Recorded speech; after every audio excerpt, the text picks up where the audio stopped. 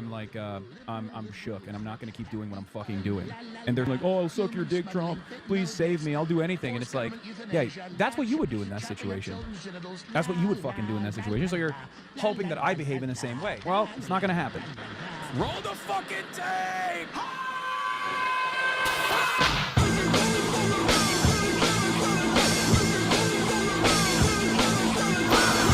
According to the congressman that reviewed the unredacted file, Donald Trump appeared a million times. I doubled the size of it, you dumb person.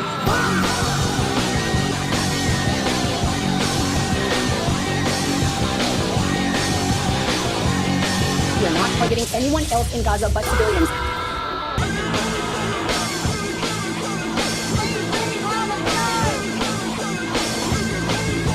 I'm not a rapist. Oh, you think he was referring to you? Excuse me.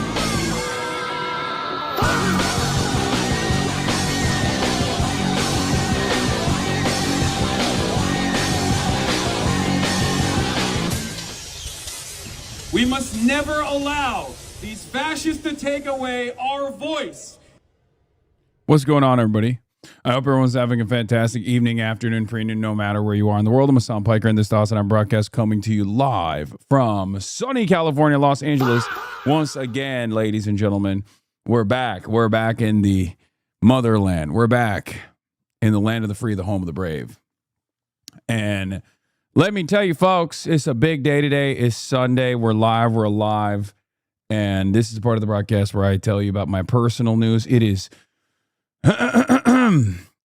Sunday, July 19th, 2026, 12:05 p.m. I'm obviously an hour late, but, if you complain about that, then you are the most spoiled community on the planet, considering that I was in Washington, D.C. yesterday.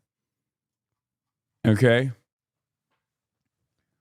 Considering that I was in Washington, D.C. yesterday, I was supposed to actually go to the World Cup final today. I was supposed to be traveling to New York today to go watch it, but the people that invited me were like, oh, yeah, we actually couldn't get you a ticket. I mean, I was like, all right. I mean, fine. It's all good, baby. Where's the Spanish jersey? Oh, what do you mean? What Spanish jersey?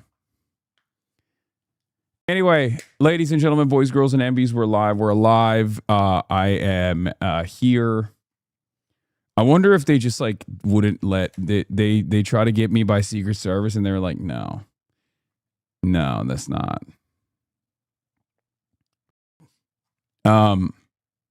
Anyway, we're alive, and there's a lot going on in the world. Obviously, you're going to be talking about all of that. It's Sunday Fun Day, however, and this is the part of the broadcast where I tell you about my personal news, coming to you live from stolen Tongva land. A lot on alert as Jordanian shield begins to fail. IOF fire to protect Jordanian bases for once. I know. We're going to be monitoring that. Don't worry. We're going to be freaking monitoring that. We're monitoring the goddamn situation all day, every day. But before we get to the situation monitor, let me start off by saying very excited to be back in Los Angeles. Okay. It's been a long week. Obviously, after I ended the broadcast last night, you might be wondering, Hasan, what did you do? What did you do after ending the broadcast last night? And you already know the answer. It's absolutely nothing. Why is it absolutely nothing? Because I am a chud ass loser. Yeah, that's right. I'm a chud. I went to bed. Your new vid with Mainline Kuros promoted Cory Booker at the end. What? Cory Booker instead of Cory Bush?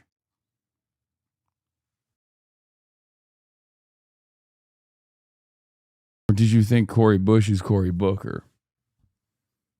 That's crazy, chatter. Anyway.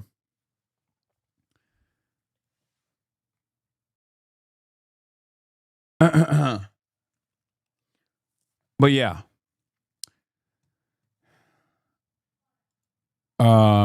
We got peak Hasan derangement syndrome, literally at the worst it's ever been. We'll never get worse than this. We'll talk about that. But, folks, There's actually nothing going on in my life. And Kaya just went out for a walk. So if you're wondering where Kaya is, she literally just left. What is this? Check mod chat. Chatter is right.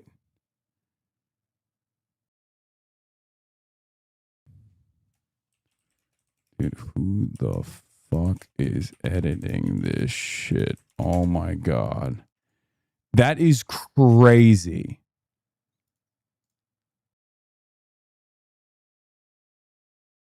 Oh my God. That chatter is not wrong. I said Corey Bush, but my editor put Corey, but one of the editors. That is crazy. Bro, come on. Oh my Lord. That is insane. That is insane.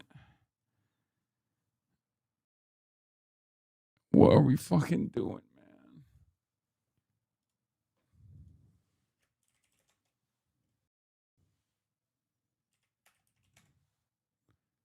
Hold on. I gotta fix that real quick. I don't even know how we can fix that, but I'm gonna try my fucking best to fix it. That's unbelievable.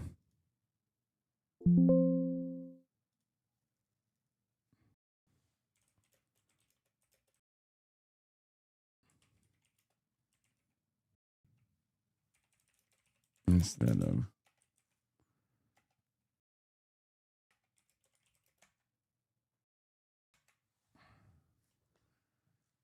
okay, we'll figure it out.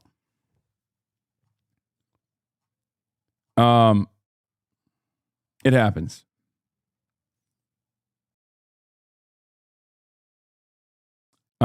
It happens. No, it's not Austin Knox. Austin Knox would not make a mistake like that.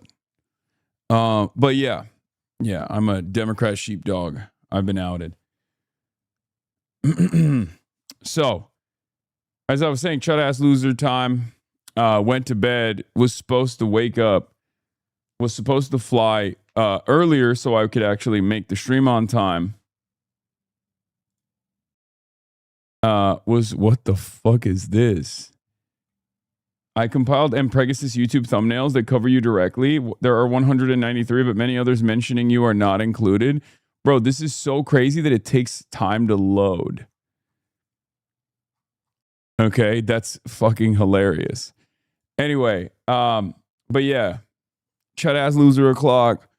Was supposed to wake up at 4:30 and then fly out. Fly out of Baltimore and come back to Los Angeles on time, but the flight was pushed back. And then I ended up getting there early regardless, which is annoying. And then I just spent a good deal of time at the Baltimore airport.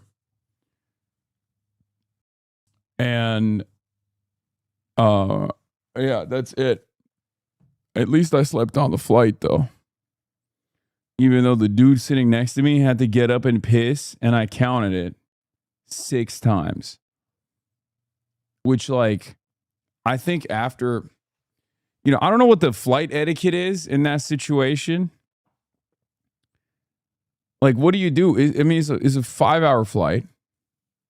5-hour flight. And I wanted to straight up be like, bro, is your prostate okay? Like, you gotta get that shit checked out, I think. Because he kept waking me up. He kept waking my ass up to be like, hey, man, sorry. And it's like, dude, 6? Like 3 is fine, but double the number? That guy should be booking aisle seats for real. Yeah, I mean, that's part of the reason why I always book aisle seats, because I hate, well, one, I can't fit in the inside as well, because like I can just dangle a foot out if I need to. You know what I mean? Like there are people in my chat like fucking probably today who are like, shouldn't you be on like Hasan's leash? And if like I reply to that shit, then everyone else in chat's like, oh, brother, like, can we just fucking do something fun? Got you. It's like, I want to have fun today, bro. And you end up being like, like like a stereotypical teacher. It's like in the middle of the What the fuck? Yeah, mad people harass him all the time. It's really fucking annoying. Why are you guys saying fuck Ludwig? He's right about this. It's fucking lame as shit. He's 100% right.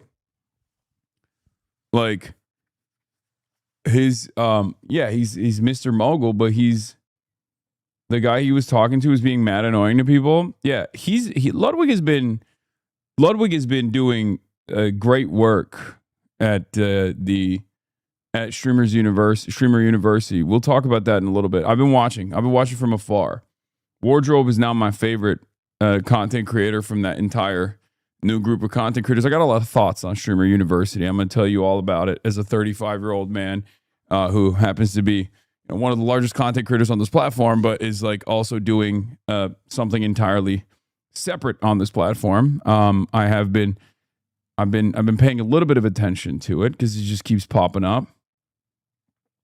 Northern Line on that same shit. It's a shame, but they get hounded if they even reference you lightly. Yes, there are a lot of psychopathic stalkers that I have that will go to every single community, wait for like any sort of mention of me, and then will turn around and like bully and harass the people.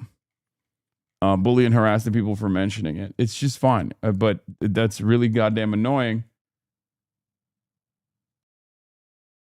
But wait, what is this? Your Rage talked about this too. I used to do all that stuff, but since October 7th, since like the Israel stuff, I have. Yeah.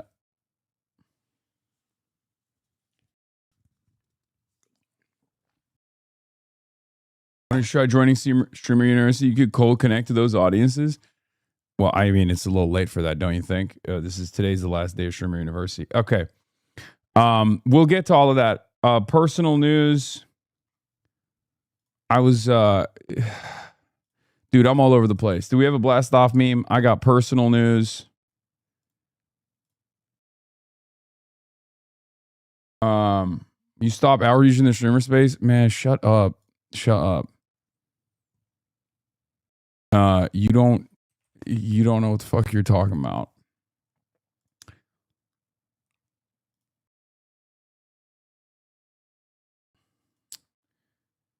But yeah, Everyday Streamer University with Dr. Jihad. Yes. All right. What was I gonna do? Oh yeah, let me just blast off real quick. But yeah, I'm here. I got off the plane, changed my fit, and we're here.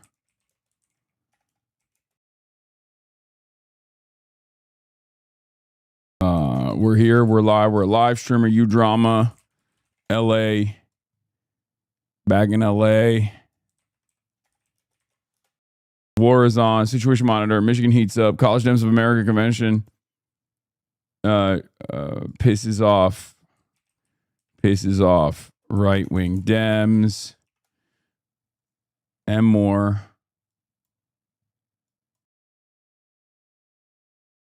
Yeah. Okay. How to cut through the controversy with Dr. Jihad. Yeah, I mean, I could have done like there's a couple different classes. I was thinking about this because, like, look, this has been a very busy season for me. The fucking midterms are happening, so I didn't even consider applying for Streamer University. I didn't even consider it. There's no guarantee that I would have gotten in regardless. But I probably should have, but I probably should have applied at least, you know, because it's cool. It's wonderful. It's fantastic. There's a lot of fun shit going on. You know what I mean? But what I will say is this.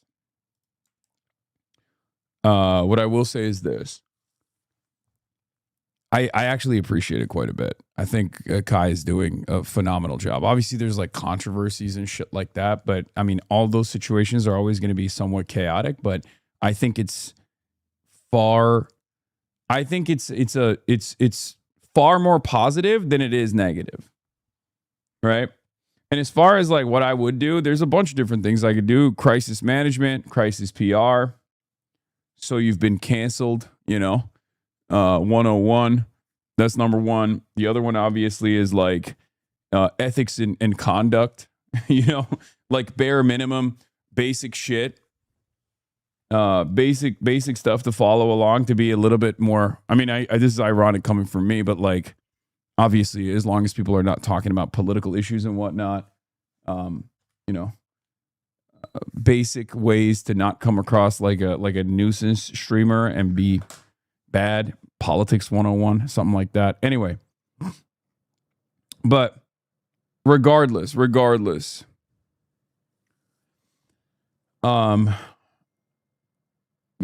fundraising, impact, how to make an impact with your community, things like that. But yeah, it's the midterms. I didn't even think about it. I didn't even consider it. And then while it was happening, I was like, wow, I feel really old watching this stuff. But then also at the same time, I was like, this is probably a good opportunity regardless. But I do have a lot of thoughts on it, and I'll get to that in a little bit. Was Wisconsin covered yesterday after the speech? What? I've already covered it.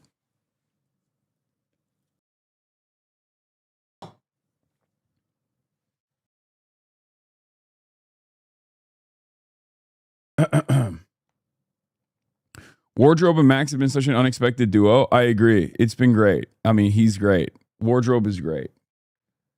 I really like him. And I'm going to talk about the Max situation in a second. There was another U.S. service member killed in an Iranian attack on Iraq. The military has reported. We'll be talking about that in a second and more. Obviously, we got like some serious news to cover as well. I know this is whiplash. I went from Streamer University and Wardrobe and Black Boy Max to just like fucking to the real news that we normally cover. But Crowley re-entering the Wisconsin governor's race. Yeah, I didn't watch his speech, but I did cover it. Yes. Fentcom is giving updates. We'll be talking about that and more.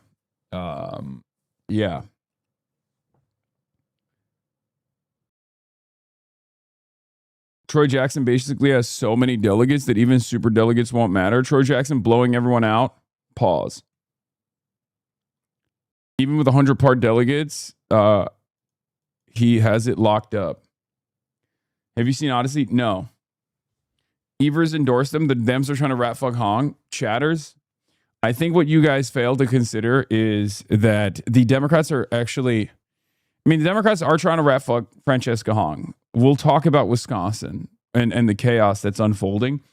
But the irony is this decision is actually probably one of the worst decisions that they could have done. And it's really interesting that I think they hate, do you wear Vigs? You can see my scalp. Vigs? What's a Vig? Like a wig? Is that the new meta that I wear wigs? Is that what we're doing? When will you wear Vigs? Oh, is a meme? Lord of the Rings reference. When will you wear wigs? Okay. God, everyone here is like 55 years old. Holy fuck. Okay.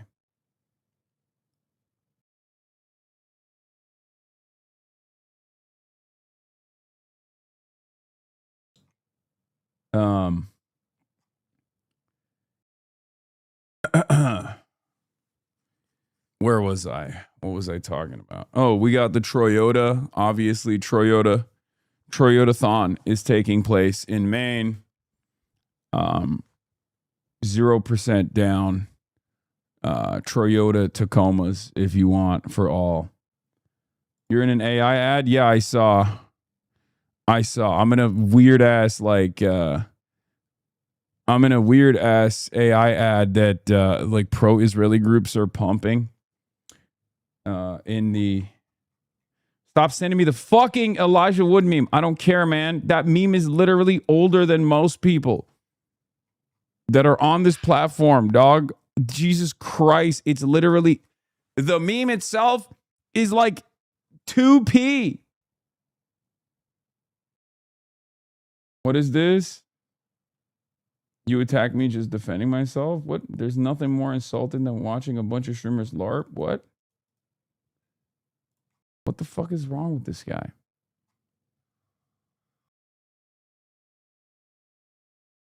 It's a good meme though. Yeah. I'm refusing to play this 28-second meme. I'm refusing it. Okay. We're here. We started. We're live. We're alive. I'm fucking all over the goddamn place, dude. I'm all over the goddamn place.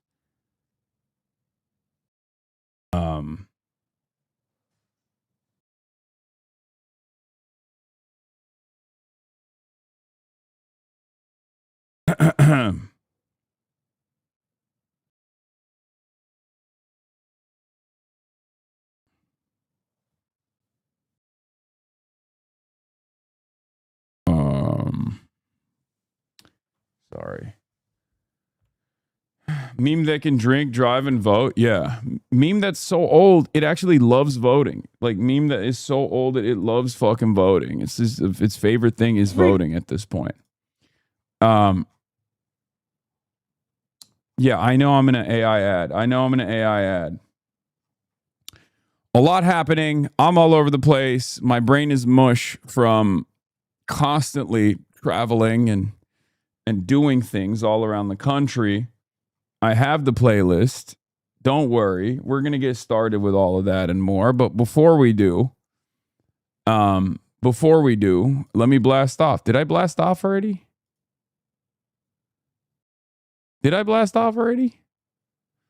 Jesus Christ, I'm all over the fucking place. Jesus Christ, dude. I did. Okay. Oh my God. My brain is mush and I need coffee. I need coffee desperately.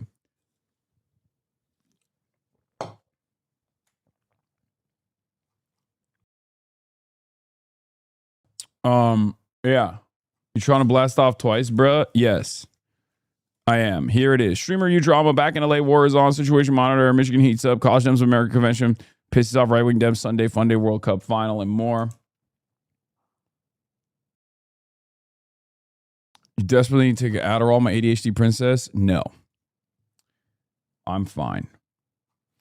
Okay. I'm fine. I just need to lock in. Okay. And I haven't been able to. Lock in. It's serious. No laugh. No fun. No, there's fun. We're going to do fun. Don't worry. We have fun. That picture was the first thing on my feed last night and it hurt my feelings. I'm sorry. Yeah, okay. Starting off with Streamer University. So for those of you who don't know, Kai Cenat does this Streamer University thing. This is the second year that he's doing it. They pick from basically hundreds of thousands of young content creators, older content creators that want to make it in the world of streaming. And he brings them together on a college campus that's on break. And then they all have their own phone cameras. They all have their camera person. Then they stream throughout the entire process. It's been going on for the entire week. It's the biggest thing on this platform. But of course, because this community is like completely removed from everything else that happens on Twitch, you probably are kind of oblivious to it. But you know, I've been watching. There's some friends that are there as teachers. There's some people that I've collaborated with as like alumni that have gone there as well.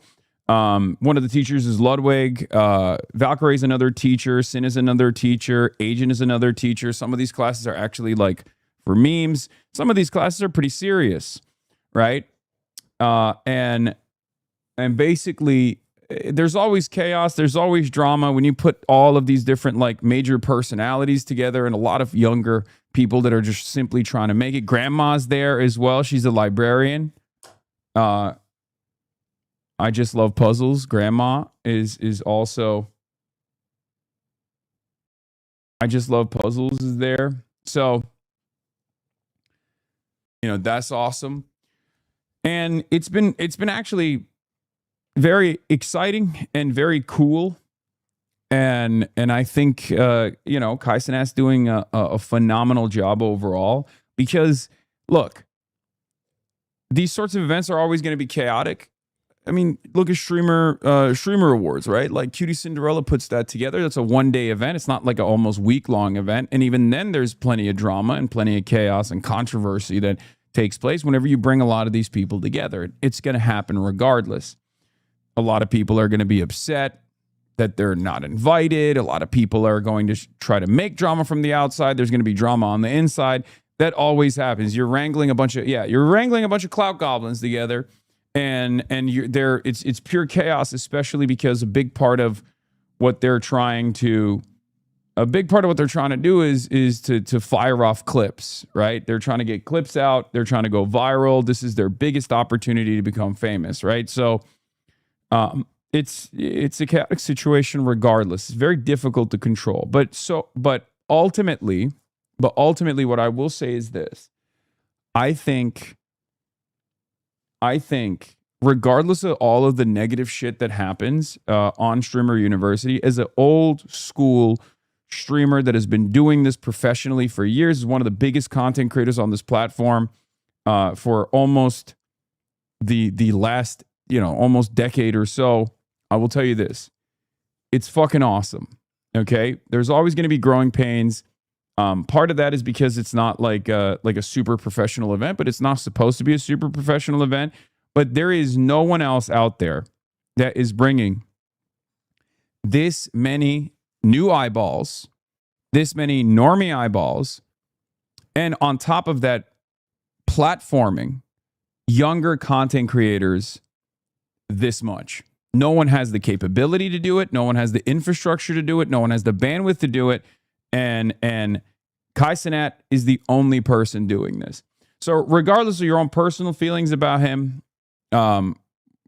he is actually unbelievably impactful. He is actually phenomenally impactful, and I think is a really, really positive figure for this space in general. A big part of why I also feel this way is because Streamer University is fairly diverse. The space, Twitch, was not always so diverse, right? Streamer University, on the other hand, is unbelievably diverse. As a matter of fact, I'd go so far as to say it's like an unapologetically black event as well. Okay? I know I sound like a super white guy when I say this, but I think that's a great thing. Okay? That's a wonderful thing. That's a really, really cool thing to see. There are a lot of young black content creators that get platformed through this process, and it's a really, there is nothing else that I've seen that has given this much opportunity to this many young, creative black men and black women. DreamCon obviously does this as well, and I love RDC, as you guys know. I've attended DreamCon. I really appreciate the RDC boys, but overall, this very directly will pull up and coming young black content creators with dreams who are very creative, and then allow them an opportunity unlike ever before, unlike they would ever receive, to become famous. It's crazy. It's really good. And I appreciate it. I appreciate it. Of course, there are still going to be issues along the way. Got a lot of culture vultures and clout goblins and the like. And for that reason, there's of course going to be some friction. One of those things that I saw that I really did not like, I saw the data that almost nobody knew from last year is successful today. Wait, what? That's not true. There were plenty of people that were already on the. There were plenty of people who were on the up and up that went to Streamer University and became unbelievably successful. Are you kidding me? Arky, Yugi, there are so many people. Yeah, Paige. You just don't know about them. Yana. Yeah, there are Like, it's not going to be like every single person became like massive content creators. That's not how this works. It's a very top heavy platform in general, but there are so many content creators now that are like known figures in the space, mid-level content creators, and even larger content creators now that have really popped off in the process. Most people who debuted there don't have more viewers than they did before the event, at least according to the stuff I saw. Oh, you're talking about you're like, look, data analysis that tries to quantify something that is also qualitative is going to be difficult. It's still a very top heavy platform. Ludwig had Auto do the actual data. Oh, that's where you guys are coming from. Yeah, but I don't know what the secret sauce is. I don't know what the recipe is. I don't know the secret sauce or the recipe. But I think if you're already like on the up and up, if you're like kind of a known content creator, you do get a lot more opportunities from it. The number he's talking about is like 87% don't see the same views as they do at Streamer University. Yeah, that's a silly way to look at that data. That's a wrong interpretation of that data. I don't even know if Ludwig himself was making that point. I mean, I'll look at it. I'll look at the data and I'll give you my assessment as someone who's, a little bit of a data nerd when it comes to this kind of stuff, because it's my fucking job, right? It's the other part of my job. But overall, I think it's a great way to establish your name. The average viewer increase after Streamer University's 4 viewers. Yeah, I hate stuff like that. Data points like that are created. They're designed. Data points like that are designed specifically to show you that most people don't make it. I could have told you that already. Okay? That's not what we're looking for here. Okay? Yeah, of course most people don't make it even when they get this opportunity. Yeah, but averages in that situation is dumb. It's a single platform analysis that's not going to give you the full scope of the information. There's all these other platforms that these guys exist on as well. There's buzz around them. If they have been able to seize on that opportunity or not is a whole different story. That's not the full story, though. Unless Ludwig's point was simply attending Streamer University is not going to cause you to become successful overnight, and you shouldn't take for granted all the additional views that you're getting during the Streamer University, then that absolutely makes sense. He's 100% right about that. Okay? The average viewership of all the streamers. Yeah, which I suspect is the point he's probably trying to make. That it requires so much more consistency. It requires an unfathomable amount of consistency that most people don't have. And it's what you make of this opportunity, right? It's what you make of this opportunity that matters. So data analysis, top-down data analysis like that is good for a broader point that he's making. If that's the point that he's making, I agree with it. But if the point he's making is like, oh, it doesn't actually help people, well, the reality of the matter is it does help every single person. To what degree it helps every single person is obviously limited. But then also on top of that, oh, wait, hold on. I got to fix something while I do this. So you guys see this? You guys see this fucking shirt and how it like gets fucked up and it does artifacting? Apparently there's a way to fix that. And I got to do that real quick.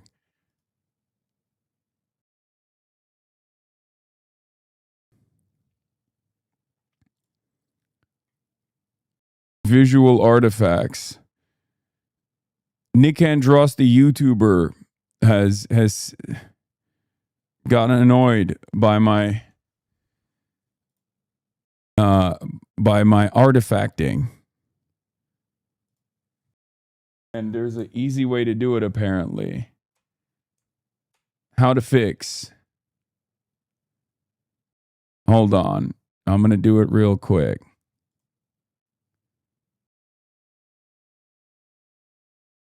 Hold on.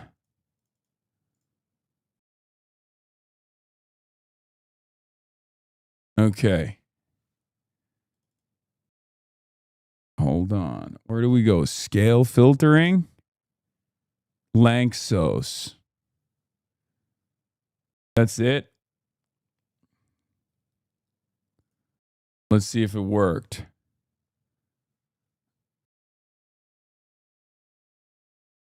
Is it better? Nope, it's still happening. So I guess it didn't work. Wait, hold on. Is it better?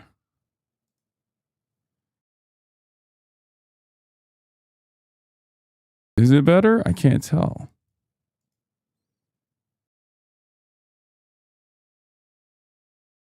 Do it in the other scene too. It is better, right? It's a little bit better. It visibly got better. Still not enough though, it seems.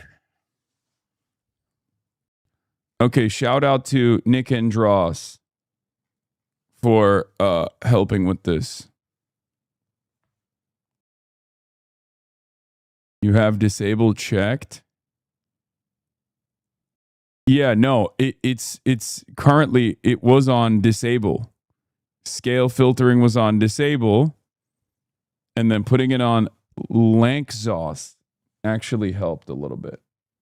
I care more about if this impacts readability of small tweets you do sometimes.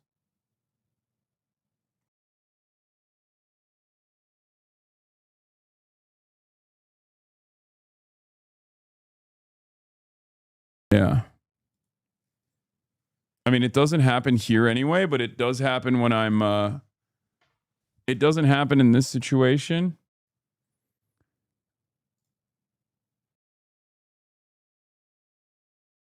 But it does happen certainly on the,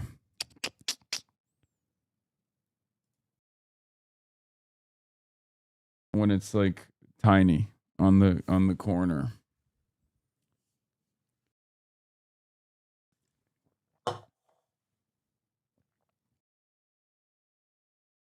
Nice suit, by the way. Our favorite Never Nude. Anyway, here, let's play this real quick. Participated in Streamer U 2025 is down 287 viewers. Wow. They have lost viewers year over year.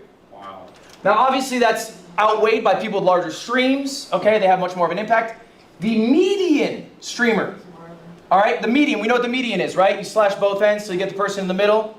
All right, Marlon, you shaking your head no? No. Sarah is on me again. Like, it's all right. The median viewers, all you need to know, has gained 4 viewers before and after Streamer U. Okay? This is you. This is what you will be, all right, next year after all the excitement's over, after all the collabs happen. All right, after your viewership skyrocketed, your followership skyrocketed, you are going to get 4 more viewers. Over half, if you got a white star, that is you. Over half of the streamers have gained single-digit viewers or lost viewers year over year. Okay, why do we think that is? Streamer U is supposed to be the trip of a lifetime. You're supposed to have made it. They didn't capitalize. You're in the big leagues. Marlon, why not? Well, I do think when you come here, everybody's going to spike. Big streamers, small streamers. When you leave, you got to make sure you entertain them on your own as well and try to capitalize of it and then grow, you know what I'm saying? Okay, capitalize. I like that. What else? Kind of like what he's saying, but you also got to find ways to maintain the trajectory, because it's like this is going to skyrocket you in one way or another, but if you just instantly go back to not changing anything about your content or not implementing things you might have learned or not collabing with people that you met, you just gonna end up right back where you were. I think ultimately, when shit's going good, when the viewer number's up, it's really easy to spark stream. All right? It's really easy to post clips with Streamer U in it and they do amazing. Okay? You know what sucks? Is doing it when you don't have a great game plan. When you have nothing going on. All right? So motivation is great. But we should discipline ourselves in small things and from those progressive things of greater value. This is Marcus Aurelius. Okay? He was the leader of Rome, the largest empire in the world. He wrote himself a journal called Meditations. It was his private thoughts. It was never published. They published it after he died. He's the most powerful man on earth. He's writing this. Okay? He has everything in front of him. He is writing this. So what does it mean to be disciplined versus motivated? Okay, we all know motivation is fickle. Discipline's forever. How do we get some discipline? This is an activity. I want you guys to all be doing this right now. This was your homework. If you did it, good. If you didn't, do it now. Pen and paper. Pen and paper right now. If not, you can put it in your phone right now. That is fine. But I need you to write this down later.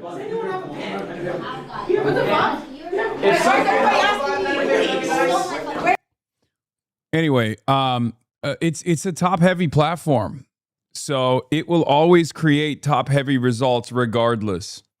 That's the biggest reason. So you'll see some people who really blow the fuck up. It's a zero-sum game for the most part. Okay, unless you're just like constantly bringing in newer audiences from the outside, like TikTok and other platforms, which is what Kai has done, which is what Keizo has done, which is what Jinxie did initially as well, and I think continues to do. Okay?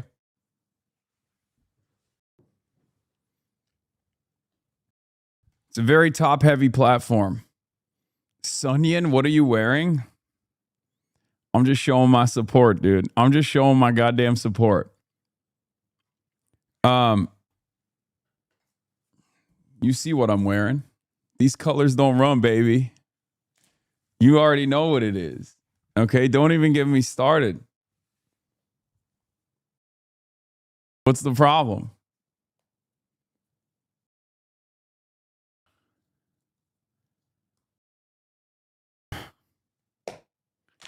Issue an apology to Zoran for making fun of him? Never.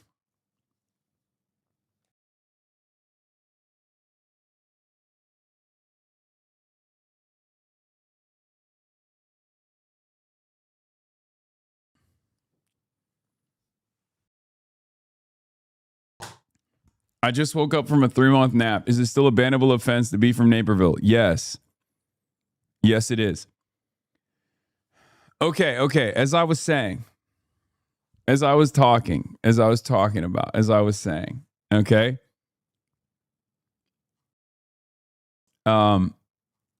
He like Ludwig is right that obviously you need to stay motivated. It's really difficult to stay motivated. It's really difficult to stay motivated when you don't have a lot going on, when you don't have built-in content, when you don't have a lot of excitement around you. You have to generate that buzz. One of the worst things, at least in my experience as a streamer, is when I pour my fucking heart and soul into a piece of content that I've tried to generate buzz around and like worked really hard to put together, as opposed to my like regular shit that I do, and it never reaches the same results. It's really sad. One example of it is like there's a lot of work, a lot of planning, and logistics that go into, for example, flying out to different places, doing these speeches, things of that nature, right? There's a lift associated with it that you don't have when you just fucking sit around at home. Like when I went to China, for example, but because of all these other issues, because my audience simply wants me to do news, because my audience doesn't want, any IRL content, like people just don't watch. It sucks. It's discouraging. I obviously am super stubborn, so I will do it regardless, but that kind of stuff is super discouraging. Anyway, so you just got to push through it.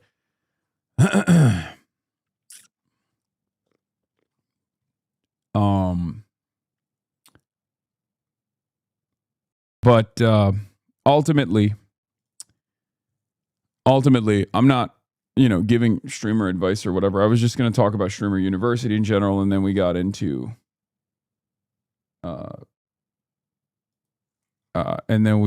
like silly shit. Oh, here. This is what I was going to talk about. Your son? This is what I was going to talk about. So, Black Boy Max, he's doing his own thing. Love the guy. As you guys know, he's great.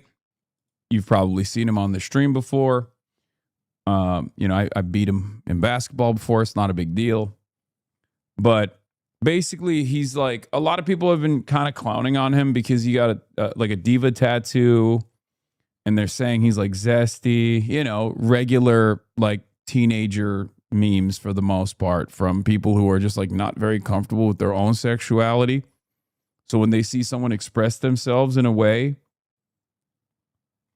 when they see someone express themselves in a way that doesn't fit like regular stereotypes, gender norms, sexuality norms, they oftentimes, people who are insecure will push back.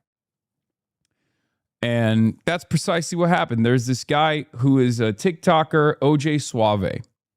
Okay, he's like a fashion TikToker, which makes this situation extra strange.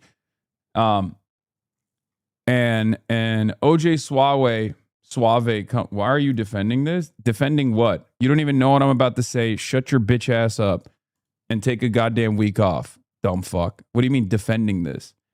You think I'm gonna fucking not call out people being weirdly homophobic? Are you stupid, Taz Kid Noah? You've been in here for 42 fucking months. Hello? Is this your first encounter with me talking about shit like this? This is in my fucking wheelhouse, okay? Anyway, so Max so in Streamer University, for those of you who don't know, for Streamer University, everyone is like staying with a content creator, right? Like most people are staying in rooms, and Blackboy Max is in rooming up with this kid named Wardrobe. He's 17 years old. He's actually phenomenal. Very funny content creator. I believe he's gay. I don't want to assume, but he is, right?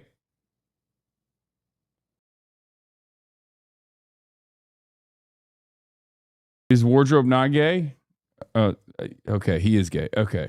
He's awesome. So, and it's been very wholesome, like seeing them collab with one another. Blackboy Max has always been like very, far more open-minded than a lot of people his age would be, right? A lot more open-minded about that sort of stuff. And they've made great content together, right? It's like very funny. It's funny seeing their interactions with one another. It's great. It's great. It's encouraging. It's open-mindedness. It's more of what we need in this space. But this guy apparently did not really appreciate that, and he had some choice words for it. Here, I'll give you a little taste of this, dog. I'm sorry, but this gay guy right here is so fucking funny. He's wiping the tears off his glasses. Let me see this. What building are you in? A Miller building. Miller? Okay. Who's your roommate? Blackboy Max. Oh, you don't like it? No, we cool. He just keep trying to, he want to do shit together. Like, no, I don't want to eat with you. I don't want to, like, girl, no, I have cheer practice. I told him, he was like, no, come. So now I got to get a slushie because he said get a slushie. So I had to get a slushie with him. And then he probably waiting outside. I'm like, no. This is Wardrobe. This is Blackboy Max's roommate. And then he leaves in the room dirty. There's no way a chair should be on the floor. It ain't no way, like, it's ridiculous, Like, I'm trying to give them space, They coming right now. Hello, I'm with Wardrobe right now. He's crying, like he's he's little. Oh my God. He's wiping the tears off of his glasses. Anyway, this was in the beginning. So, he's hilarious. Okay. He's fucking hilarious. Always want to say this: when it's easy to defend Blackboy Max, let's be a reflection of the things the LGBTQ community feel and have to deal with every day without the support and nobody in the room or the internet. I mean, that's crazy to say that here for the record, because this is the one community where we do that all the time. And I have a broader opinion on this in general, but you're right. You're absolutely right. A lot of people, I think, feel like this is part of the reason why it's like difficult to come out. It's part of the reason why it's like even in 2026, things like gay pride do matter. If I'm gonna, take off my faux hat for a second, because I know we do irony here. I joke around a lot, but the reality of the matter is this is a safe community, and the rest of the internet and the rest of the real world is simply still objectively unsafe. Okay, is this clip a bit or is he serious? Yeah, this is a bit, chatter. Shut the fuck up. Jesus Christ. This clip, on the other hand, is not a bit.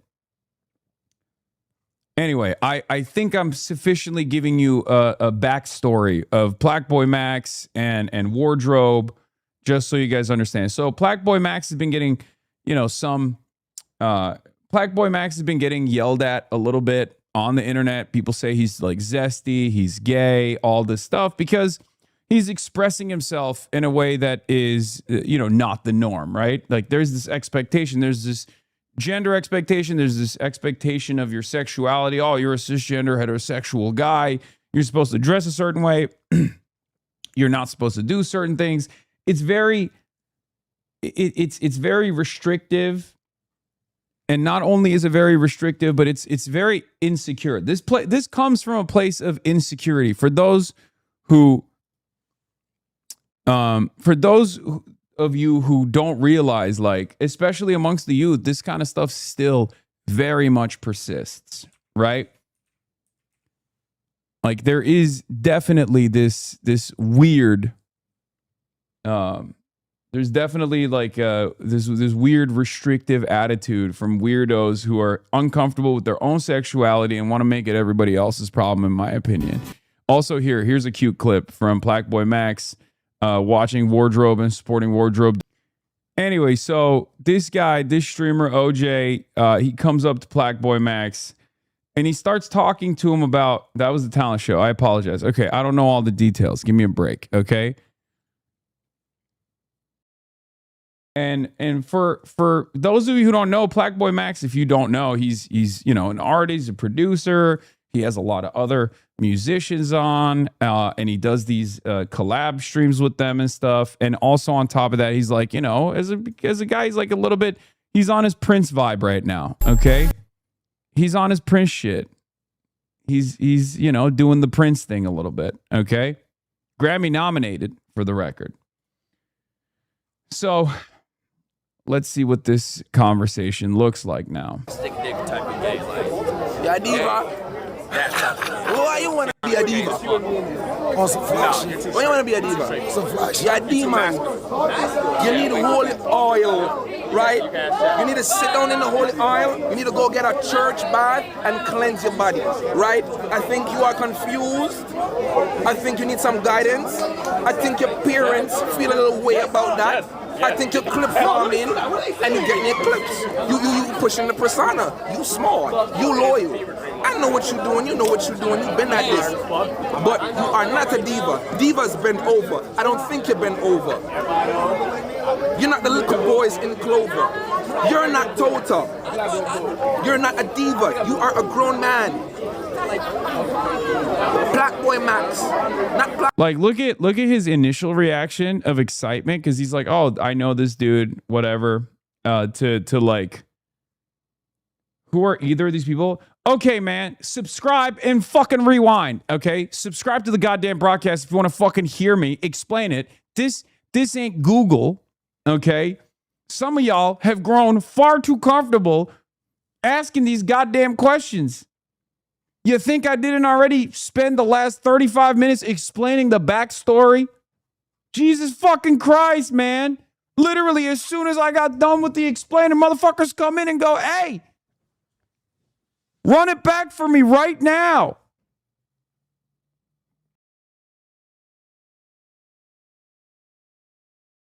Holy shit.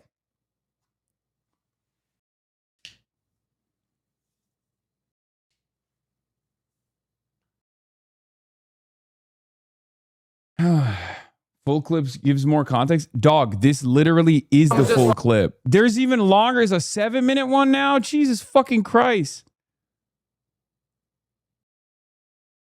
Yeah, he basically gets, Black Boy Max ends his 24/7 stream after a berating rant from OJ Swalway, calling him a sellout over recently expressing himself and getting a diva tattoo. Say what's up, bro. I want to see you. See you later. High five shot. Damn, this nigga fly. Look how excited he is to talk to him. He's like, oh, you're fly as hell. All this shit. Because he's like a fashion. He's like a fashion guy. He's like a fashion TikToker, I think. He's like live streaming now. Plastic dick type of gay, like. And then he starts giving him, and then he starts ripping into him. He's like, "You're not a diva. You're a grown man. You don't bend over."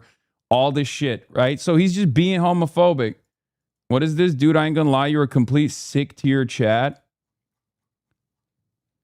You're a complete sick to your chat sometimes, and people can't rewind or don't know how, and they're just finding you, and they're doing that. Isn't a good look. Just saying, okay, man, shh, it's okay. Shh.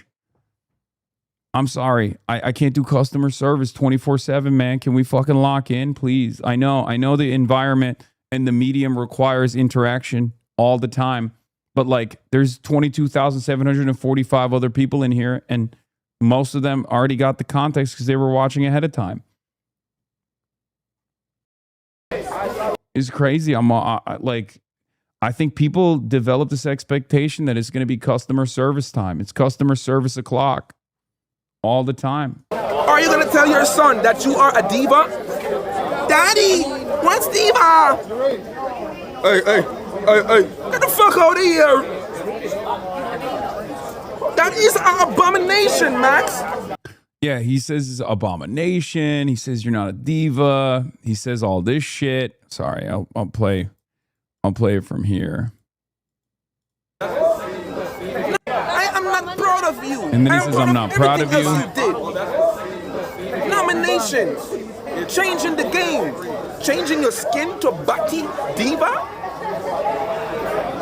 Diva start with D. Diddy. What else? You know, it's like this, Max. And you know, I could speak like this because after the clips go up and they don't like me, I don't use social media no more, so I can be a crackhead for life. When you keep pushing that barrier, Max, when you keep pushing that barrier and time passes, what happens? What next? I'm misunderstanding. He needs to rise to the diva title? No, he's just straight up fucking telling him like, you're stop. Basically, he's saying stop with this gay shit. You're not gay. Gay people are Diddy. Okay, that's what he's saying. But I will say this: homophobia in the big 2026. But I will say this: the response from the community has actually been quite positive. Everybody fucking clowned on this dude. Everybody was like, "Bro, stay in your own fucking lane. What the fuck are you doing?" Like. A lot of people were clowning on him for being like, says you, motherfucker, you're a fashion guy. Like, you're flamboyant as hell. You've been clowned on in the past for getting your nails done with like a French tip or whatever.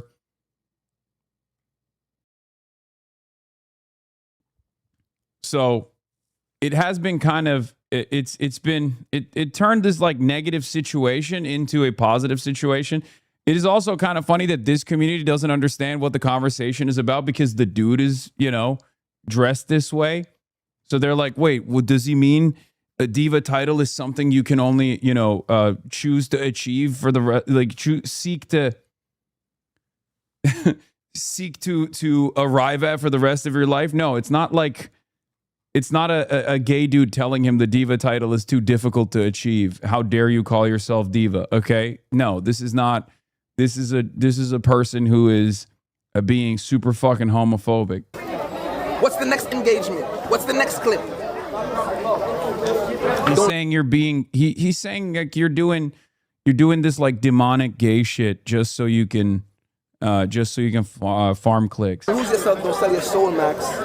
They want your soul because you changed the game. Don't sell your soul. You know I have a soul. You know I don't hold my tongue. You know you the first person that ever subbed me up as a big streamer in my chat. You ain't mention it. You don't know how much I appreciate you. But you bigger than that. Don't forget like you for your personality. Is you crazy? You don't need to put on no persona. You broke through with music. Is you crazy? So suck my. I don't like. What is this? Important for chat to understand because I'm seeing too much of this. This says nothing about the black community, the Caribbean community as a whole. This is just regular homophobia. You don't need to try to rationalize it by attaching generalizations like that just aren't true. Yes, I say this as a Caribbean person. Yeah, that's also another part of this because like most of the people that clowned on him in his immediate vicinity are also, I mean, there's like his roommate, his Wardrobe. We just showed you like, and his roommate Wardrobe also fucking defended Max as well and like criticized him too. And Wardrobe is 17. This dude is old as hell. I think he might even be older than me. In his old ass age, Unc is out here fucking talking mad shit. Weirdly enough, doing old school homophobia for no reason. It's like the character, but your main like you.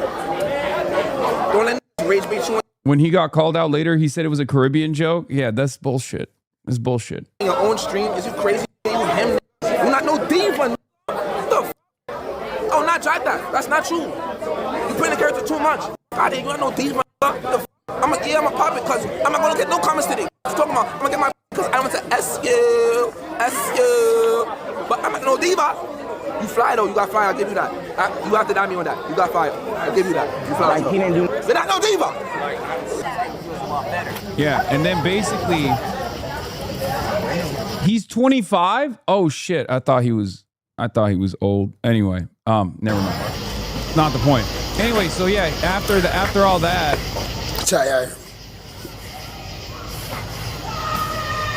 he made our boy tear up.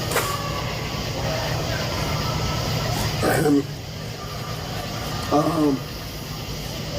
gonna end my stream. He had done like 24-hour streams before this. I don't really want to chill. I want to just chill. I've been streaming this whole time, and I've been having a lot of fun.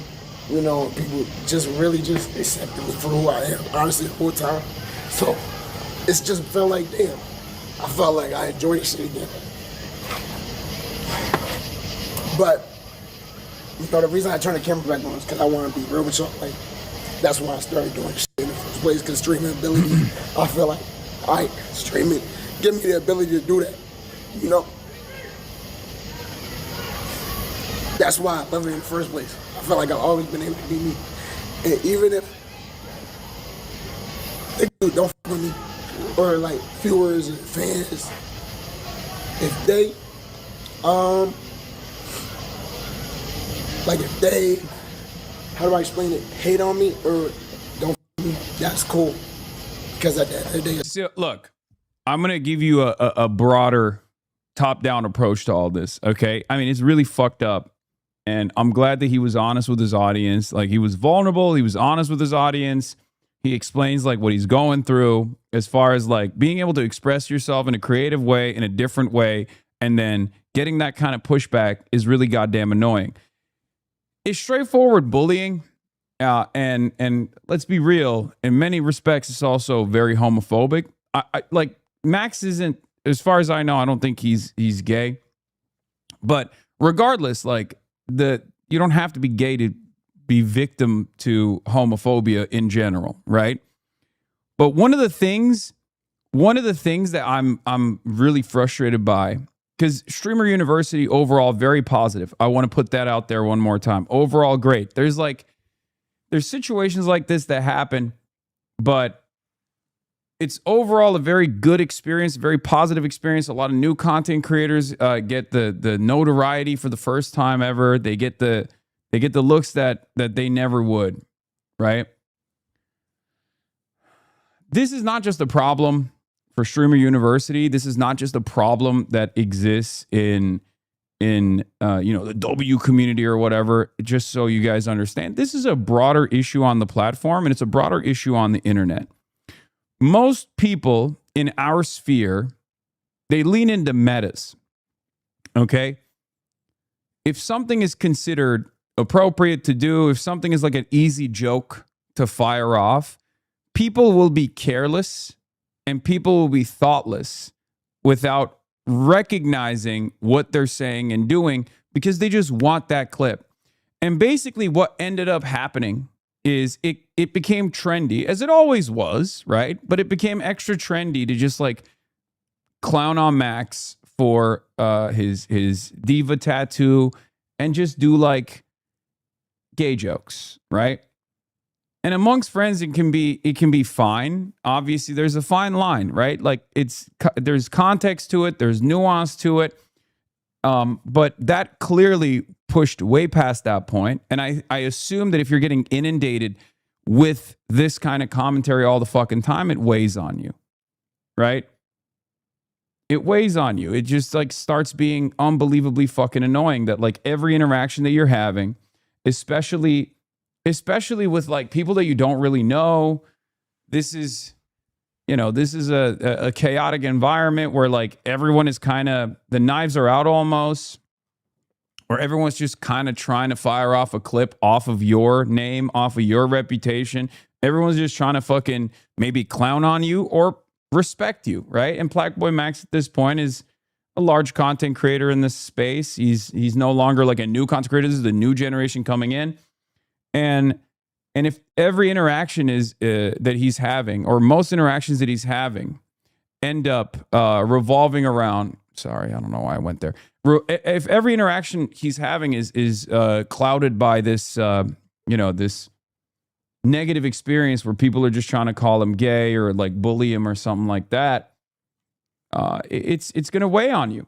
And it did. And it's clear that it was weighing on him. And it's totally fucked up and totally unacceptable. And we, as a community and as people who are on Twitch, as people who are on this platform, also play into that a little bit, I think. But the space in general has shifted more and more to the right. And I've noticed this because of what I do. I've noticed this in general. Like, there was a period during peak woke. There was a period during peak woke where like there was a lot of social pushback and a lot of pressure from other content creators that if you did something like this, people would say that's not acceptable. Okay?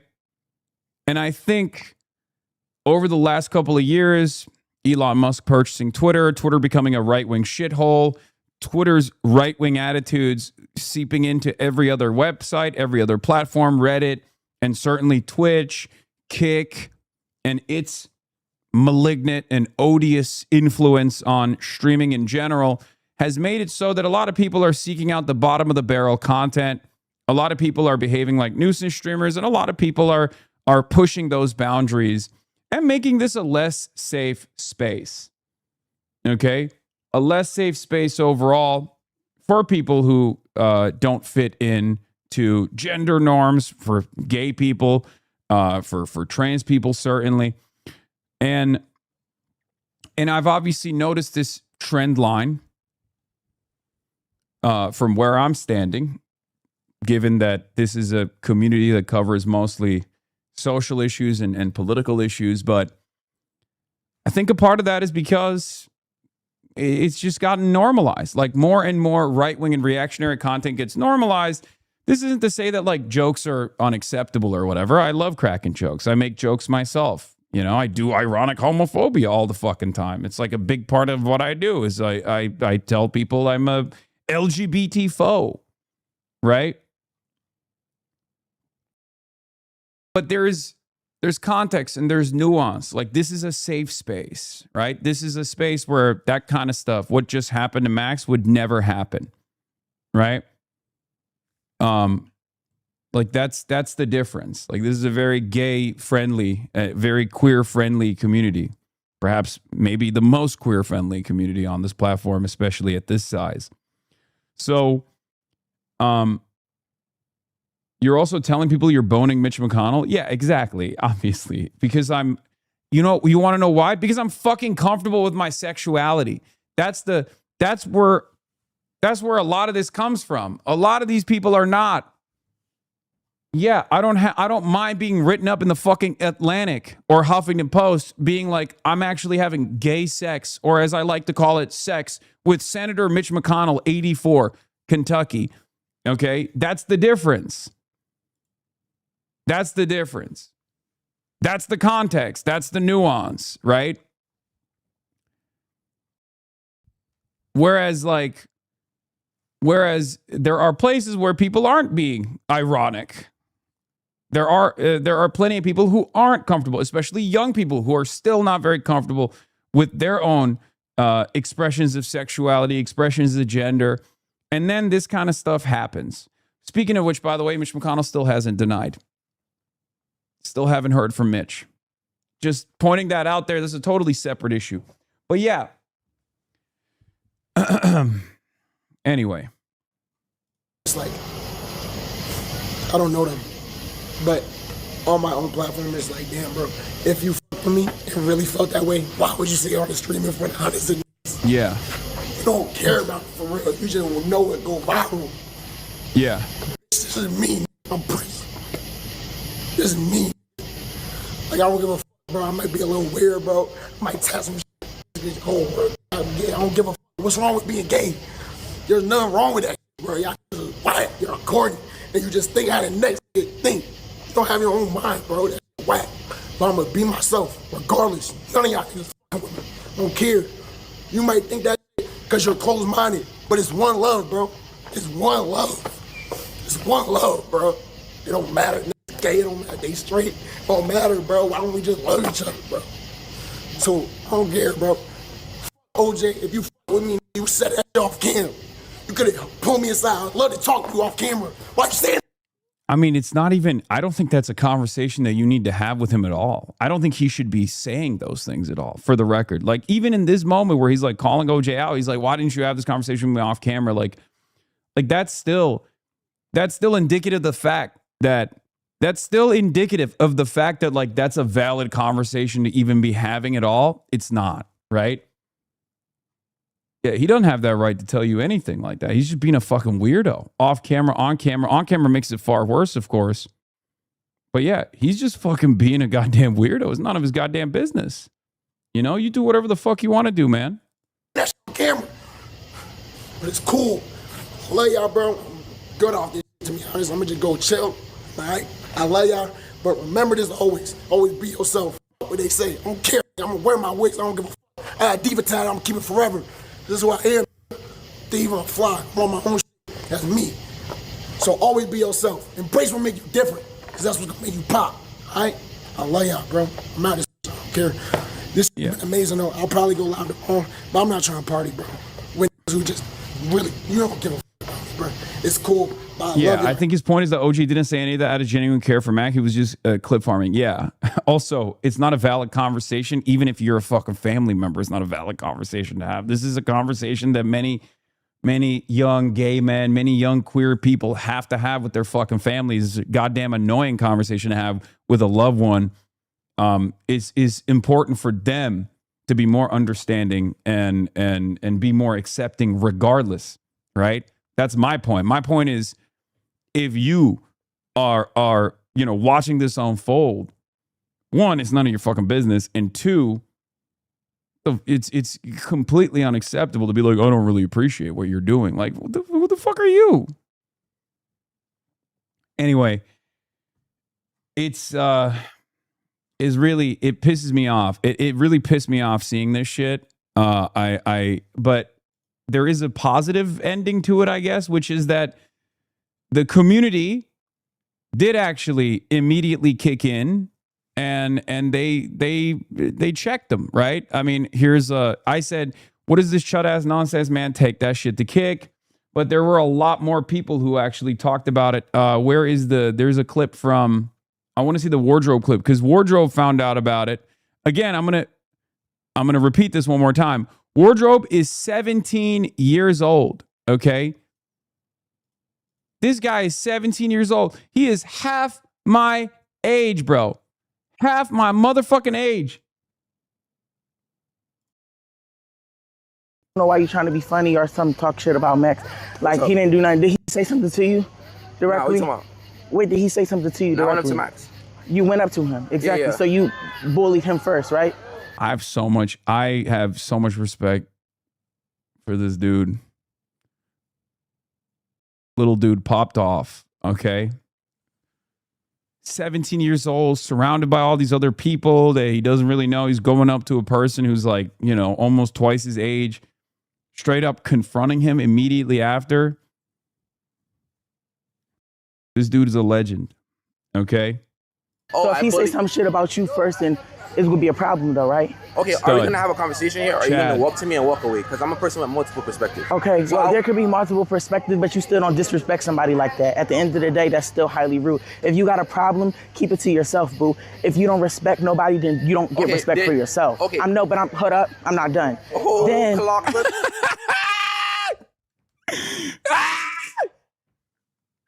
King! Oh my God. Oh, amazing. Okay, exactly. You talk about some idea, boop, boop, boop, boop, boop. You the one. Okay? Okay? Second of all. So I just want to. No, hey, I'm not done. I'm not done. Is this a clip? No, because I can put the cameras down. No. I can put the cameras down. No, but I want to have. No, because I can put the cameras when down. Max walked away from me. He walked away from you because he felt uncomfortable with you. Obviously, you coming up there pressing him. Okay, you're a human being bullying other human beings over somebody that didn't do nothing. He's going to the club. What the fuck do the club got to do with him doing this and that, doing this and that? Perceive it as bullying. No, it's not. I'm there. No. What do you perceive it as? No, what do you perceive it as? What do you perceive it as?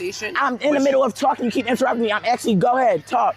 Okay, so one, I had a conversation with Max. Max walked away. If Max felt away, I've been knew Max. Max was one of the first streamers I knew. I feel like as a person to a person, if you feel away about something, you enlighten me. You don't walk away. Everybody talks about streaming. This, when I'm talking to somebody, I'm just talking to them. I'm talking to you right now. You're looking back in your chats. Yeah, I am. Because I don't listen to anything you say. I'm not listening to what you. So, I mean, this is fucking amazing. Okay, this is amazing. He's amazing. What can you say? Absolutely cooking his ass. I'm not listening to anything you're saying. About my opinion. I really don't. I really don't give a fuck because you still disrespecting somebody either way. Bullying him. You're literally, that's what you do. That's literally. Look, I don't know the other dude. I don't know OJ. I don't know Wardrobe. I've only seen some clips of Wardrobe. Okay. All I'm gonna say is this. All right. I don't know what his background is. I don't know what his perspective is. I've only learned about it basically off the clips that I've seen. Obviously, like a lot of people are saying, like, can't believe he's calling someone else a diva. Like the fact that he's also like the little bit of information that I got about OJ, it makes me think that this is literally the reason why he was doing this to Black Boy Max, because he probably gets yelled at a lot and he gets called gay a lot. And that makes him insecure about expressing himself a certain type of way. So it's like, it's projection. It's pure projection, right? It's insecurity and it's projection.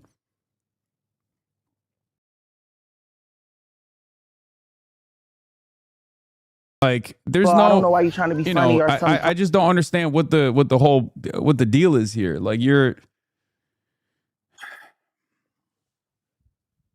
a lot of this comes down to insecurity, okay? That's it. I know people are going to use sociological terms. You're going to say, this is male fragility. This is queer phobia. You know what it is? It's insecurity, okay? It's insecurity. That's all it is. You feel vulnerable. Other people have bullied you in some ways for putting yourself out there and experimenting with the way that you look.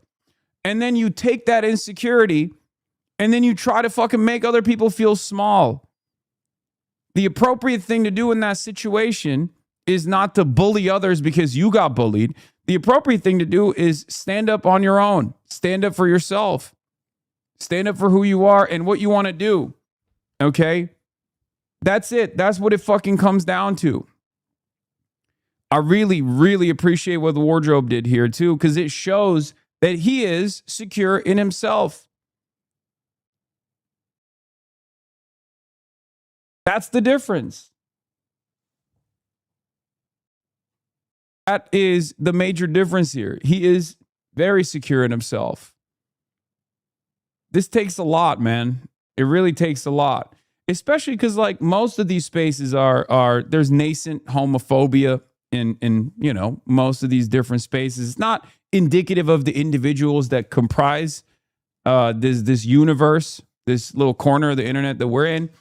But there is that attitude all the time. And for him to, especially do this at the age of 17, he has to be unbelievably confident in himself. So I really, really respect it. And the same goes for Max too. Same goes for Max as well, to be vulnerable like that in front of his own audience, to be like, look, I didn't appreciate that experience at all, to come out and be able to say that, knowing full well that there are always still going to be people who respond like they're fucking chuds. But yeah. Yeah, Black Boy Max is young too. These guys are all very young. And if you're out there and you're watching this stuff unfold and it reminds you of your own personal experiences, okay?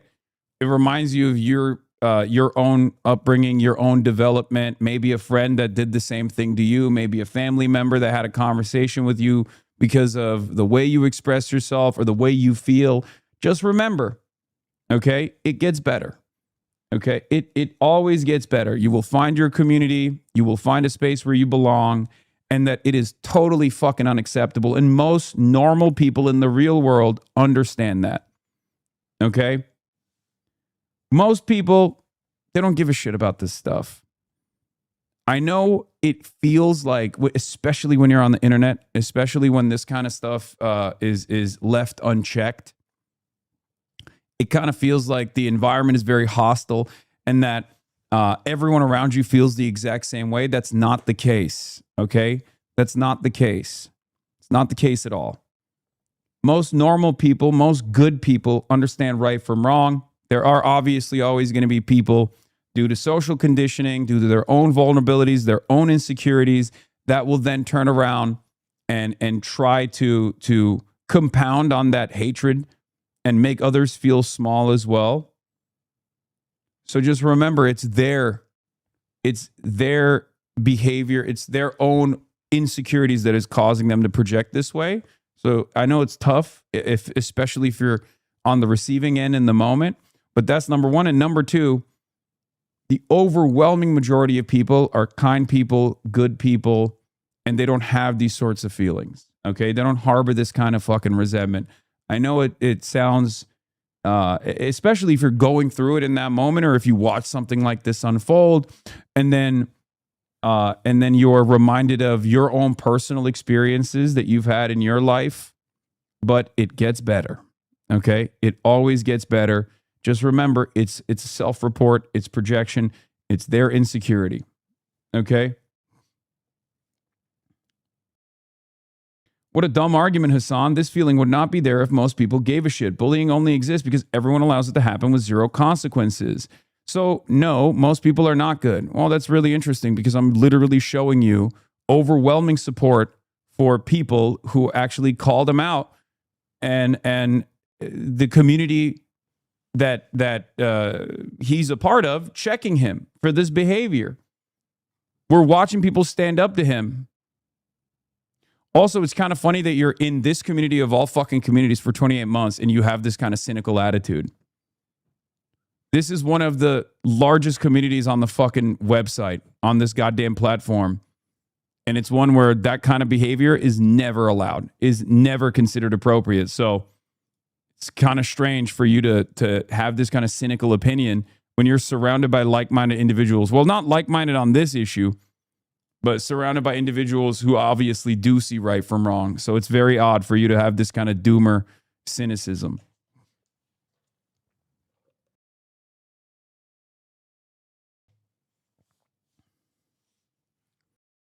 What she did. All clips need to be confronted. I'm confronting you about what I just saw. All clips. All clips, blah, blah, blah. Oh my gosh, Okay. she bullied her favorite Max, and he Oh my God. recorded. Look at how they messed too. I'm gonna kill him, and I'm gonna mail something to his address to let him know he violated my Maxi Waxy. First of all, number one, I'm not even gonna say human that. and get out your head. You being human. Girl, Okay, so- all okay, humans deserve respect. You okay, got them little ass okay, blessed on so- you doing the most. okay, so Okay, but I'm asking you a question and I'm okay, telling you to but you're not trying to apologize hear- or don't apologize. Okay, you see what I'm talking apologize about? or don't But you're not apologize. being a person. Apologize or don't apologize. Oh my God. Apologize or don't apologize. We are in a Apologize. Look. His response immediately is to say, you're faking it for camera. Meanwhile, what he's doing is actually faking it for camera. What he's doing is wearing a mask. Okay? That's another case of projection. I've seen it so many fucking times. I see it in my comment section. I see it on the internet broadly, especially on fucking Twitter. This kind of behavior, again, comes from vulnerability and comes from insecurity. He's the one who's actually putting on a fucking mask. I'd go so far as to say even the outward homophobia he's demonstrating towards Max, and even in this circumstance a little bit, is actually partially real, right? Partially real, partially due to social conditioning, but it's also partially just his own vulnerability. So he's like projecting again. He's like, oh, you're faking it. You're confronting me. You're not being real. You're only confronting me and faking it for the cameras. We wouldn't be having this conversation if it wasn't for the cameras. No, I think the very fact that he's doing it in front of the cameras is good because the incident happened on camera. So it's important for other people in this space, in this community, to understand that this kind of behavior is fucking unacceptable. Okay? And not only that, but it's, you know, it's very clear that he's coming at it from a real place. But yeah.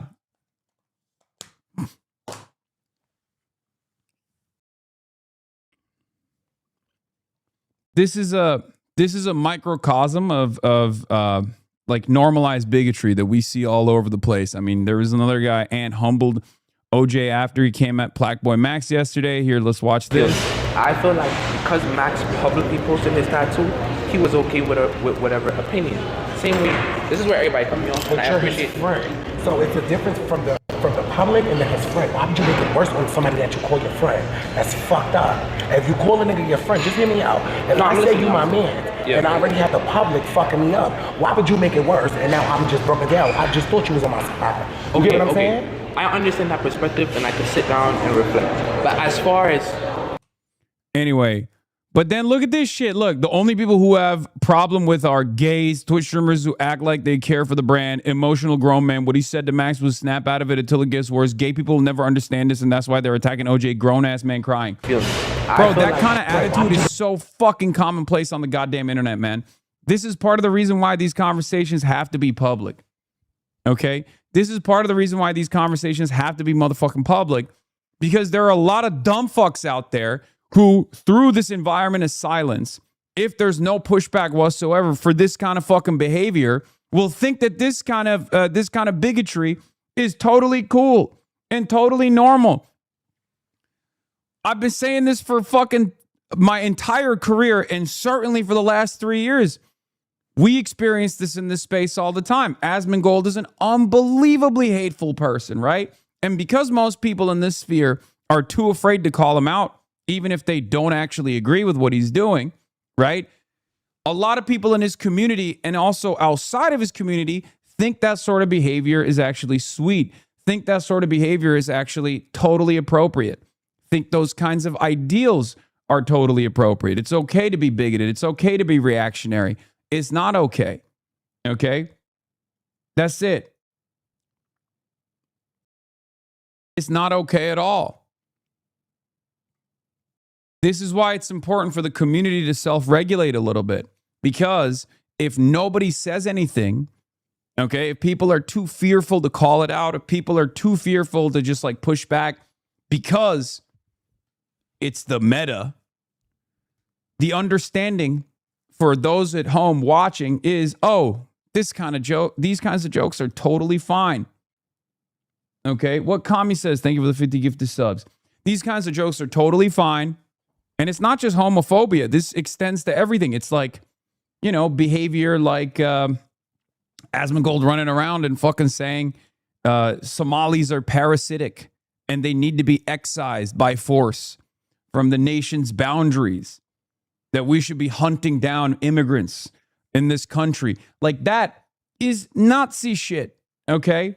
But because there are very few places on this platform, there are very few spaces on this platform where people actually push back, and most of the other communities are too afraid to call it out, even if they have an opinion on it. A lot of people think it's okay to say stuff like that. It's not okay. He called you an invasive species just fucking yesterday. Yeah, he's a nasty little freak. Nobody gives a shit. Obviously, I'll continue pushing back. Yeah, I love that they're showing people defending Max. Some kids watching might not have seen that before from someone in their life, and this gives them a way to relate and know that what they've experienced is wrong. Exactly.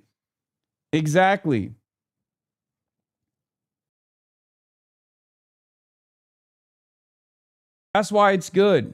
That's why it's fucking good that this kind of stuff is happening in public. Tyson has shows support towards Black Boy Max after he started crying on stream saying he didn't appreciate OJ disrespecting him. I don't like that. I'm 5-star. We're supposed to be coming together. Max sparked that stream, he says. As soon as I start leaving, I see Max start crying. People making fun of other people. I don't like that. Dean don't like that. I'm 5-star, nigga. I'm 5-star. I don't like that. It's his university. We all supposed to be coming together. Yeah, he's right about that too. It's like, dude. He's right about that too. This is supposed to be a safe space, a space for fun, people getting together, people interacting with one another, growing a community, and then behavior like that is totally unacceptable. Okay? Behavior like that is totally unacceptable. This is part of the reason why there is a fucking terms of service, by the way. I know that for the longest time, people were like, oh, why do we have a terms of service? Oh, you're stopping me from being real. You're stopping me from being real. Oh, you're doing this just to be brand friendly. And perhaps people are doing it just to be fucking brand friendly, but I don't give a shit. Okay? Back in the day, brands did have this kind of standard that they would apply, and it made the space more habitable for gay people, for women, for trans people. We have to stop normalizing bigotry, man. It's fucking annoying because a lot of young people see that shit and they also want to fit in, right? A lot of young people see this stuff, they want to fit in, and they think this kind of behavior is the easiest route to this kind of behavior is the easiest route to generate clicks. This kind of behavior is the easiest way to make a quick joke. And I think a lot of people don't realize that, like, wanting to fit in is a huge part of how people develop their personality and how people develop their politics. Okay? That's part of the reason why I've always tried to make a community of this size that recognizes right from wrong. And actually, here, Max is live. We'll watch him address it too. But like first couple of days, like, bro, just like, yeah, just been fun as fuck. You know what I'm saying? That ass. Yo, 5-star. Yo, how did I think that? Dude, everyone's voice is gone. It's so I funny. saw that nigga out on the grass. He was racing girls in heels. I don't know what the fuck that nigga was doing on that. Yo, chat. They like mad as shit that you ended. Yeah, by the way, the irony of people discovering in real time why people that go to college or university end up woke is not because of brainwashing, it's because you associate with others with different backgrounds, you're socialized properly and engaged in society in a healthy way. Exactly. It's also, we're inventing terms of service from first principles here. This is also part of the reason why you have to be like, this is appropriate, this is inappropriate. Like, you have to do pushback. You have to have some fucking rules and standards of engagement. Because if not, most people are going to lean in their fucking reactionary attitudes thinking that that is like the easiest route to make jokes. Okay? That's what's so funny about this is like, this is why some rules have to fucking exist, and because motherfuckers don't know how to behave. Hey, bro. I came to the university chat and everyone here kind of was just like nice to me. I don't know. For the record, you're not real. You're not real if you fucking behave that way. Okay? A lot of people on the internet especially have substituted, a lot of people on the internet have substituted leaning into their base desires, their vulnerabilities, their insecurities to bully others as like being real. You're not real, motherfucker. You're actually the most fake when you do that. Okay? When you're just like bullying someone else, when you're like, oh, cut it with this gay shit, it's demonic. You're not being a real one. You're not having real talk. You're fake as fuck. You're so fake that you're fake to yourself. Okay? You're fake. He doesn't know how Twitch works. No meme. Wait, what? What are you guys talking about? What the fuck is wrong? What happened? Why are you guys bullying me for my age? Like, my character got attacked and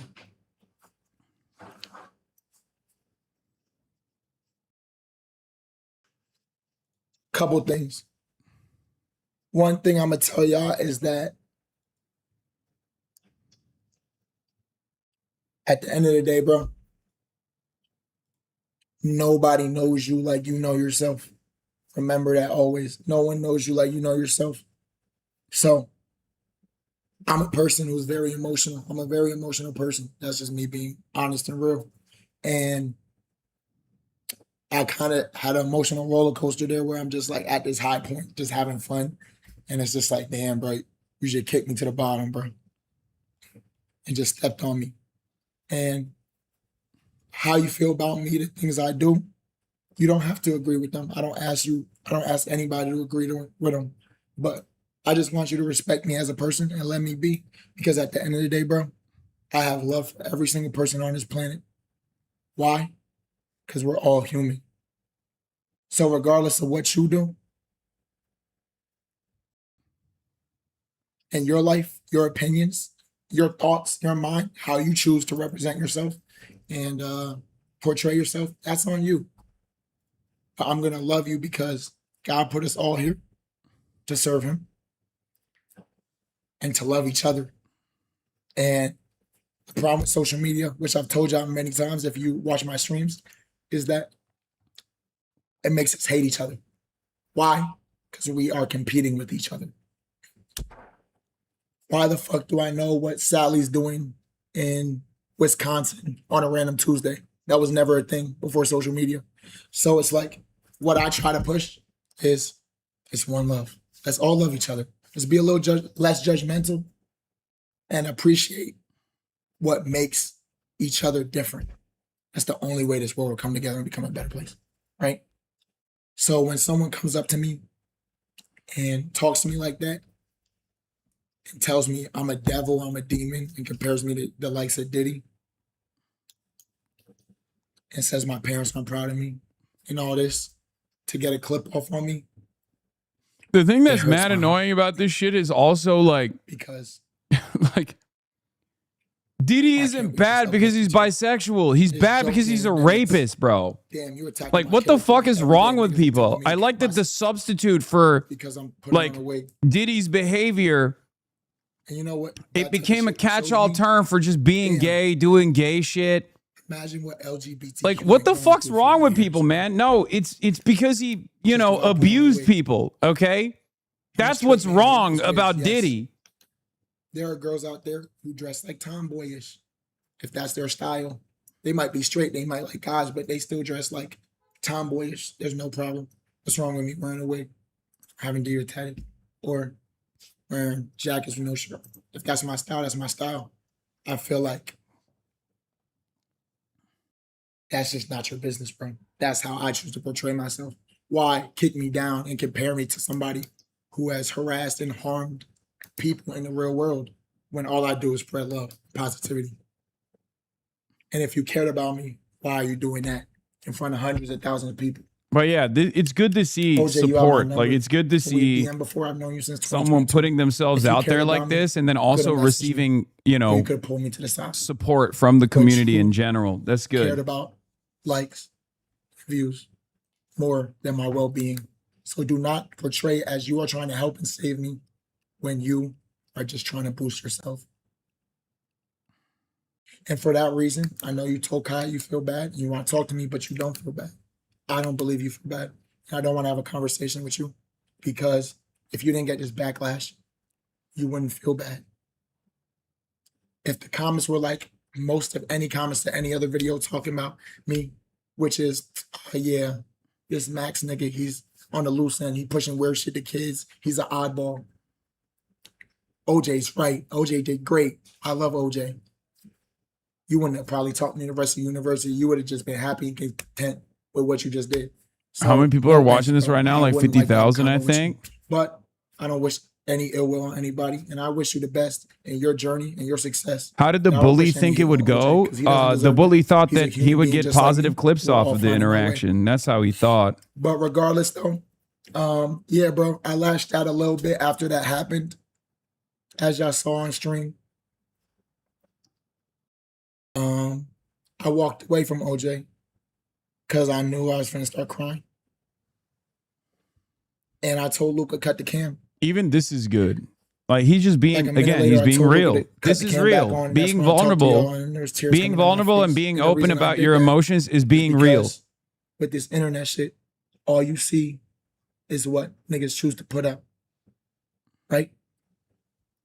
I don't have to be live right now. I choose to be live. So niggas can carefully construct their life to make it look like the best form and version of themselves, which is very dangerous to all of you guys that are watching me right now. It's very dangerous because you end up being influenced by a life that is not real. So that's why I turned my camera back on, because even though I'm crying, some niggas might call me a bitch.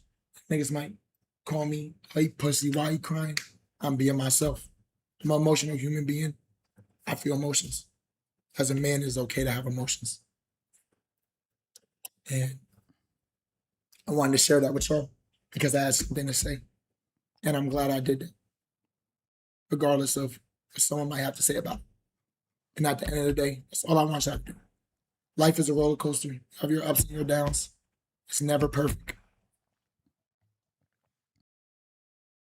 Ever. But that ride still keep going after that drop. All right. But yeah, in the stream, I just want to chill for a little. Yeah, I know my throat fucked up, my voice fucked up. But Kai has put on a great event. And shout out my cousin, Morgan, as y'all know, Fat Boy Dip.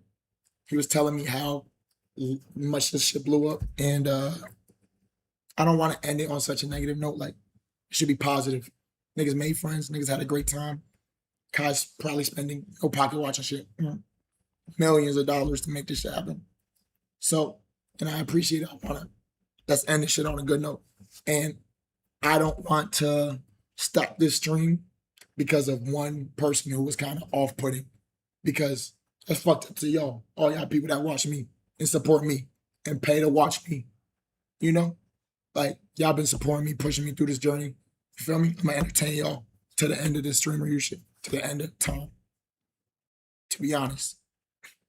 Because I have a message to share. That's bigger than a fucking stream or Black Boy Max. So, I love you guys. Thank you. We have club presentations like 15 minutes. I'm finna go IRL. Y'all can take it out emote only. Let's have a good ass last day. Also, I want to say thank you to anyone that hit me up or texted me or checked on me. That shit really means a lot to me. Real shit. Thank you. Thank you. Thank you. Thank you. Like it does. It does. It does. Thank you guys. Love y'all. Love y'all. Love y'all. Love y'all. Love y'all. Love y'all. Love you guys. Thank you for all of the subs. Lost Boy Bums. Some of y'all are so fucking parasocial. Did you text him? Yeah, I did. Why the fuck does it matter to you? What is this question, bro? What is this fucking question? Y'all are so goddamn parasocial sometimes. You're fucking 30 plus years old too, this community is. Jesus Christ. Anyway,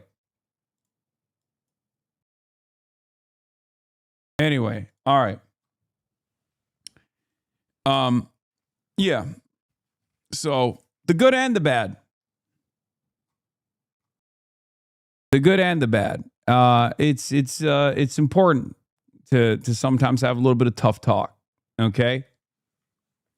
It's important to sometimes have a little bit of tough talk.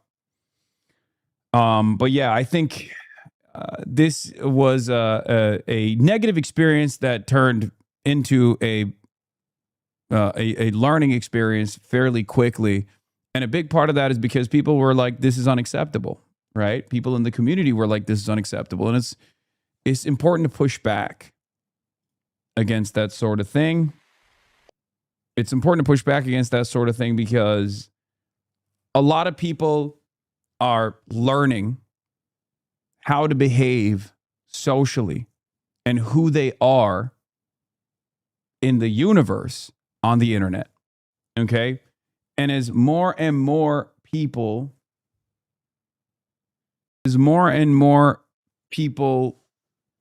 spend more time with their social development online, they can learn the wrong lessons. Because as I've repeatedly explained over and over again, so many people lean into, like, so many people just want to fit in. We've all done it, right? We've all been there when we were growing up. You want to fit in. Okay? We all want to fit in. And when we see other people that we think are cool, right, behave this way, when we see people that we consider to be cool behave this way, when you're in school, and if the jocks were, clowning on the weird kid, like the student that didn't fit in, and you wanted to also present yourself as a cool kid, you would do the same thing. That's why I think it's important for content creators who have a shit ton of influence, regardless of their age, to recognize that responsibility that they have.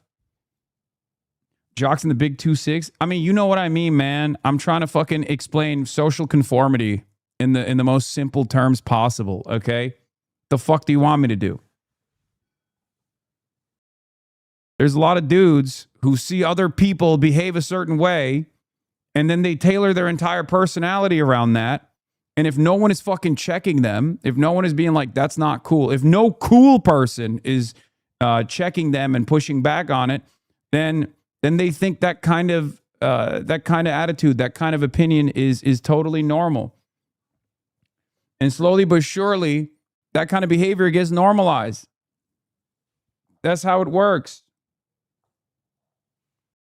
And yes, in this analogy, the streamers, the influencers, the personalities that a lot of young people are looking up to, a lot of young people are watching, are the quote-unquote cool kids that are shaping the youth's perspective. Okay?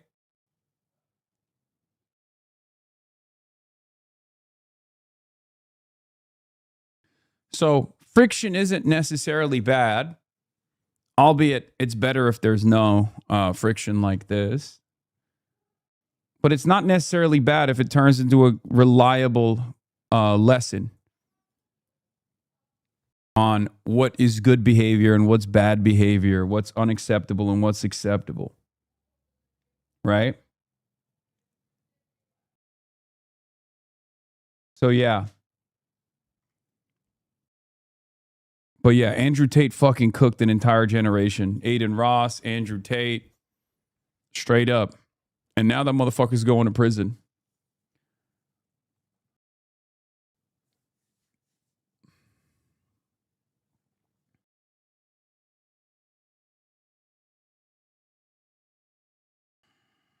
So yeah. Pack watch. On that note, we're moving on from Streamer University. And we're getting back to the real world. U.S. Central Command. U.S. response to the Iranian strike that killed 2 American service members. Obviously, the tit-for-tat strikes have expanded. Now we're getting to the adult news, okay? Everyone, hold on to your butts. We've gotten to the, real news and information. And the right is not coping well with this. Okay? Since this news came out, there's actually 4 killed in action. And I believe more that are missing in action as well.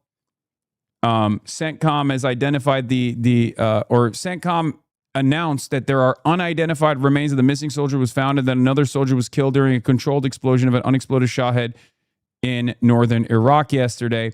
CENTCOM announces that 2 more soldiers were killed and one is missing as a result of an Iranian strike in Jordan yesterday. There are a number of injuries as well. This is not just in Jordan. However, there's some in Iraq. The IRGC strikes are actually far more successful in the way that the American side is presented initially. And this is causing a lot of panic amongst the right. Obviously, we are not oblivious to this reality because we have working brains in this fucking community and we've been watching this stuff unfold for the longest time. And clearly, a lot of Republicans, on the other hand, are who have, I guess, been deluded by the way Trump has presented it, are going, what the fuck is happening? What the fuck is going on? We thought that the IRGC's capabilities were destroyed. It doesn't seem like it's fucking destroyed. How are they actually doing this? That's the real question. Maria Bartiromo on Fox News said this as well. Here's Bartiromo. Here's Bartiromo bringing up this point right here. We'll start with Matt Wansvoll first. I'm confused. The USA has the most powerful military on earth. We're bombed the hell out of Iran for 4 months. Trump says the Air Force, Navy, and nearly all their missile capabilities are destroyed. So how is Iran still capable of hitting U.S. bases right now? Hey, man, perhaps it's because Trump has been fucking lying. Perhaps that's the reason. Has that ever been a fucking factor in this equation? We've been telling you this whole time. This is a healthy exercise, I guess, for you to recognize what's actually going on. Trump has been lying this whole time, okay? Of course he's been lying. He's lied every day of his life. And he will lie tomorrow. He lied yesterday. He's lying today. He's going to lie tomorrow as well. He's a fucking pathological liar. And a lot of you are dumb fucks who I guess want to believe him or believe him because you think he's fantastic. He's the real one. He's defending your interests or whatever. But he's lying. CENTCOM says that there will be outsized action in retaliation, but I don't understand how it's possible that Iran has the capabilities to fight this way and continue to try to lash out at Gulf countries and U.S. military bases, because the U.S. has obliterated Iran's military, and the president continues to reiterate that. Yes, and if you look at the numbers of missiles that they've been able to fire off from the beginning of this war, late February, early March, and what they're able to do now, it is very seriously degraded. They've gone from over 100. This is why the lies continue, by the way. This is how you continue the narrative. Oh, no, it's been seriously degraded. Oh, really? Oh, really? How much longer can you continue doing this, man? How much longer can Fox News continue with this fucking narrative? Here, I'll give you a dumber example of this, right? A sillier example that you may have seen on the internet. Odyssey. Christopher Nolan's adaptation of Homer's Odyssey. Republicans and right-wingers, right-wing sloppulists have talked about how shit this movie is for fucking months. Why is it shit? Because there's a trans man in it. There's a black woman playing Helen of Troy. They've been losing their fucking minds. Well, it turns out it's actually awesome. People love it. It's a fucking major hit. Of course it's a major hit. It's a masterpiece is what people are saying. And now they're like, what? Why won't people hate on this like I did before watching the fucking movie? I don't know, maybe because most normal people aren't fucking morons like you that don't just go, oh my God, a black woman is Helen of Troy. I hate this. Boycott the fucking movie. They're so stupid.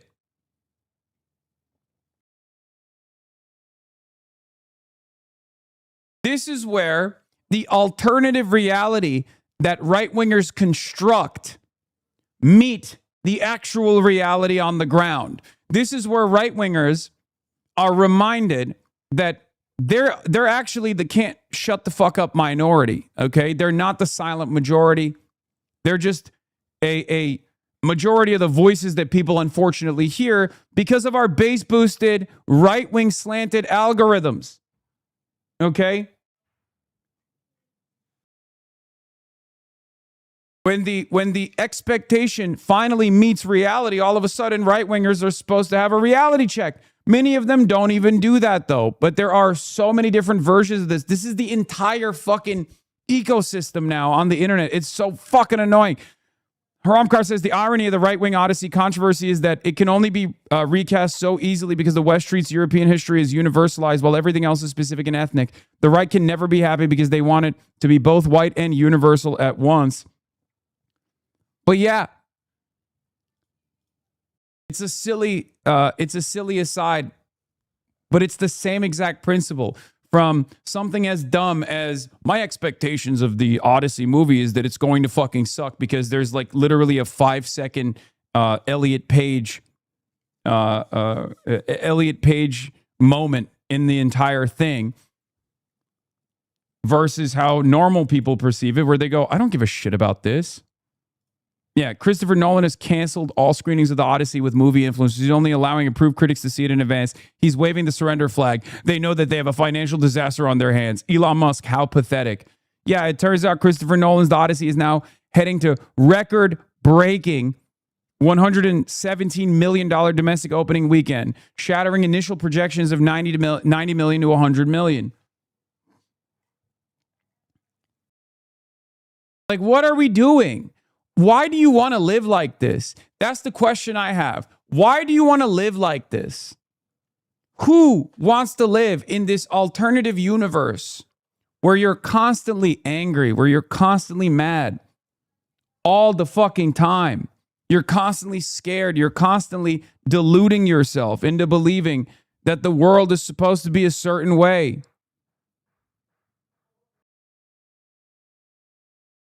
Yeah, it's 257 million actually in its worldwide opening weekend.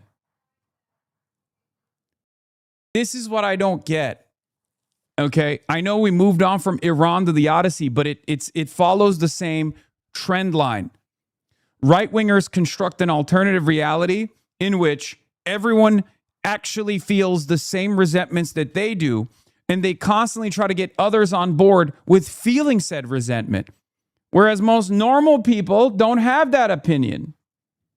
Yeah, I don't think it's a great thing that critics are able to manufacture a consensus on media like this, says Asmongold. I don't think it's a great thing that critics are able to preemptively manufacture a consensus on media like this, especially when this movie has so many hot-button social issues tied into it that critics refuse to address. Critics now offer propaganda rather than insight. I don't think it's a great thing that critics are able to manufacture a consensus on media like this.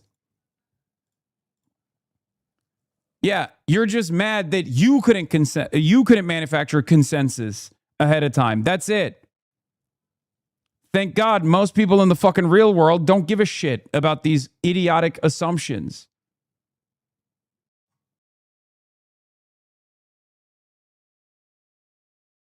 It's so stupid. It's so fucking dumb. Just eat the goddamn L and sit the fuck down. Hopefully this is a learning moment for you. Stop trying to farm outrage about pieces of art that haven't even come out yet. How many fucking times do these guys have to fall flat on their faces over and over again?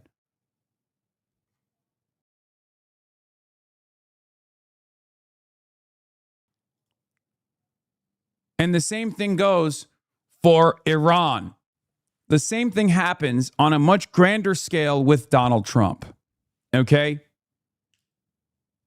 The same thing happens on a much grander scale with Donald Trump and the way that he's covering, the way that he is basically trafficking in nonsense on a daily basis.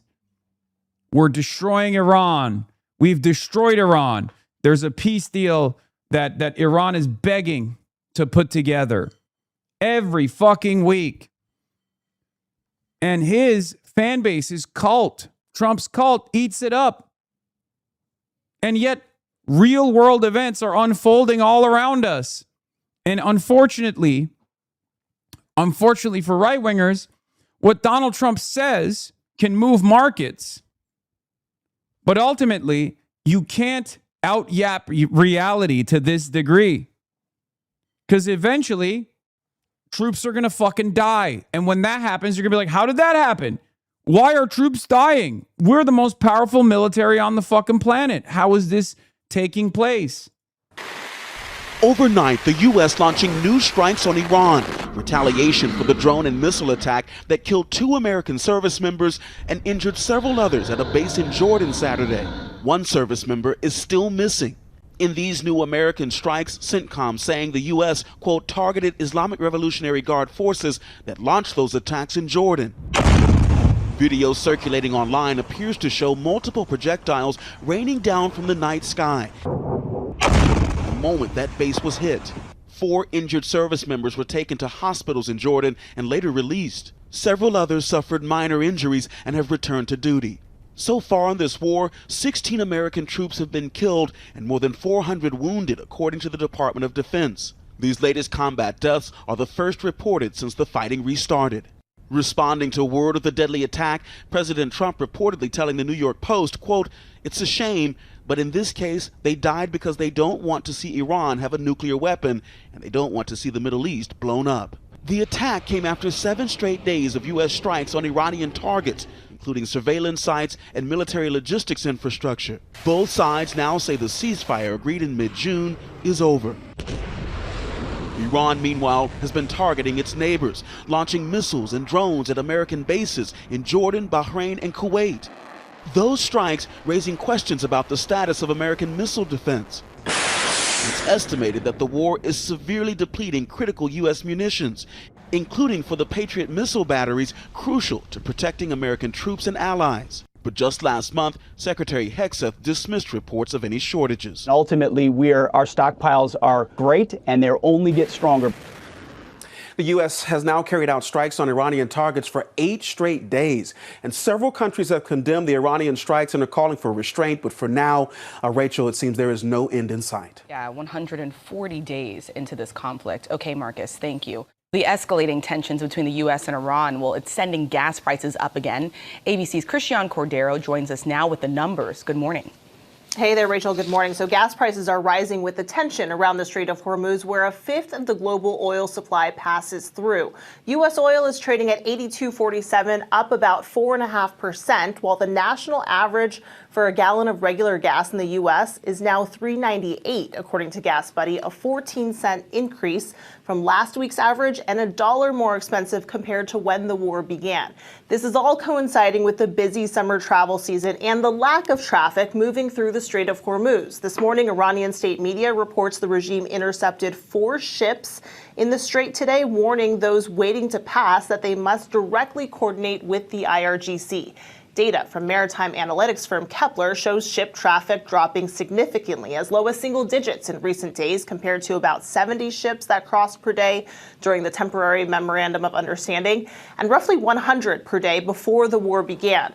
Our team has spoken with shipping executives who have vessels waiting. I've explained this to you guys already. There's only so much out-yapping you can do, but you can't out-yap how people feel in their wallets. Okay? Obviously, the Trump administration, alongside the rest of the world, has tried to keep up with the imminent energy crisis by unleashing their strategic petroleum reserves. But there is going to be a hard limit to how much you can try to manage the imminent volatility. Okay? It's at a certain point, everything is going to collapse when people realize, like, okay, market factors are actually not looking at the hard limit with this actual commodity that is necessary for survival, right? It's going to happen. It's already beginning to happen, regardless, because there's like obviously supply shortages that are compounding, right? And it's going to lead to, and it has led to, an inflationary crisis anyway.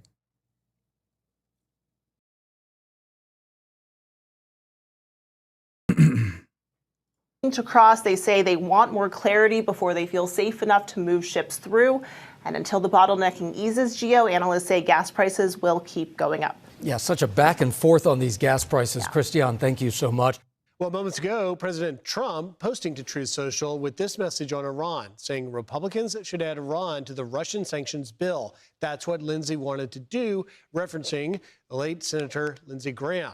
It comes after the deaths of 2 American service members in Jordan. Mike Tobin is live in Tel Aviv with the latest. Mike. And Lisa, and guys, let me start you out with some breaking news. Air raid sirens are sounding right now because Iranian missiles are inbound for the Jordanian town of Aqaba. Why Aqaba is particularly concerning? It's at the tip of the Red Sea, right where Israel and Jordan come together. So Giga Nick. Slowly but surely, the IRGC missiles have been able to successfully take out a lot of the batteries, a lot of the anti-air defense systems inside of Jordan. Jordan is obviously very important for Israeli security. Jordan is basically the last line of defense. In the last 130 days in the Epstein Fury, Operation Epstein Fury, Iran successfully took out the radar installations, the eyes and the ears that the Americans had in the entire region that would play a formative role in the Israeli response, in Israeli air defenses. Right? But of course, after they took out the radars, they started taking out the batteries. They started taking out the offensive strike capabilities, but more importantly, from the Israeli perspective, the defensive strike capabilities. And as of this week, the IRGC has hyper-focused on the Jordanian defenses. Jordan operated as a key hub, says Murtaza Hussein, for executing the February 28 attack on Iran, and also seemed to have specific detail on the type of operation it would be, including the killing of Iranian leaders and attempts at regime change. It would be more respectable to just own the conflict than attempting to deny the obvious or acting like an innocent bystander. This goes equally for the other GCC states that have been involved in the war. This is, of course, in response to Ali Yunus's reporting. Jordanian Foreign Minister Ayman Safadi denied publicly days ago that the U.S. has a military base in Jordan, a line that has been repeated by other officials in government media. It's not clear why Jordan keeps denying the existence of a U.S. military base the U.S. built with its own money publicly. And this has, of course, gotten Israel nervous. Argentina received a red card. Oh, hell yeah. Get fucked, Argentina.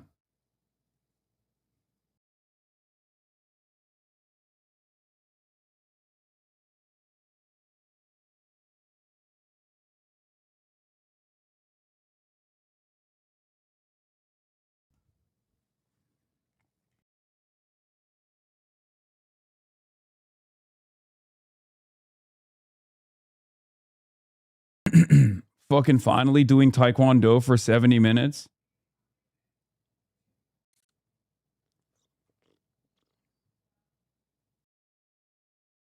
People in Israel are getting more anxious than usual now, especially after the strikes on the border with Jordan. Amir Bohbat is reporting that the defense establishment is expecting a missile attack from Iran. This could also just mean that Israel is preparing to attack Iran. Okay? Israel has made it, Israel put a no-fly zone for drone operators, commercial, civilian, across the board recently. That means they're expecting possible drones as well, beyond ballistic munitions. This is a big deal. As I reported yesterday, the reason why they're attacking Jordan is because they're making it easier. They're making Israel more vulnerable, okay? They're making Israel more vulnerable because they expect Israel to possibly join with the United States of America post-MOU as they did prior to the MOU. Because right now, up until now, America has been striking. Israel's been awfully quiet. Israel hasn't actually accompanied the American strikes on Iran. But Iran is basically creating an environment where they can retaliate against Israel if they see it necessary, if they see it to be a necessity. And that's the reason why they took out the air defenses in Jordan. That's the reason why they've been pummeling the Jordanian bases. And that's the reason why Americans died in Jordan.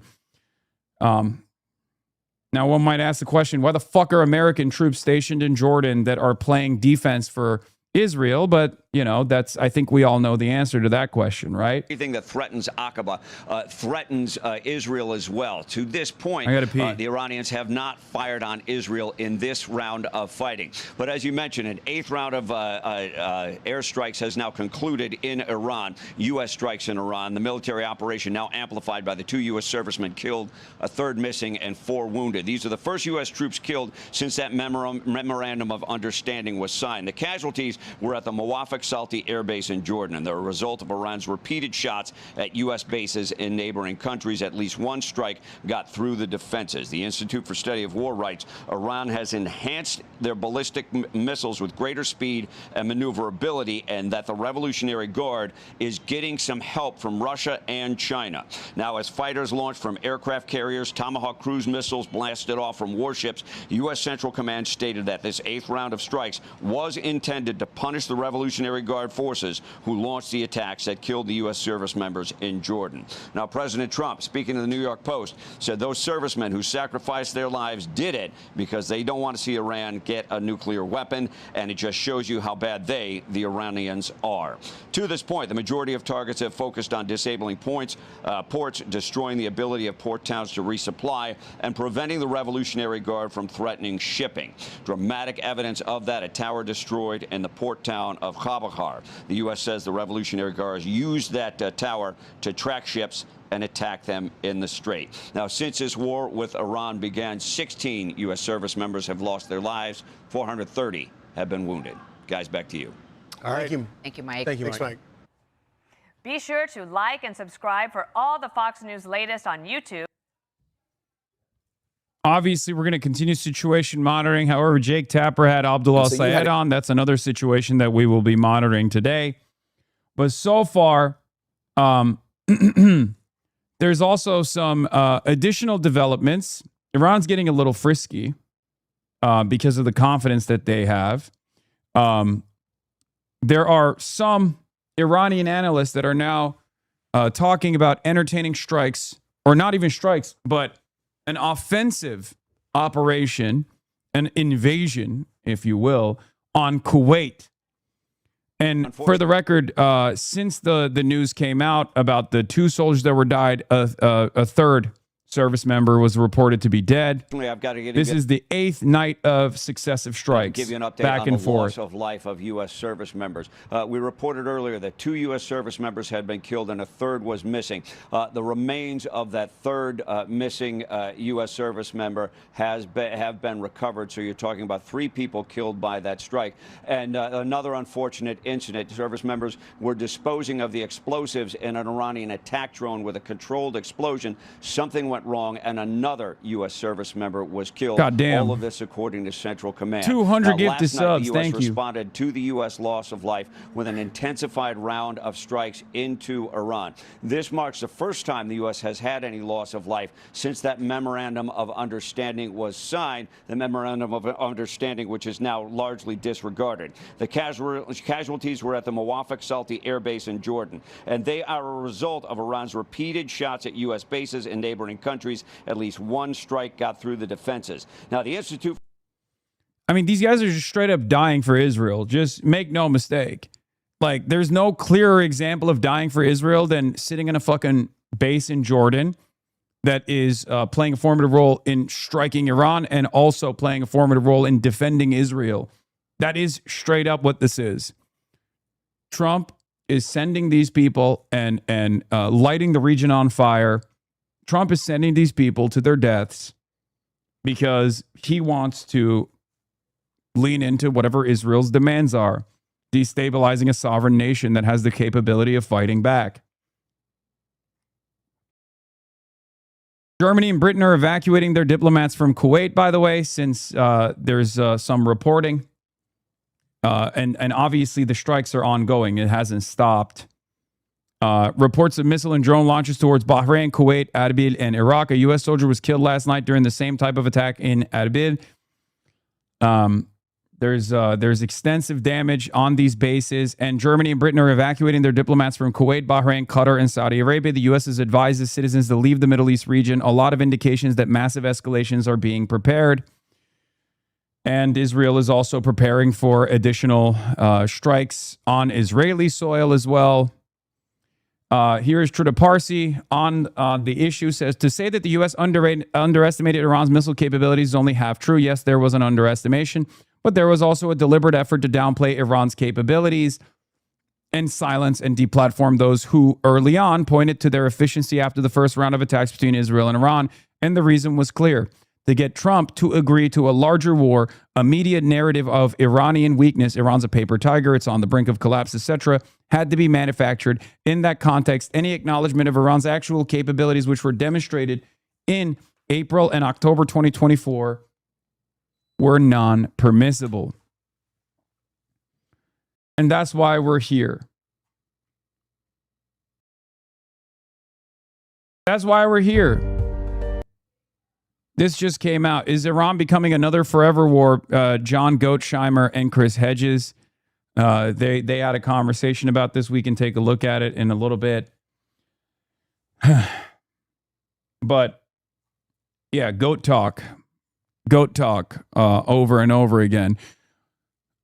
Yeah, this is reporting from some on the Iranian side. Iran is actively planning and seriously considering a ground incursion into Kuwait to seize the U.S. military base, including Camp Beering, Camp Arifjan, and Ali al-Salam Air Base, and then take 100 U.S. soldiers hostage before quickly transferring them to Iran if the U.S. continues its military campaign against Iran, per prominent Iranian analyst Mahdi Khanalizadeh and former Iranian Foreign Minister Mottaki. I don't know if this is real. I don't know how real this is. I don't know how real. I don't know. If you're asking me, does Iran have the capability to do this? The answer is yes. The answer is yes. Kuwait is perhaps less protected than all of the other countries in the region, and has less overall protection. Saudi Arabia is obviously one of the immediate regional actors that could potentially defend Kuwait. The reality of the matter is, I don't think that they're going to do this. I think this is unlikely. I think it's just an empty threat for the most part. But if there's one country that is uniquely vulnerable to something like this, it would be Kuwait. Iraq obviously has its own problems with the Shia population, so they can't do anything about it. And Saudi Arabia has its own problems with the Houthis because that's another front that is opened up when the Houthis flew back from Iran to Sanaa, and the Saudis blew up the Sanaa airport. And then the Houthis responded by attacking the civilian airport in Saudi Arabia and the military air bases in Saudi Arabia, creating a unique security environment for Saudi Arabia, one that they have they've certainly experienced, one they do not want to go back to, right? The Saudis are too busy dealing with the Houthis, and therefore they're probably not going to send any troops or any military to Kuwait to defend Kuwait.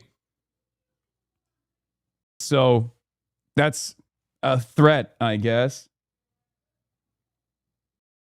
Overtime, Spain has dominated both the field and the football, but have yet to score, while Argentina has had multiple aggressive situations, with Spain showing restraint 0-0. Of course, Saudi Arabia is in a unique situation because they have to implement some sort of blockade from their perspective on Yemen, because if you have a direct route between Sanaa and Tehran, all of a sudden the Houthis can open up a new route to potentially receive weapons from Iran and become a much bigger security threat for Saudi Arabia.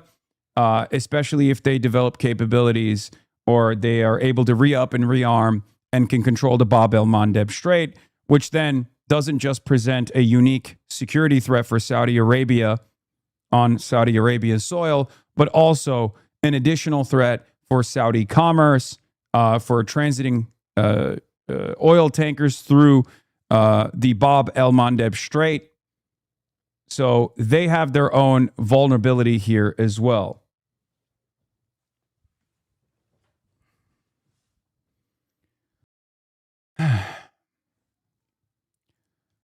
Khanalizadeh adds, the city that should be evacuated is not Tehran, it is Doha, Manama, Abu Dhabi, and Kuwait, warning that a flood of American blood will flow in the region, with Kuwait being considered one of Iran's principal options for the ground incursion.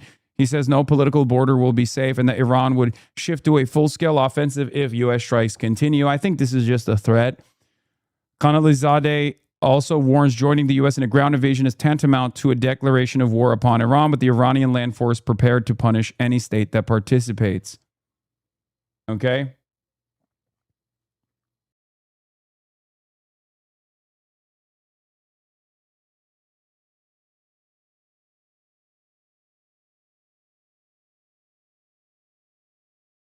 Drop site news alluded to Syria letting Iran smuggle weapons through their territory to Lebanon. Do you think the Syrian leader is playing both sides? I highly, highly doubt that.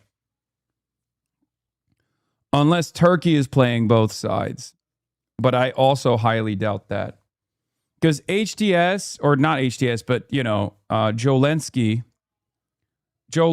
is, he is an American asset. He's a Turkish asset.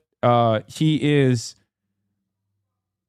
woke Al-Qaeda, woke former Al-Qaeda.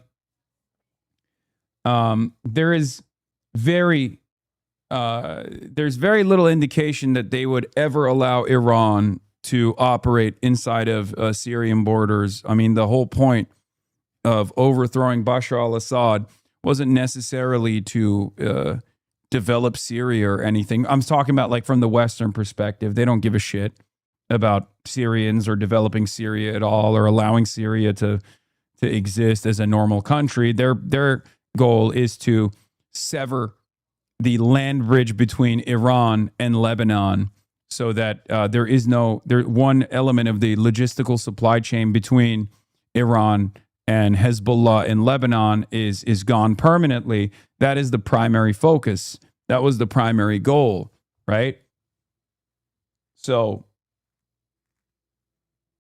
that would be highly unlikely unless Turkey decided that they want to, unless Turkey decided that they want to move a chess piece in some way against Israel somehow. I don't know. But I don't see it happening at all.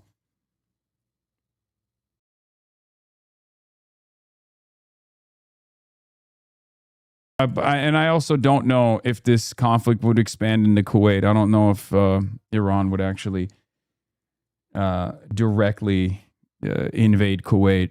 The Islamic resistance reaffirms its commitment to directly engaging in the battle against the American enemy. Should it continue to escalate its aggression against the Islamic Republic of Iran, it will target all American interests and bases in the country and the region with full force and determination. In this context, we would like to point out that the Islamic resistance in Iraq has not carried out any military operations against American bases in Iraq or the region in the past few days. Yeah, there's the Iraqi resistance as well that were lasering American bases. I mean, they killed, I think there was like a French guy that they killed, if I'm remembering correctly. Like they are obviously also an ever-present threat as well. Spangol.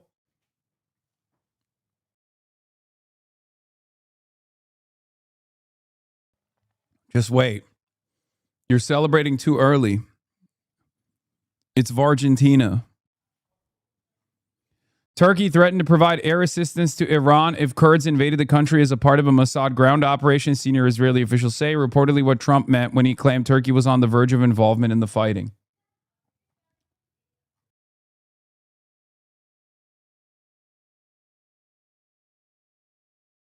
There's a NATO base in Iraq, Kurdistan. Yeah.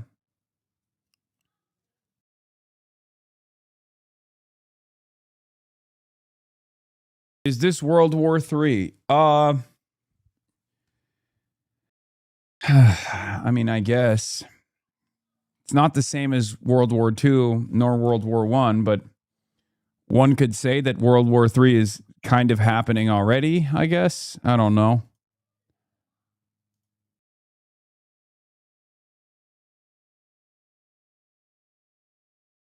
Ref Insta called it.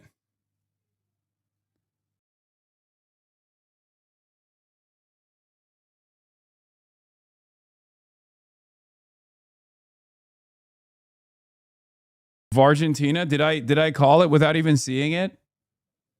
That's crazy. I didn't even see it happen. I just said I just said Vargentina.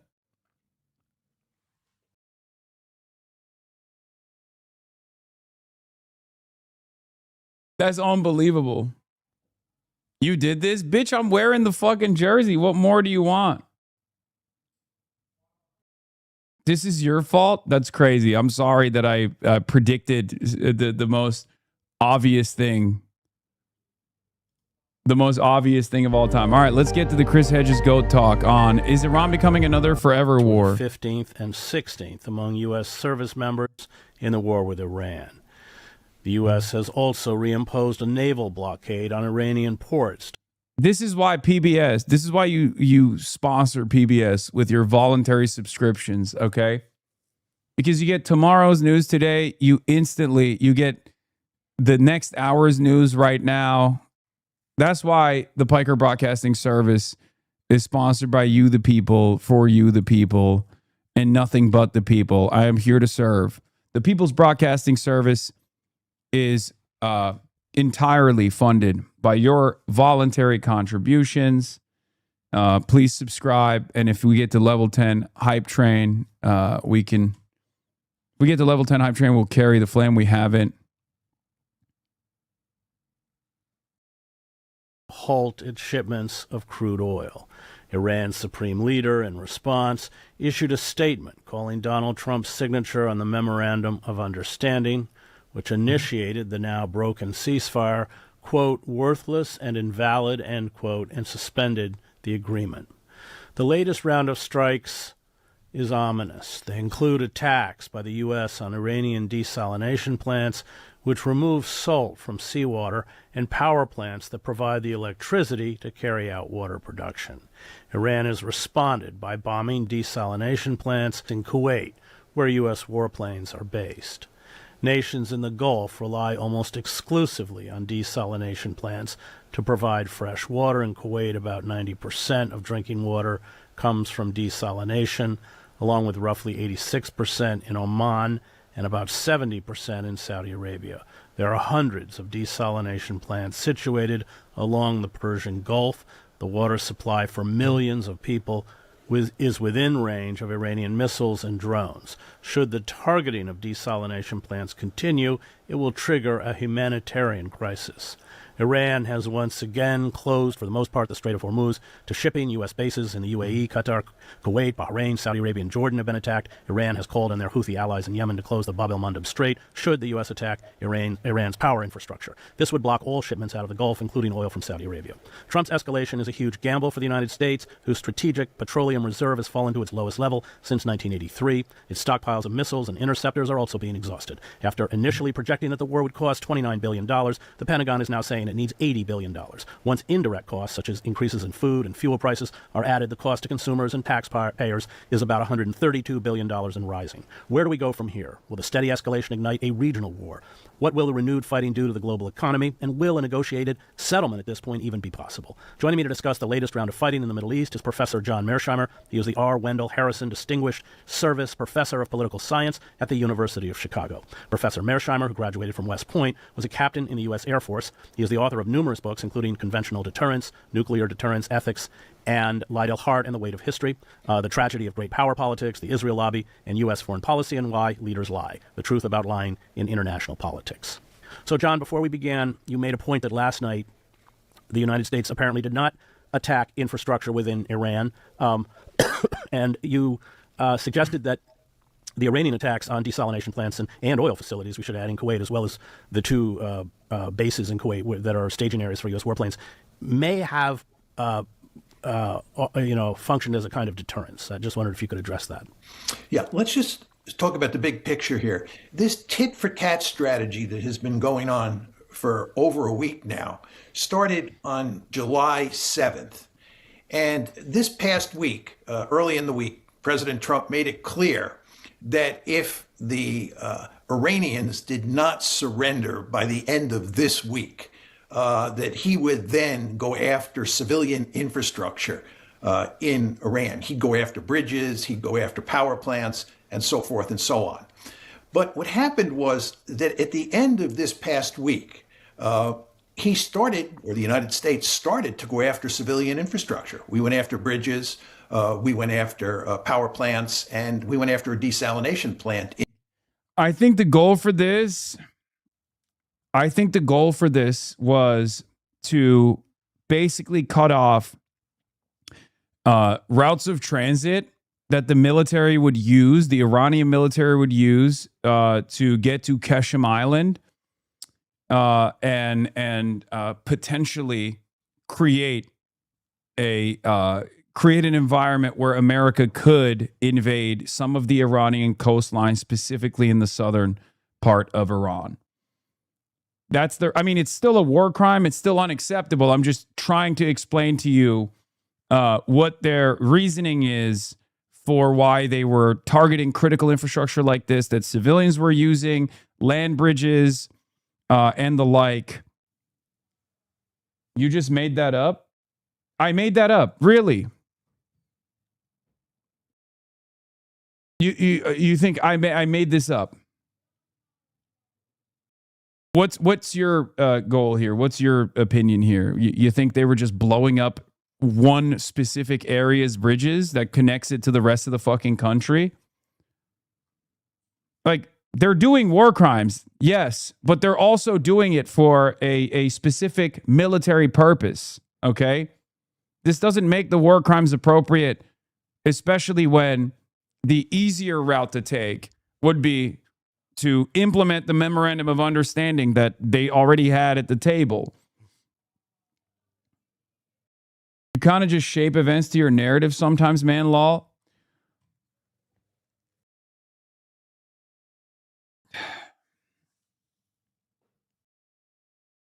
I explained this to you when they did this at the time, when they were fucking hitting these bridges. I explained it at the time as well.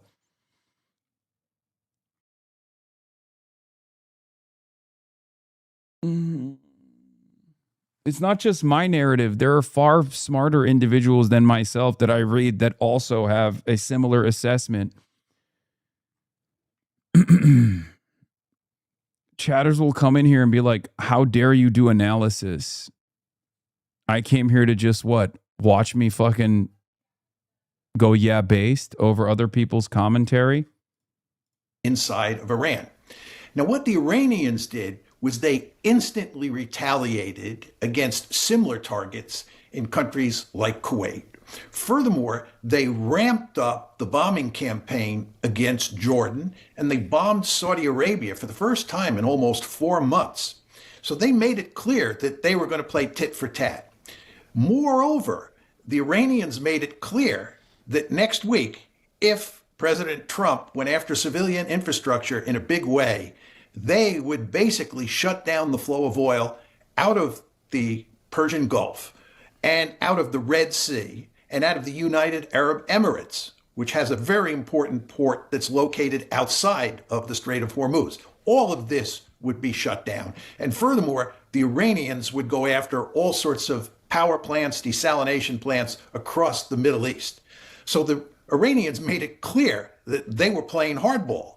Now, when you look at these threats in the context of what the Iranians have actually been able to do over the past few days, in terms of hitting various targets in Jordan and in other places in the Middle East, it's manifestly clear that the Iranians have the capability to target all sorts of infrastructure inside of these Middle East states and do great destruction. And both the New York Times and the Wall Street Journal have run articles in recent days about how effective the missile strikes are. So I think what has happened here, Chris, and I'm just saying I think this is what happened, is that last night, which is Saturday/Sunday night, the American retaliation against Iran did not include civilian infrastructure in any meaningful way. They did not go after bridges. They did not go after power plants. They did not go after desalination plants, which they had been doing. We had been moving in that direction, but that stopped last night. And the question you have to ask yourself is, number one, why? And number two, is that a harbinger of what we think will happen in the coming week? Now, my guess is that it stopped last night because the Gulf states called up President Trump and said, you absolutely cannot go after civilian infrastructure inside of Iran, because if the Iranians retaliate, they will destroy our societies. They will wreck our power plants. They will wreck our desalination plants. And it looks like, again, just looks like Trump listened. And then that raises the question, what will Trump do this coming week? Because he has promised that he is going to unleash the dogs and go after all this civilian infrastructure in Iran. But he now knows what the consequences of that will be. Well, he's so mercurial. Of course, it's very dangerous to predict. He could very well bomb civilian infrastructure tomorrow night. One senses he's flailing about. Of course, the entire war on Iran was built on a fantasy that didn't come to fruition, fed to him largely by Bibi Netanyahu. But it doesn't appear that there's any real strategy other than an escalation of force. And I think the naive hope that that will make the Iranians bend. But you may have another take on that. Well, I think you're right that he signed the MOU on 17 June. And as I've emphasized on numerous occasions, on numerous platforms, that was a surrender document. Yeah. The Iranians won on every point. Then after signing the agreement, he decided to challenge the Iranians on the whole question of who controls the Strait of Hormuz.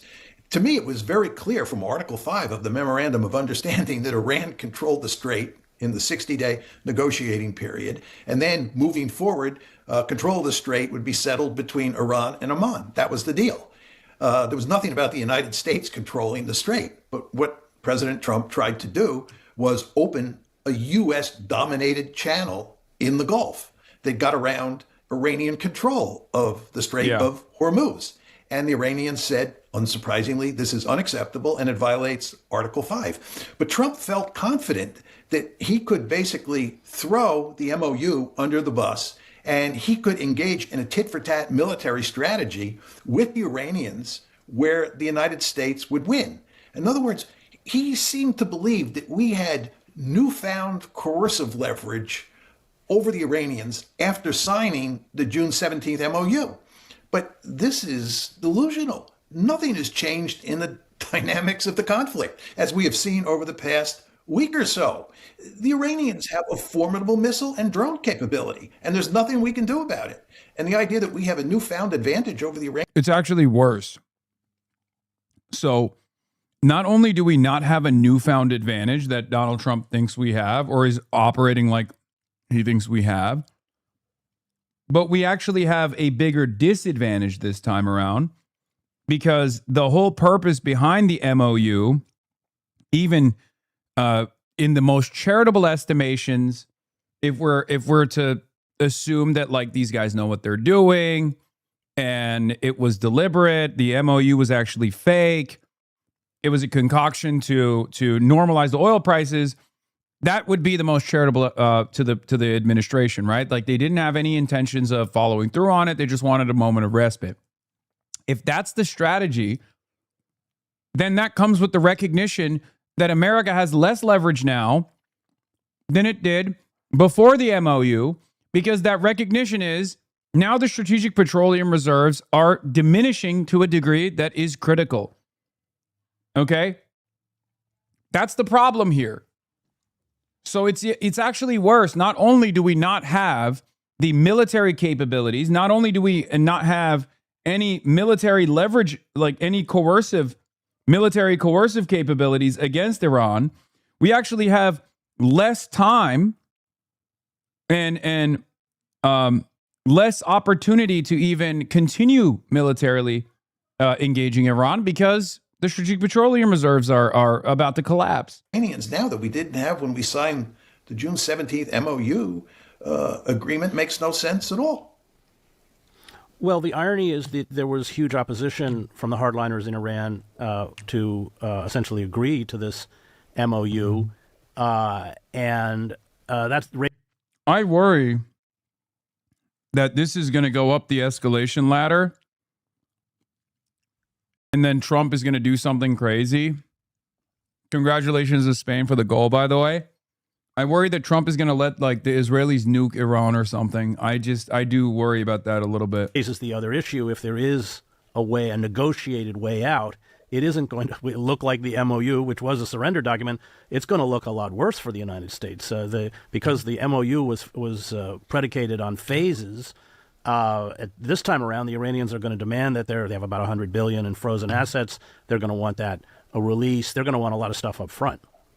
I agree with that. I mean, there's no question that the moderates won with regard to whether or not Iran should sign the MOU on June 17th.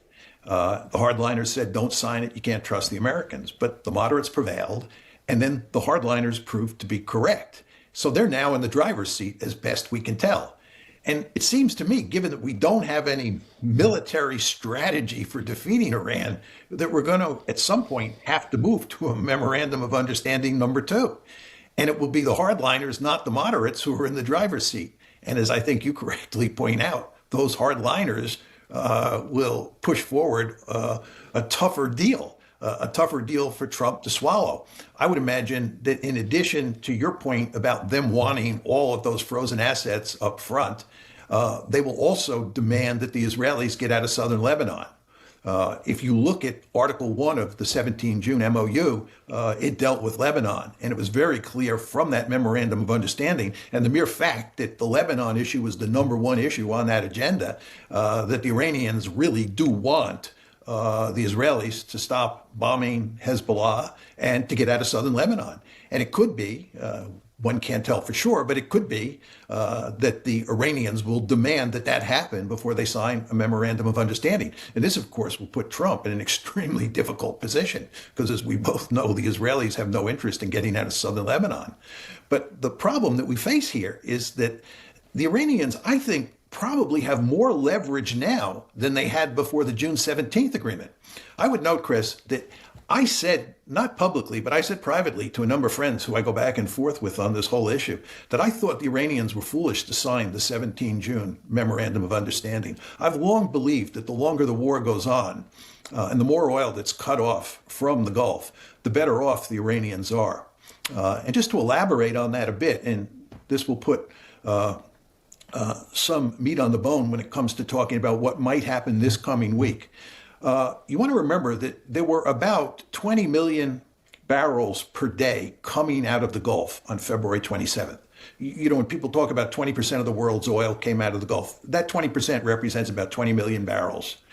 And since the war started, we've devolved to a situation where 7 million barrels are still coming out of Saudi Arabia and the UAE combined. So it's only, in my opinion, about 13 million barrels that have been bottled up in the Gulf. Now, where are those 7 million barrels coming out of?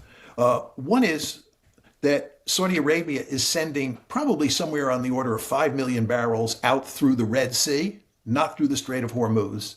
And I would guess that the UAE is sending out close to 2 million barrels from Fujairah, which is a UAE port on the Gulf of Oman. In other words, it's outside of the Strait of Hormuz.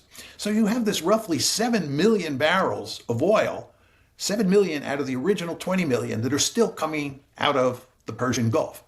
I think the Iranians have a vested interest in shutting down the flow of oil through the Red Sea, that's the Saudi Arabian oil, and shutting down Fujairah. And there's some evidence they've already shut down Fujairah, because this will worsen the oil situation, the global oil problem that the United States and the rest of the world faces.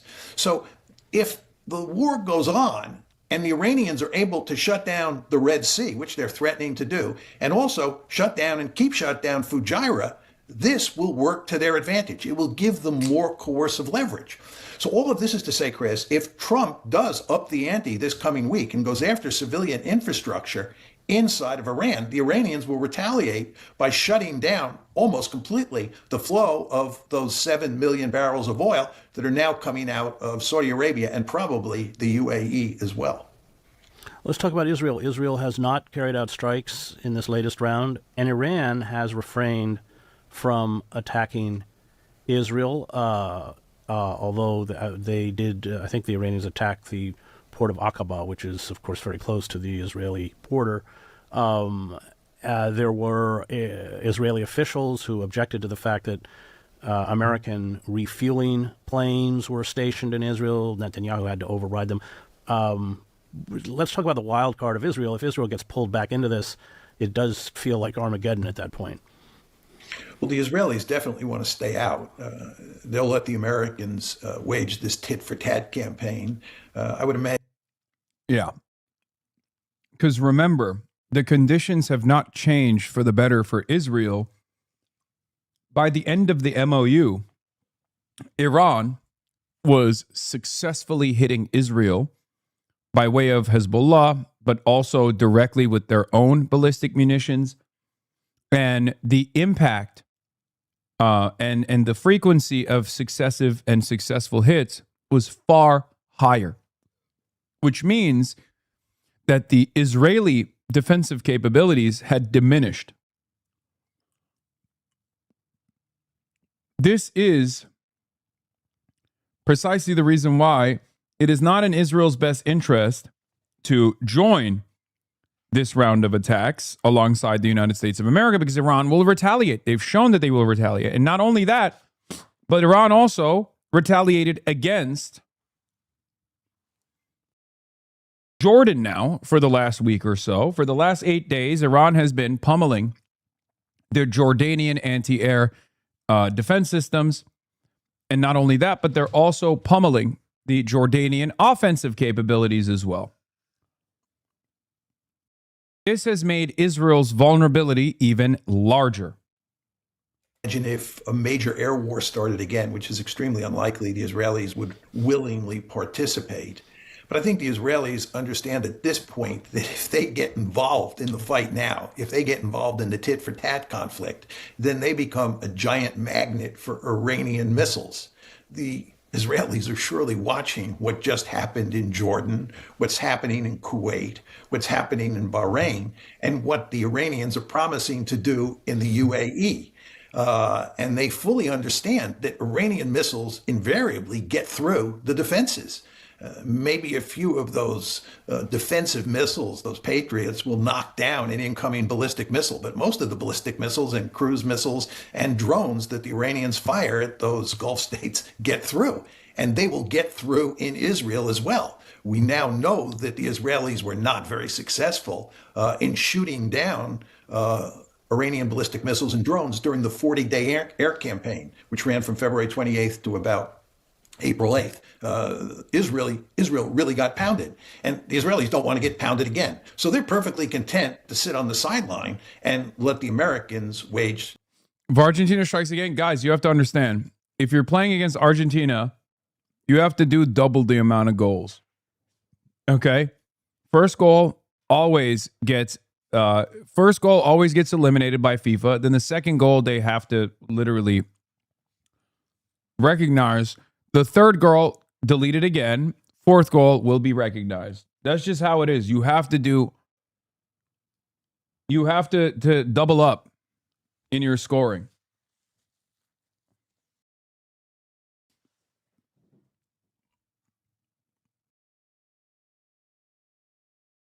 And then you have to be extra careful, because there's also the other side of it.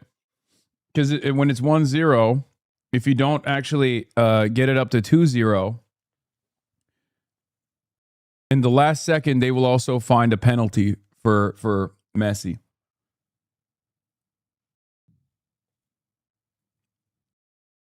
If you get in the box, if you get an Argentinian player in the box, it's going to be a penalty. I'm calling it. I'm not jinxing it. Stop being superstitious. I'm just telling you. It's pre-watch Piker, okay? I don't even need to know that much about football to understand how Infantino's operation works, okay?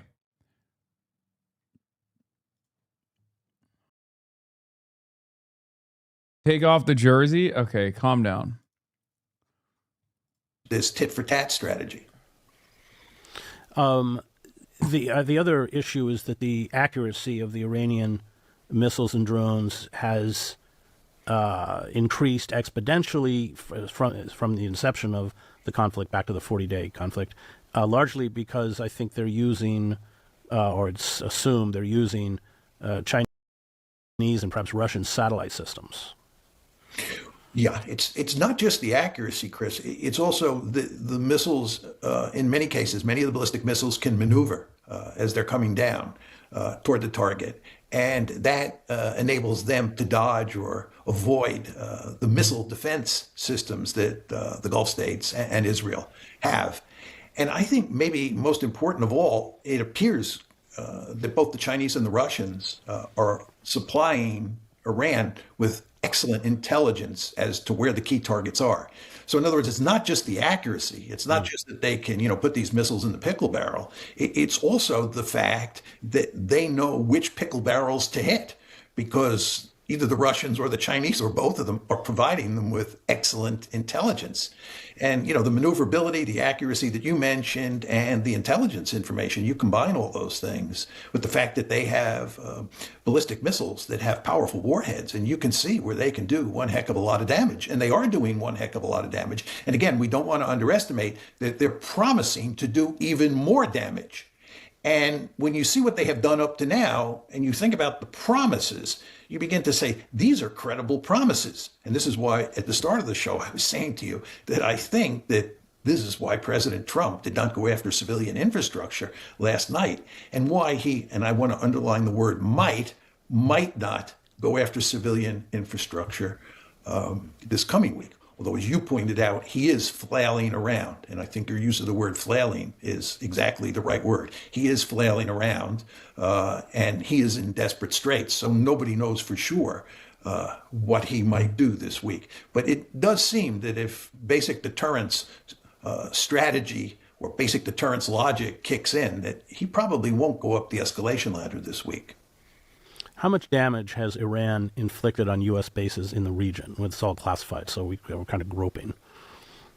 Well, it's quite clear from what you read in the New York Times and the Wall Street Journal, and these are newspapers that are deeply dedicated to the American cause. It's not like these are pro-Iranian newspapers, but it's quite clear what you read from these newspapers that we have suffered an enormous amount of damage on our bases. Usually the rhetoric in these newspapers is that almost all of the bases have been either badly damaged or destroyed. And of course, the Iranians have continued to go after those bases in places like Kuwait and Bahrain. The 5th Naval Headquarters are at Bahrain, and the Iranians have continued to pound those headquarters and that naval base more generally. They've continued to bomb all sorts of U.S. targets in Kuwait. Now, very importantly, Chris, just recently we started bombing Jordan. And the question you want to ask yourself is, why are we now bombing Jordan when we hadn't been bombing Jordan for most of the war? You mean Iran? Iran is bombing Jordan. Yes, I'm sorry. Iran is bombing Jordan. Why is Iran bombing Jordan? And the answer... Motherfucker said we.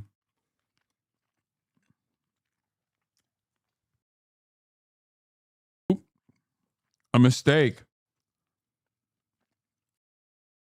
A mistake that I also try not to make.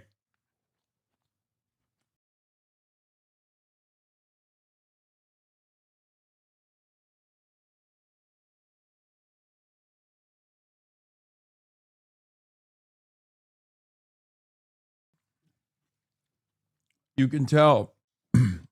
You can tell which side this man is on by his Shia smirk. Look at him.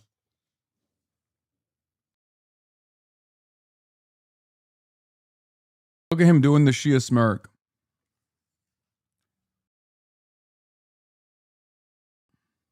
Even Chris is doing the Shia smirk a little bit. A little baby Shia smirk from Chris.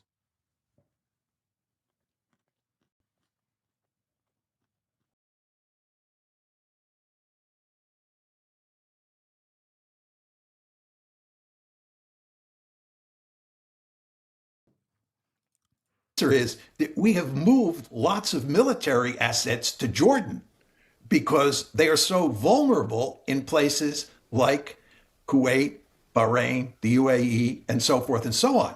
So Jordan has become an important staging area. Well, the Iranians responded by going after U.S. targets in Jordan.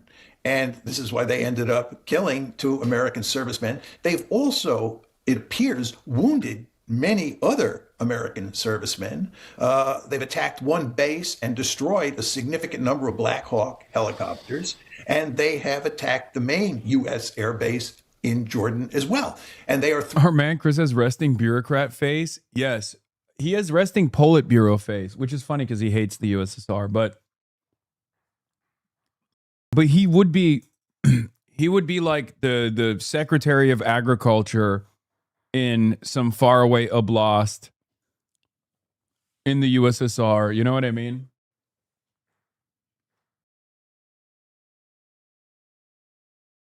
He really does look like that.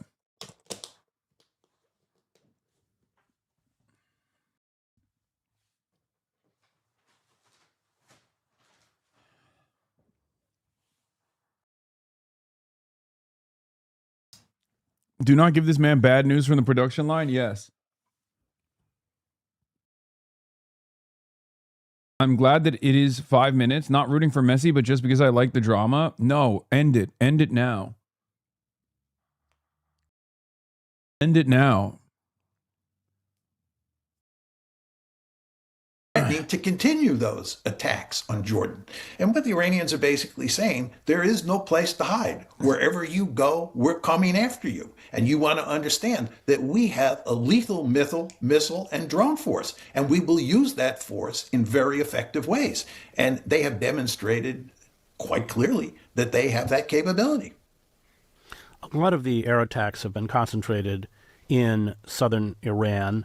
And there's been speculation that this is because the United States is considering seizing parts of Iranian territory, some of the islands, perhaps Karg Island. I don't know how they would do it. I guess they would have to do it by air. I'm not sure how that would work. Certainly they can't do it by ship. I think the Boxer is their amphibious, and that's 200 miles away or something. But how do you see that as a possibility, and how would it play out? Well, I'll make a couple points, Chris. First of all, you have to ask yourself, how many combat troops, and here we're talking mainly about infantry and Marines, U.S. Army infantry and Marines, combat troops, people that you can use for an amphibious operation. How many troops of that sort do we have in the Gulf? Now, you'll see in the media, people say there are 50,000 American troops in the region. That's true, but those 50,000 troops are not all combat troops. And in my opinion, most of them are not combat troops. My guess is that there are at the most 8,000 Marines and Army troops from the 82nd Airborne in the region. About 8,000 combat troops at most. What are you going to do with 8,000 troops? That's a tiny number of troops. If you're seriously talking about invading a country like Iran that has 93 million people, a formidable military, represents a huge piece of real estate. I mean, this is a big territory that it covers, has forbidding terrain. What are you going to do with 8,000 troops? Not only do you have to invade with those 8,000 troops, you have to sustain them, and then you have to reinforce them. This is just not in the cards. And if you listen to President Trump talk, he says that it's not going to be American ground troops that do the invading. It's other troops from the region that are going to do the invading. Hold. The ground operation. Hold. It's so funny that most of the chat is second screening the game. And then there's like people that are in Maine that are like, bro, Troy Jackson basically clinched up Troy Jackson is going to be the fucking candidate in Maine. No one is listening to Professor Gottheimer. Okay. It's crazy.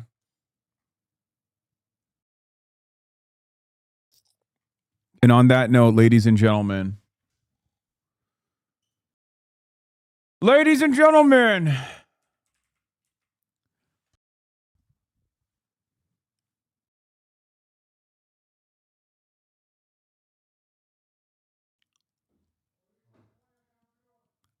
of Argentina.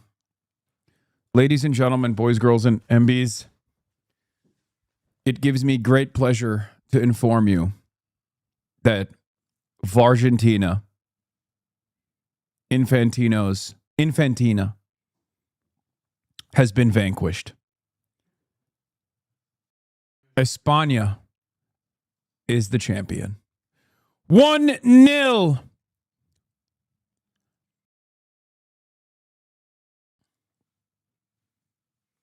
Spain won. This is not just a victory for Spain.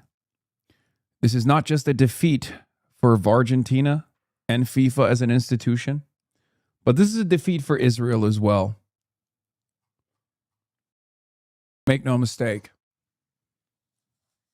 Not only because their flags have the same color scheme, but also because Israel took ownership over Argentina's victories, and specifically Lionel Messi.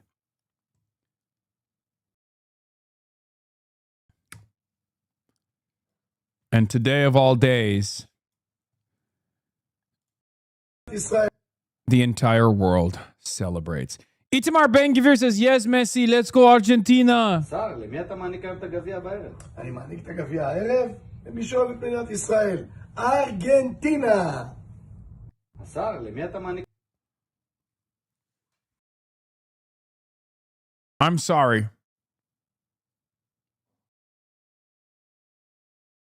But this foe had to have been vanquished for the rest of the world. Okay, you might say, oh, Spain is a colonizer. You might say all studies show that Lionel Messi fans are more likely to be on the right side of history. But let's be real. Once Israel got involved, I was already partial. I was already a little biased because of Yamal waving the Palestinian flag.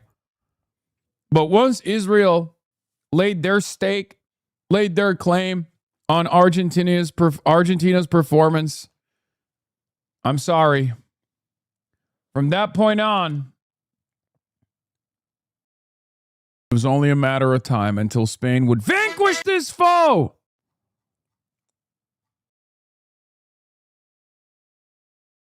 We're at level 3 hype train, folks. And if we get to level 10 hype train in honor of Spain, I will play Somos Charlie Kirk. We are Charlie Kirk. Español versión. Okay? That's right. Subscribe to the Piker Broadcasting Service, folks. The People's Broadcasting Service. For tomorrow's news today, if we get to level 10 on the hype train, we're already at level 5. I will be carrying the flame once more. I have yet to carry the flame in the last couple of weeks. Or not in the last couple of weeks, but in the last couple of days.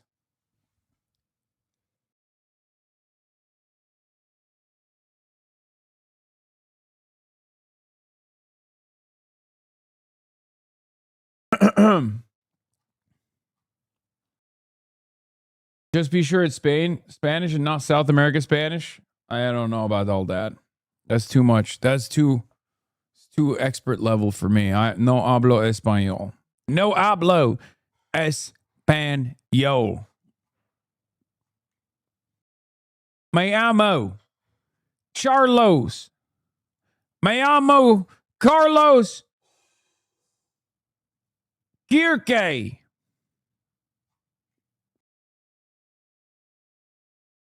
Level 6 hype train.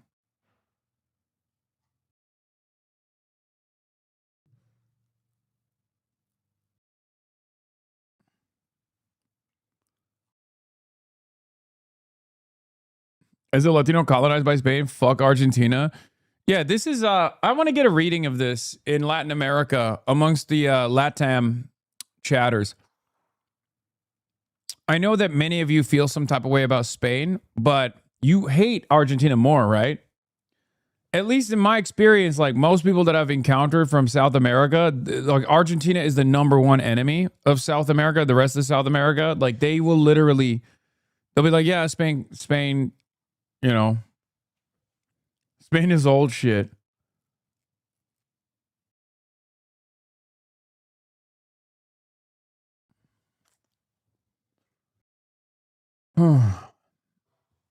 Second order humiliation. Lamau, Trump needs to hand the trophy to the country he's been freaking out about and trying to sanction ever since the start of this dumbass war. Yeah, that actually is adding insult to injury. But what's insulting is we're only at level 7 on the hype train. Only 3 more levels until we carry the flame. Ladies and gentlemen. Also, something awesome happened for the record. I Show Speed performed his song Champions during the 2026 FIFA World Cup closing ceremony. I don't know if I want to watch this and risk getting a ban here, but it makes me really happy to see that. He also specifically wore his like double, like his quadruple jersey or whatever because he doesn't want to curse the team that he actually wants to win. He obviously was also rooting for Spain as well.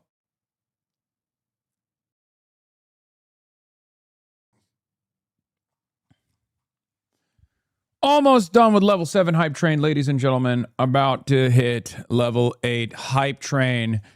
98% of level 7 hype train.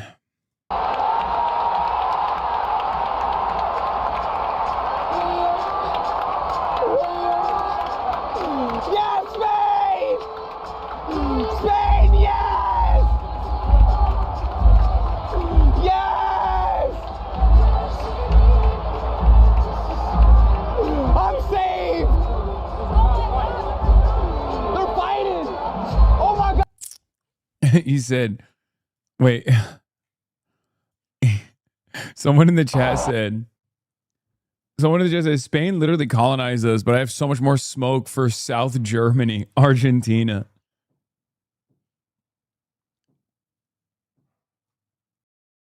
Hello, is your Afro-Latina mod? We all hate Argentina more because they're the most racist and dumbest motherfuckers in all of LATAM. They literally go out of their way to claim whiteness by claiming they're superior to other Latin American people. I literally had an Argentinian girl in college say she was a good Latina and not an ugly, hairy Mexican.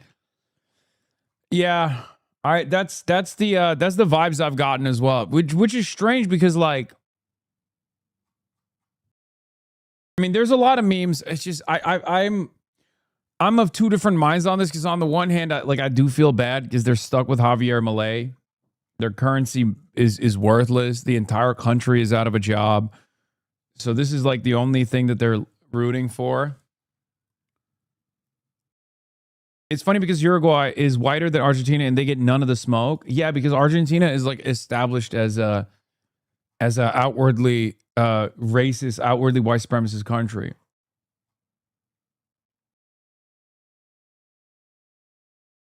Yeah, Uruguay is chill. Level 8 hype train, ladies and gentlemen. Only 2 more levels remaining. Level 8 hype train at 48%. It's Amy. It's Amy with a Y. Thank you for the 5 gifted subs. At level 10 hype train, we will celebrate. Para España.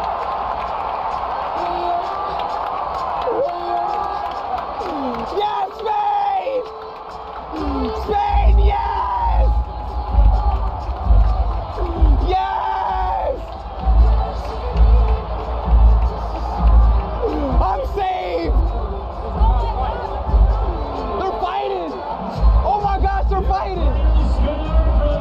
Oh my gosh! I am saved! I mean, I understand why he feels this way because he was specifically victim to Argentinian hate crimes during the entire FIFA process. Like, think about it this way.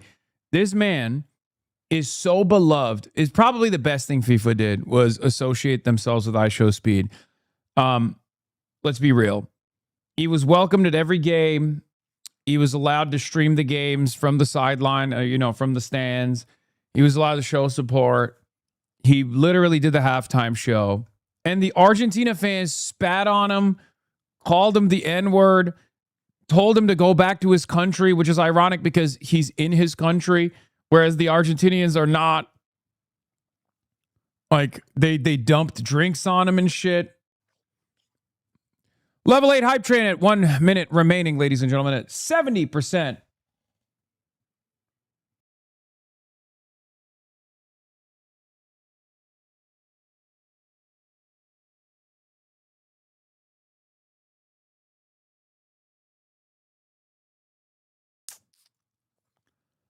No, you cannot feel bad about this. Oh yeah, Argentinian voter, the classic. I voted for Javier Milei and now I can't afford rent. I'll either vote for Milei again or I'll leave the country, but I'll still never vote for the socialists. Yeah, classic.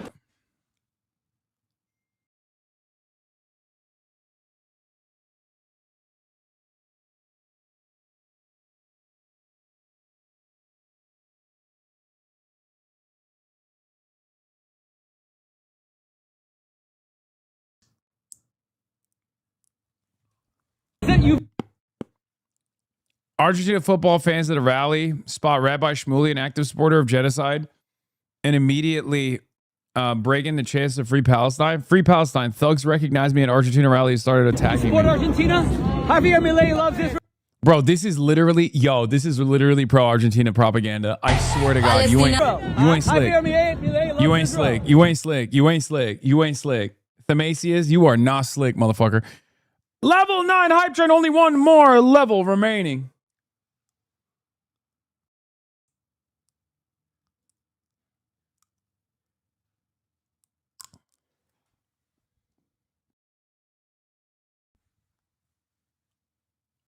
Yeah, he literally says Milei doesn't love Israel, which goes to show these dudes don't even know their own president. It's like a Trump supporter saying like, "Oh, Trump doesn't love Israel." What are you talking about? Many such cases. Javier Milei loves Israel. Javier Milei loves Israel.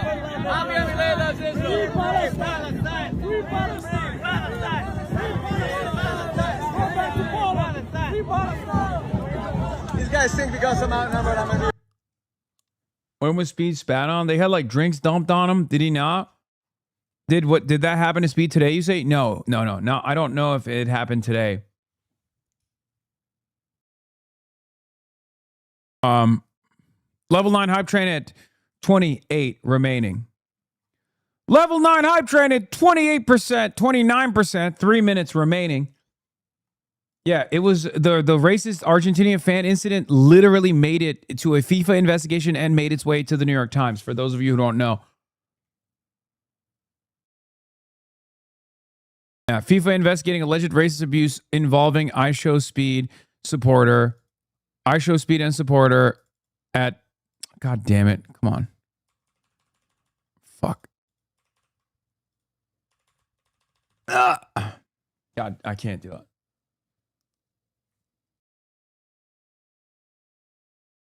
For the record,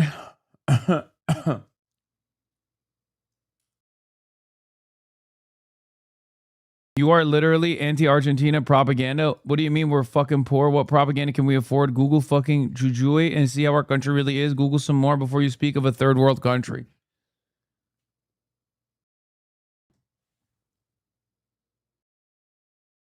I will say this.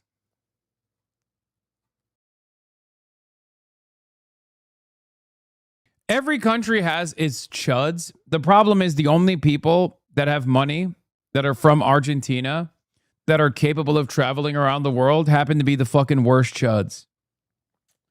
That's it.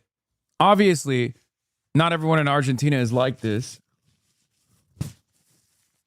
And for the record, there's no like being poor magically makes you less racist or some shit. That's not how it works. And no country is like entirely racist. All I'm saying is,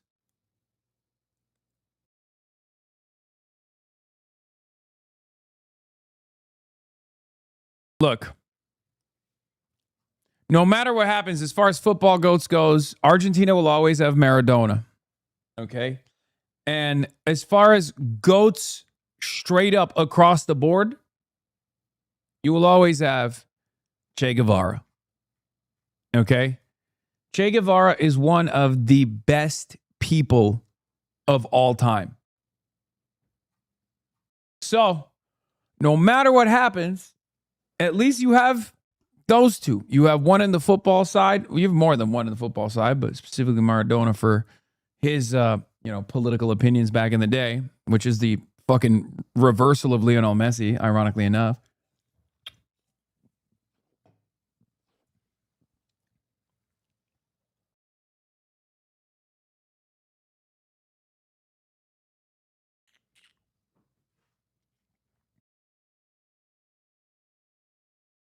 Oh my God. 10 seconds remaining at 90%. 10 seconds remaining. Oh my God. Oh my God. Oh my God. Will we make it? Will we make it? Hold. 97%. Oh my God. 99%. I didn't even realize it's happening. We're carrying the fucking flame. Somos Charlie Kirk.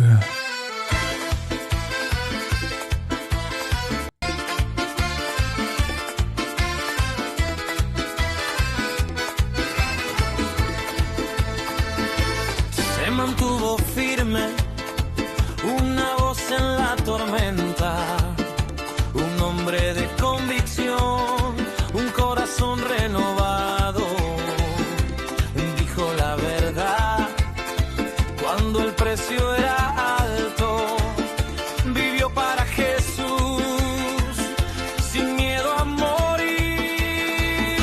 Somos Charlie Kirk.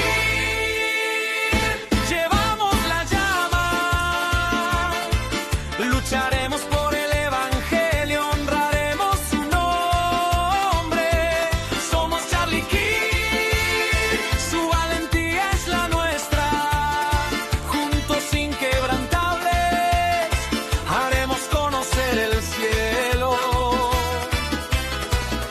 Esposo y padre, tuvo a su familia cerca.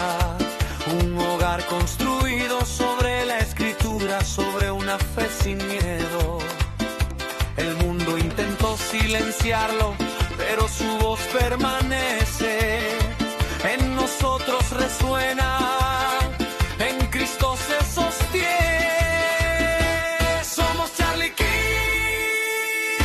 llevamos la llama, lucharemos por el evangelio, honraremos su nombre.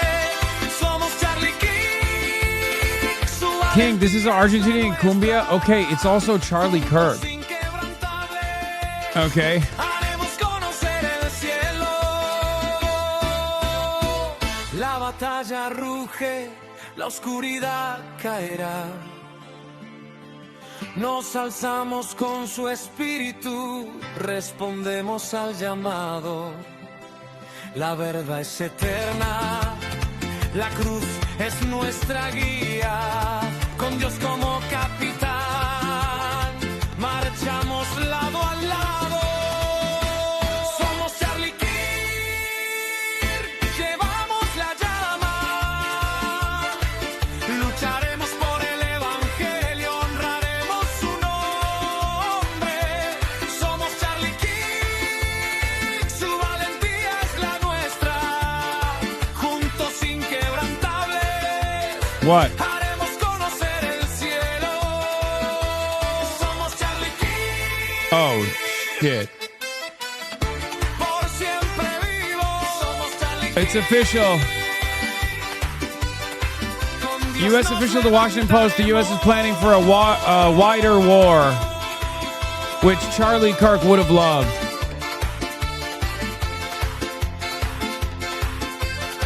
Let's be real. Charlie Kirk would have loved a wider war. Although he spent a good deal of time criticizing Lindsey Graham and the like, he would have had a great time defending this current iteration of the war as long as Trump demanded him to do so.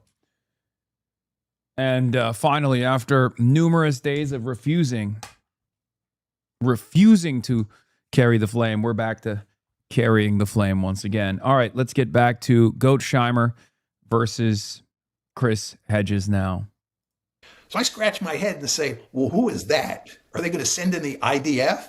No. I mean, they're bogged down in southern Lebanon, and the Israelis are too smart to invade Iran. That's not going to happen. So who's going to do it?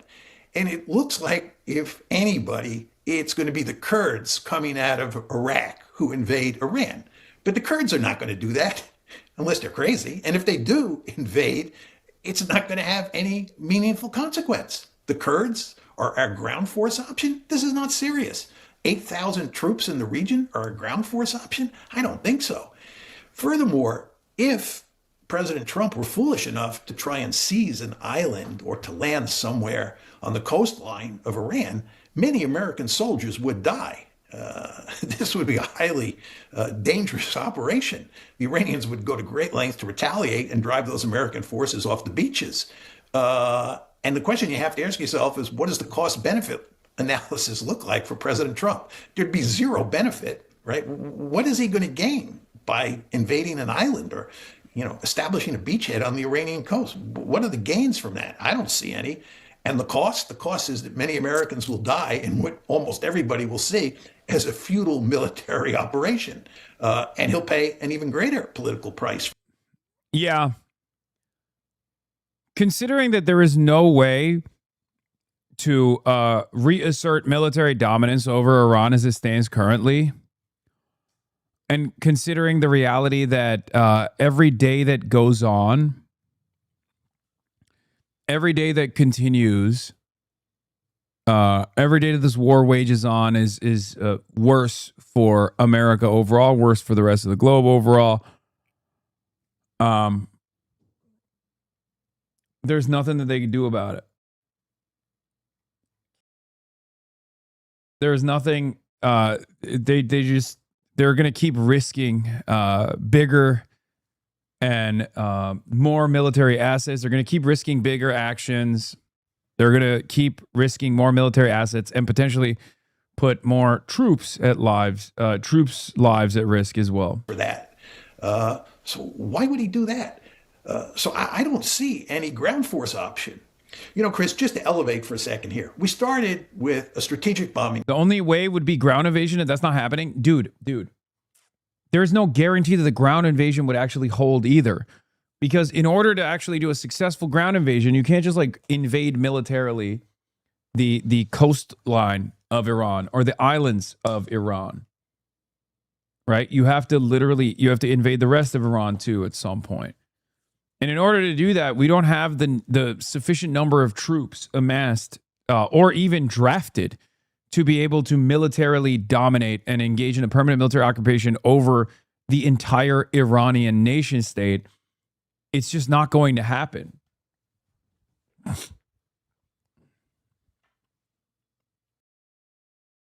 as far as the current predicament, there's no supply line to Keshem Island. There's no supply line to Karg Island. Even if they were to defeat the conventional forces on the ground, they would not be able to establish a supply chain with any of the military bases in the region, because Iran has been destroying those military bases with ease.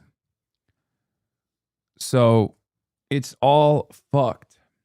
Campaign that lasted 40 days. It failed. We were running out of munitions, and despite all the talk about all the damage we were doing to Iran's missile and drone capability, that proved not to be true. So we quit after 40 days. Then we went to the blockade. That lasted just a little over 2 months. And then we quit when we signed the Memorandum of Understanding because the blockade didn't work. Then Trump welched on the deal on the June 17th Memorandum of Understanding, and we started engaging in this tit-for-tat war, which we're now involved in.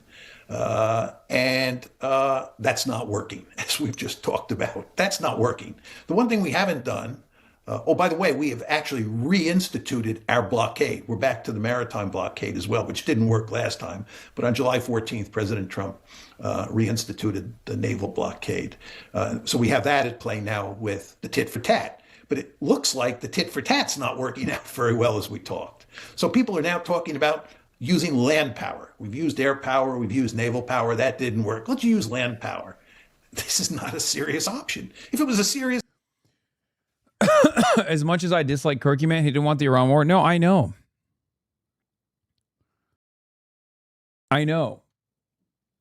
But it doesn't matter. He didn't like fucking Jeffrey Epstein either. But he shut the fuck up real quick when Donald Trump made the boss call. If you think Charlie Kirk wouldn't be spending every damn day, if he was still alive, if you think he wouldn't be defending, if you think he wouldn't be spending every damn day defending the Iran war, you're delusional. Okay? Charlie Kirk's primary goal was to be the regime propagandist on the independent media side. Okay? Option. We would have tried it a long time ago. We didn't try it a long time ago because it doesn't stand any chance of working. The point is, Chris, we have no military option here. This is why Trump signed the June 17th MOU, because we had no option. The Iranians were winning the war. And then the question you have to ask yourself is, have the dynamics changed since then? Is there evidence that the United States has turned the tide and that we now have found a theory of victory? The answer is clearly no, unless you and I are missing something and they have some secret strategy in mind that they haven't told us about. And I don't think that's the case. Isn't there always a temptation to go back to LBJ and the Vietnam War when it was clear, and it was clear fairly early on in the Vietnam War, that the United States was in serious trouble? Then you get the heavy bombing campaign of North Vietnam. This fantasy that the escalation of force is going to solve your problem has been characteristic of these imperial adventures in Iraq, Afghanistan, and as I said earlier, in Vietnam, although it's not tethered to reality. Well, a couple of points on Vietnam. First of all, there's no question that the Johnson administration, starting in March of 65 is when the bombing campaign began, big time. This is rolling thunder. And then shortly thereafter, we put combat troops. This is on March 8th, 65. We put combat troops for the first time into Vietnam. And we escalated and escalated up until March 31st of 1968. You remember very well that that's when LBJ, who was the president, said that he was not going to run for another term. He was clearly a defeated man. Guys, I can't watch the World Cup. Are you kidding me? I can't watch the World Cup ceremony. I don't want to get fucking chatters. We cannot watch anything FIFA related. Okay? You understand that, right? You understand that, right? Like, there's nothing we can watch FIFA related. Yes, I saw that I'm in this Israel ad. Yes, Israel put me in a fucking AI ad that played during the World Cup. I know, I'm going to get to it. There's so much real news to cover that I can't. It's getting to a degree. It's getting to a point where like real politics, like John Fetterman threatening to leave the Democratic Party because of me, is now drama in comparison to like what I need to cover, which is real shit taking place. You know, America's possible military invasion of Iran. Like, and the same goes for like back in the day, a year ago, 2 years ago, 3 years ago, if there was an AI ad that a foreign adversary or a foreign country made of me, I would cover that for like an hour. There'd be a huge story for me. And it has happened already. Russia did it first. Literally, Russia did this already. Russia called me a homosexual Twitch streamer who likes posing in front of nice cars, as opposed to the brave Russian military operative who dies in the fucking front lines in the grayest village of all time. Yeah, Russia did that to me years ago. And now Israel is doing it as well. So, it's not, I don't know. I just don't have the fucking bandwidth anymore, man. Yeah, they said I drink banana smoothies as a homosexual Twitch streamer who likes wearing a lot of jewelry and posing in front of nice cars. We had failed. Now, it's very important to understand that all along the way, from March 65 up until 68, the key decision makers, including Johnson himself, did not have a lot of faith in the military option that we were pursuing. They were desperate, but they were well aware that there were tremendous limits to what we could do against the North Vietnamese and the Viet Cong with military force. They were not wildly optimistic. Nevertheless, they escalated. And I think that you see a similar situation here. I think after the initial bombing campaign failed, after about 2 weeks, we understood that we were in a very difficult position. I believe that we will eventually discover that the key policymakers inside the administration understood pretty early in this war that we did not have a good military option. Nevertheless, we've escalated. And this is exactly what happened in Vietnam. There's no question that the leaders understood that we did not have a good military option, but they escalated. And as you remember, we ended up with about 530,000 combat troops in Vietnam. Just think about that. 530,000 combat troops in Vietnam by March of 68, when Johnson decided that the war was a lost cause. And he stopped the bombing campaign. Of course, Nixon and Kissinger then came in, and they thought that maybe they could find a way to win the war. Nixon said that he had this secret plan to get out of the war, but not really. What he really wanted to do was see if he could greatly reduce the American military commitment and we could still win the war. But of course, that didn't happen. And we were forced to quit, just like that was in 72, of course, we quit. And what happened with Johnson is he quit in 68. And if you look at Trump and what happened, he quit once on June 17th. And I think what's going to happen here is he's going to be forced to quit again. Not altogether unlike what happened in Vietnam. Again, Johnson wanted to quit March 68, and Nixon was eventually forced to quit at the end of 72. We just had no military strategy for winning against Vietnam. We had no military strategy for winning in Afghanistan. We had no military strategy for winning in Iraq. I mean, with the exception of World War II, where it became an existential threat, especially for the USSR and all of the other countries that were being dominated militarily by the Nazis, there's a reason why America has never really seen a victory since then. Because until it becomes an existential war, there's no reason for, like, America's ambitions are never going to be fully realized.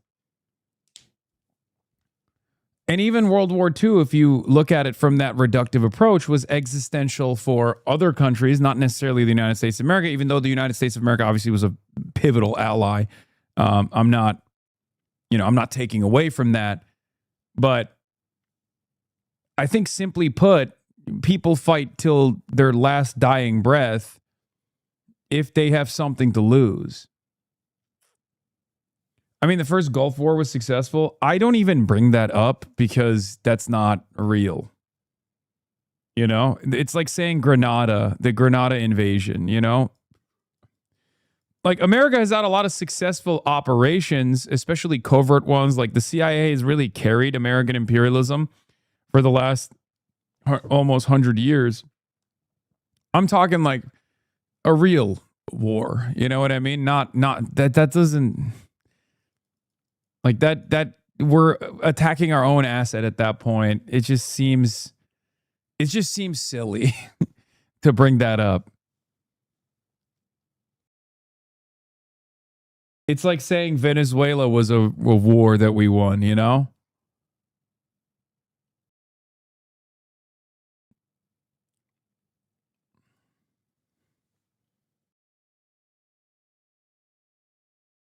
This, on the other hand, like what's going on against Iran, Iran is a middle power, right?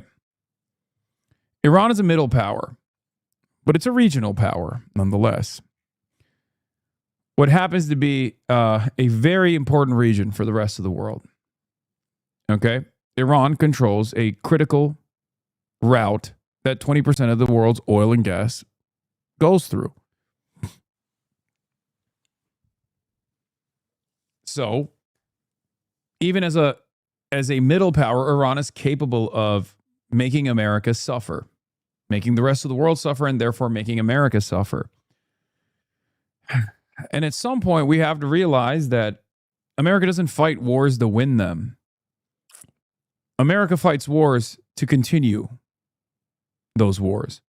America fights wars for key sectors in its economy.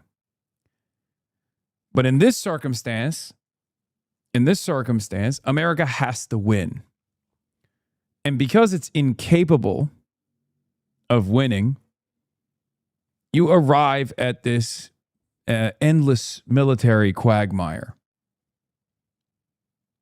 All of the other failed wars that were long-lasting, 20-year occupations, all of those initiatives, they did not have a compounding effect on the rest of the world. They did not end up damaging the world's energy infrastructure. They did not end up creating economic issues for the rest of the world, right?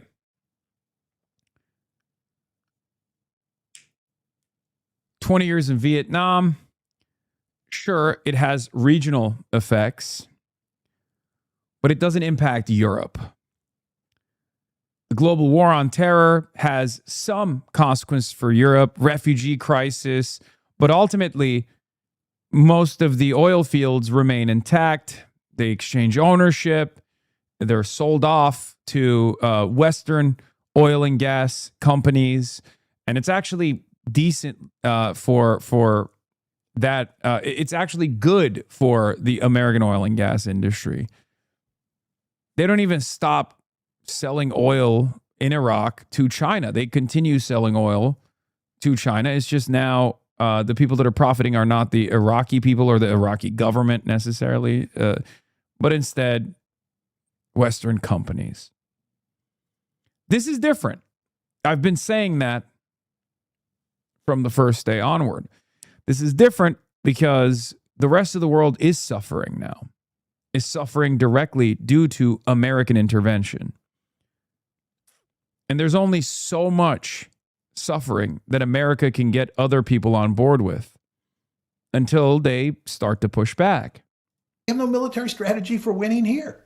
But your point is that once you get into these things, very hard to get out, no question. And you look for ways to escalate. And it's kind of like a wing and a prayer. You know, maybe something will happen that we don't foresee. And if we just double down, maybe, you know, we'll be lucky. And I think there's just a lot of that going on. I think that's what President Trump was thinking after June 17th.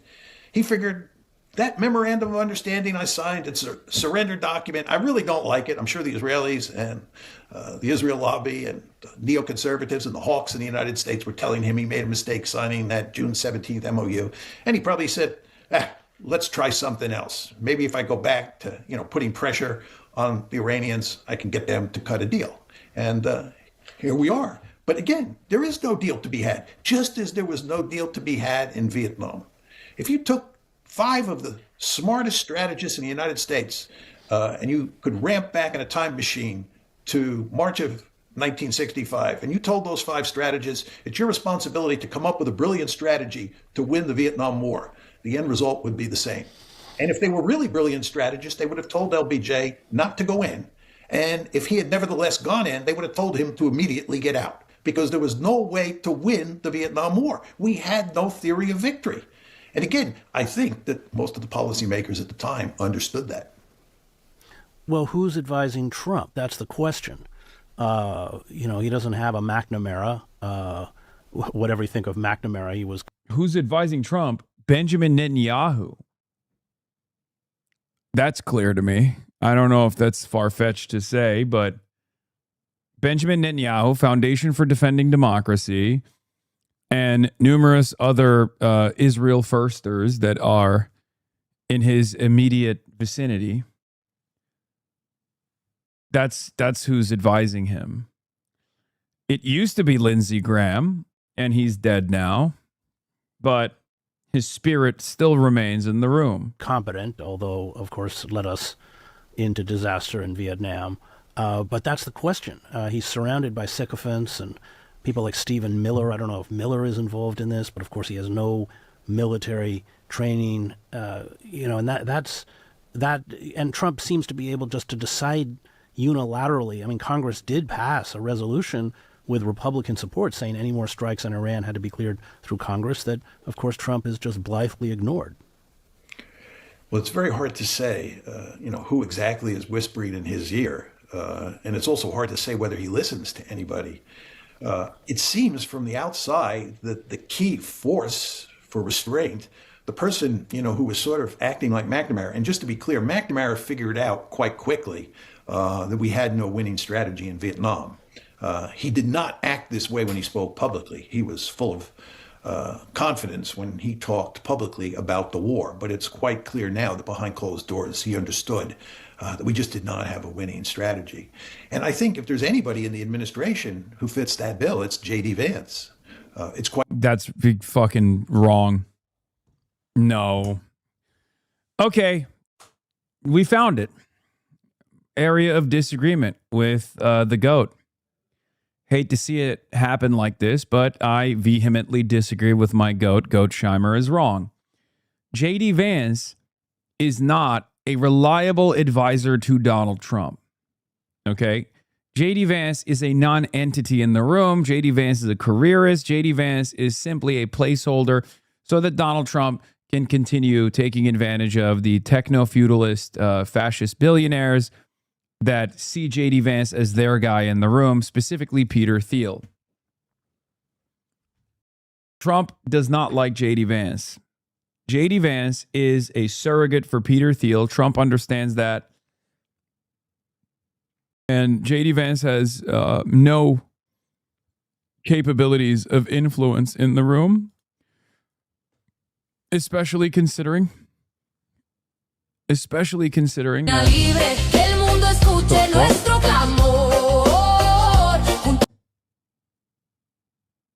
Dude, what the fuck's going on with Twitter? Twitter's been going crazy. Quite clear that Vance was hardly enthusiastic about this war to begin with. He had real doubts, and it appears that he advised against it. And he has been the point. No. I don't agree with this. J.D. Vance is an empty suit. J.D. Vance does not have a real ideological position on this war. This is complete hokum. Sorry. That is not real. J.D. Vance is not an anti-interventionist. J.D. Vance is not anti-war with Iran. J.D. Vance is simply positioning himself as that because he has further ambitions. He has ambitions for higher office. He can read the room a little bit, but of course, he is incapable. He doesn't have a consistent stance on this. He's not.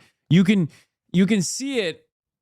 Yeah, Chris Hedges, his response is my response. Okay, that's how I feel about this take. I mean, you can hear it with J.D. Vance's own words, with what he tries to leak to the media, presenting himself as like being in opposition to the Iran war. But clearly, when he's in the room, he's like, "Oh, we got to go big or go home." All of this stuff is bullshit. He's a flip-flopper, and he's not being serious. He's not sincere. I don't believe J.D. Vance actually has a different opinion. Most people also hate him for this reason, because he's not consistent. Man, for dealing with the Iranians. I mean, he is the person who met with the Iranians with regard to getting the 17 June MOU in place. So it looks like Vance is the person who is telling Trump that it makes sense to cut a deal here. And as we all know, he refused to leave again? No.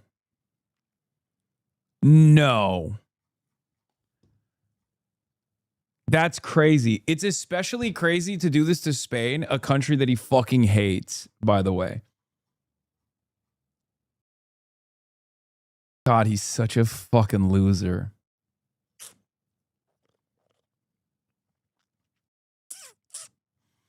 At least he's on the edge, so it'll be easier to fucking edit him out. You know what I mean?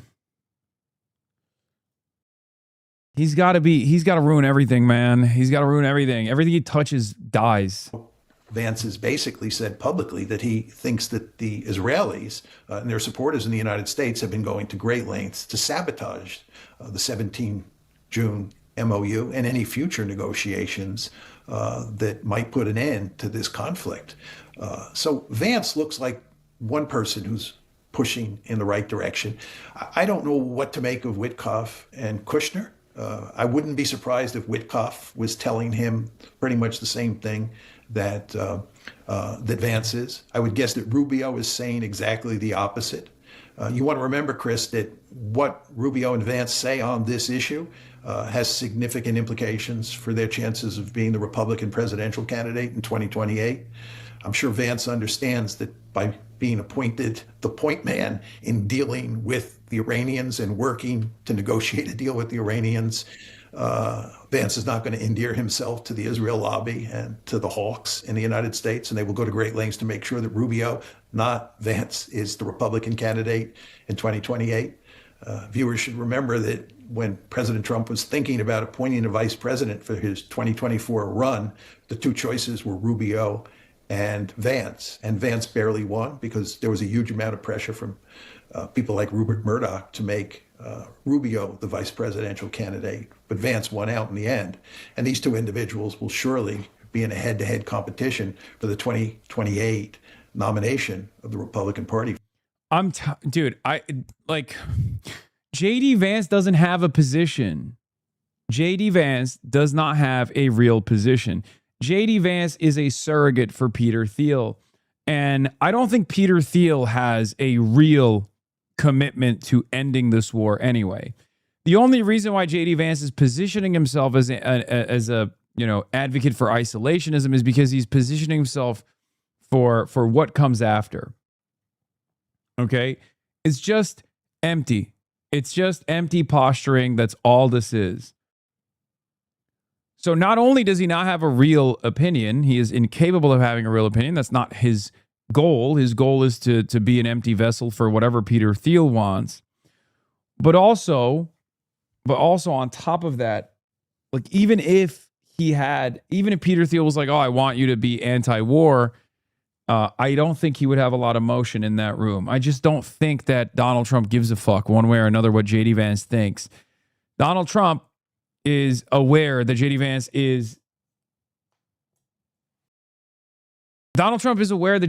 is a Peter Thiel blood boy. He's in the room because Donald Trump wants to maintain favorable posture with the likes of Peter Thiel and the techno-feudalists for one reason or another. I don't know if that's the smart calculation for him or whatever the fuck it is, but clearly that's his goal, right?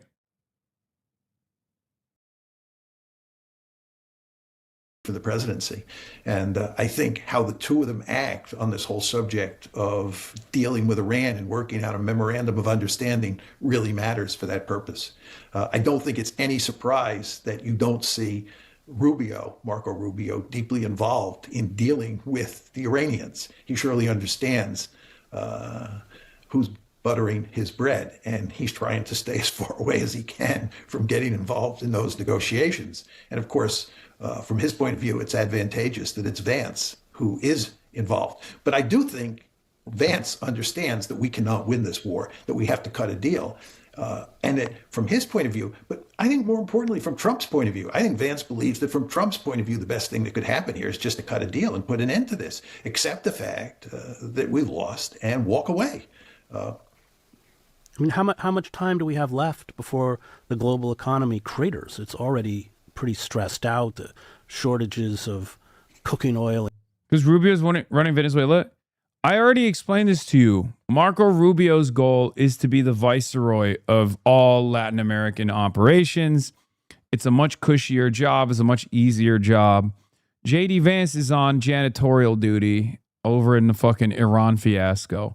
That tells you how Donald Trump treats both of these individuals. That tells you what Donald Trump thinks of either of these guys. Donald Trump doesn't fuck with JD Vance. If he did, he wouldn't be holding him responsible for, his failures in Iran. He sent his ass out there to make him hold that L, the MOU, and the fact that the memorandum of understanding would not work out. He knew full well that he had no intentions of creating a permanent and resilient peace. He just sent JD out there. I mean, probably JD also understands that wasn't going to happen regardless, but it looks good for him. He can position himself as like someone who was trying to keep the peace and unfortunately failed to do so because Iran was just not interested in negotiations or whatever, In India, fertilizer, helium for microchips. I had read before the memorandum of understanding that some economists were saying by July that if there wasn't an opening of the strait, we could head for a global depression. And as I mentioned in the introduction, the strategic reserves have been heavily depleted, and not just in the United States, countries like Japan as well. How much more time do we have? Let me tell you how I read the oil situation. I think what's happened is that with a set of workarounds, we have been pretty successful at minimizing the damage that has been done so far. And there are three major workarounds that I see. First, as I told you before, of the 20 million barrels that used to come out of the Gulf, 7 million are actually still coming out. So when people say that the flow of oil out of the Gulf has been completely cut off, those 20 million barrels have been completely cut off, that's not true. 7 million are coming out through Yanbu and Fujairah. That's Yanbu in Saudi Arabia and Fujairah in the UAE. And furthermore, as you know, the canal has been, the strait has been opened up at different points. And some ships have come out when that strait was opened up, including Iranian ships. So the 20 million barrels have not completely disappeared. That's one point you want to keep in mind. The second point is, and this is quite remarkable, the Chinese have greatly reduced their demand for oil by about 5 million barrels a day. It's amazing how they've done that, and how they've done it, we're not sure. Yes, we are. We are sure. It's because they no longer have the same reliance for oil and gas, and they just maintain the strategic petroleum reserves, partially because they want to at the end of the day, keep the market stable, and they're using it right now. It gives them tremendous leverage as a major buyer, especially in moments like this. But also, the only reason why they're capable of doing this is because of green energy. They've electrified their grid. They use renewable energy in their infrastructure. The reason why this is another area of disagreement with my goat, where he is far too much of a China hawk. He's definitely gotten a lot better in like the last decade or so, but I think Goatsheimer has always been Mr. Offensive Realism, and he's always had a very negative approach to China. So I think that's clouding his perspective a little bit. But the fact is that... Yeah, they have massive oil reserves. They've been using more coal because they always had that infrastructure. But a big part of the reason why they don't have to offset that and can just like kick coal in is because most of their energy grid, they have a big chunk of their energy grid also has renewable energy. The Chinese demand for oil has gone down 5 million barrels. So when we talk about those 20 million barrels coming out, there's 5 million, right? 5 million that are not needed because the Chinese have reduced their demand, and there's 7 million that are coming out from the UAE and Saudi Arabia. And then getting back to what you were mentioning, there's all that oil that's been released from the strategic reserve. And that adds up to another maybe 3 million barrels a day, as best I can tell.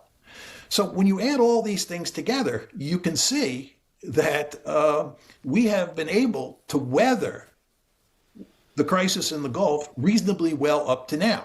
Now, what scares people is that the Strategic Petroleum Reserve is running down, and we're running out of oil that's available in that strategic reserve to float into world oil markets.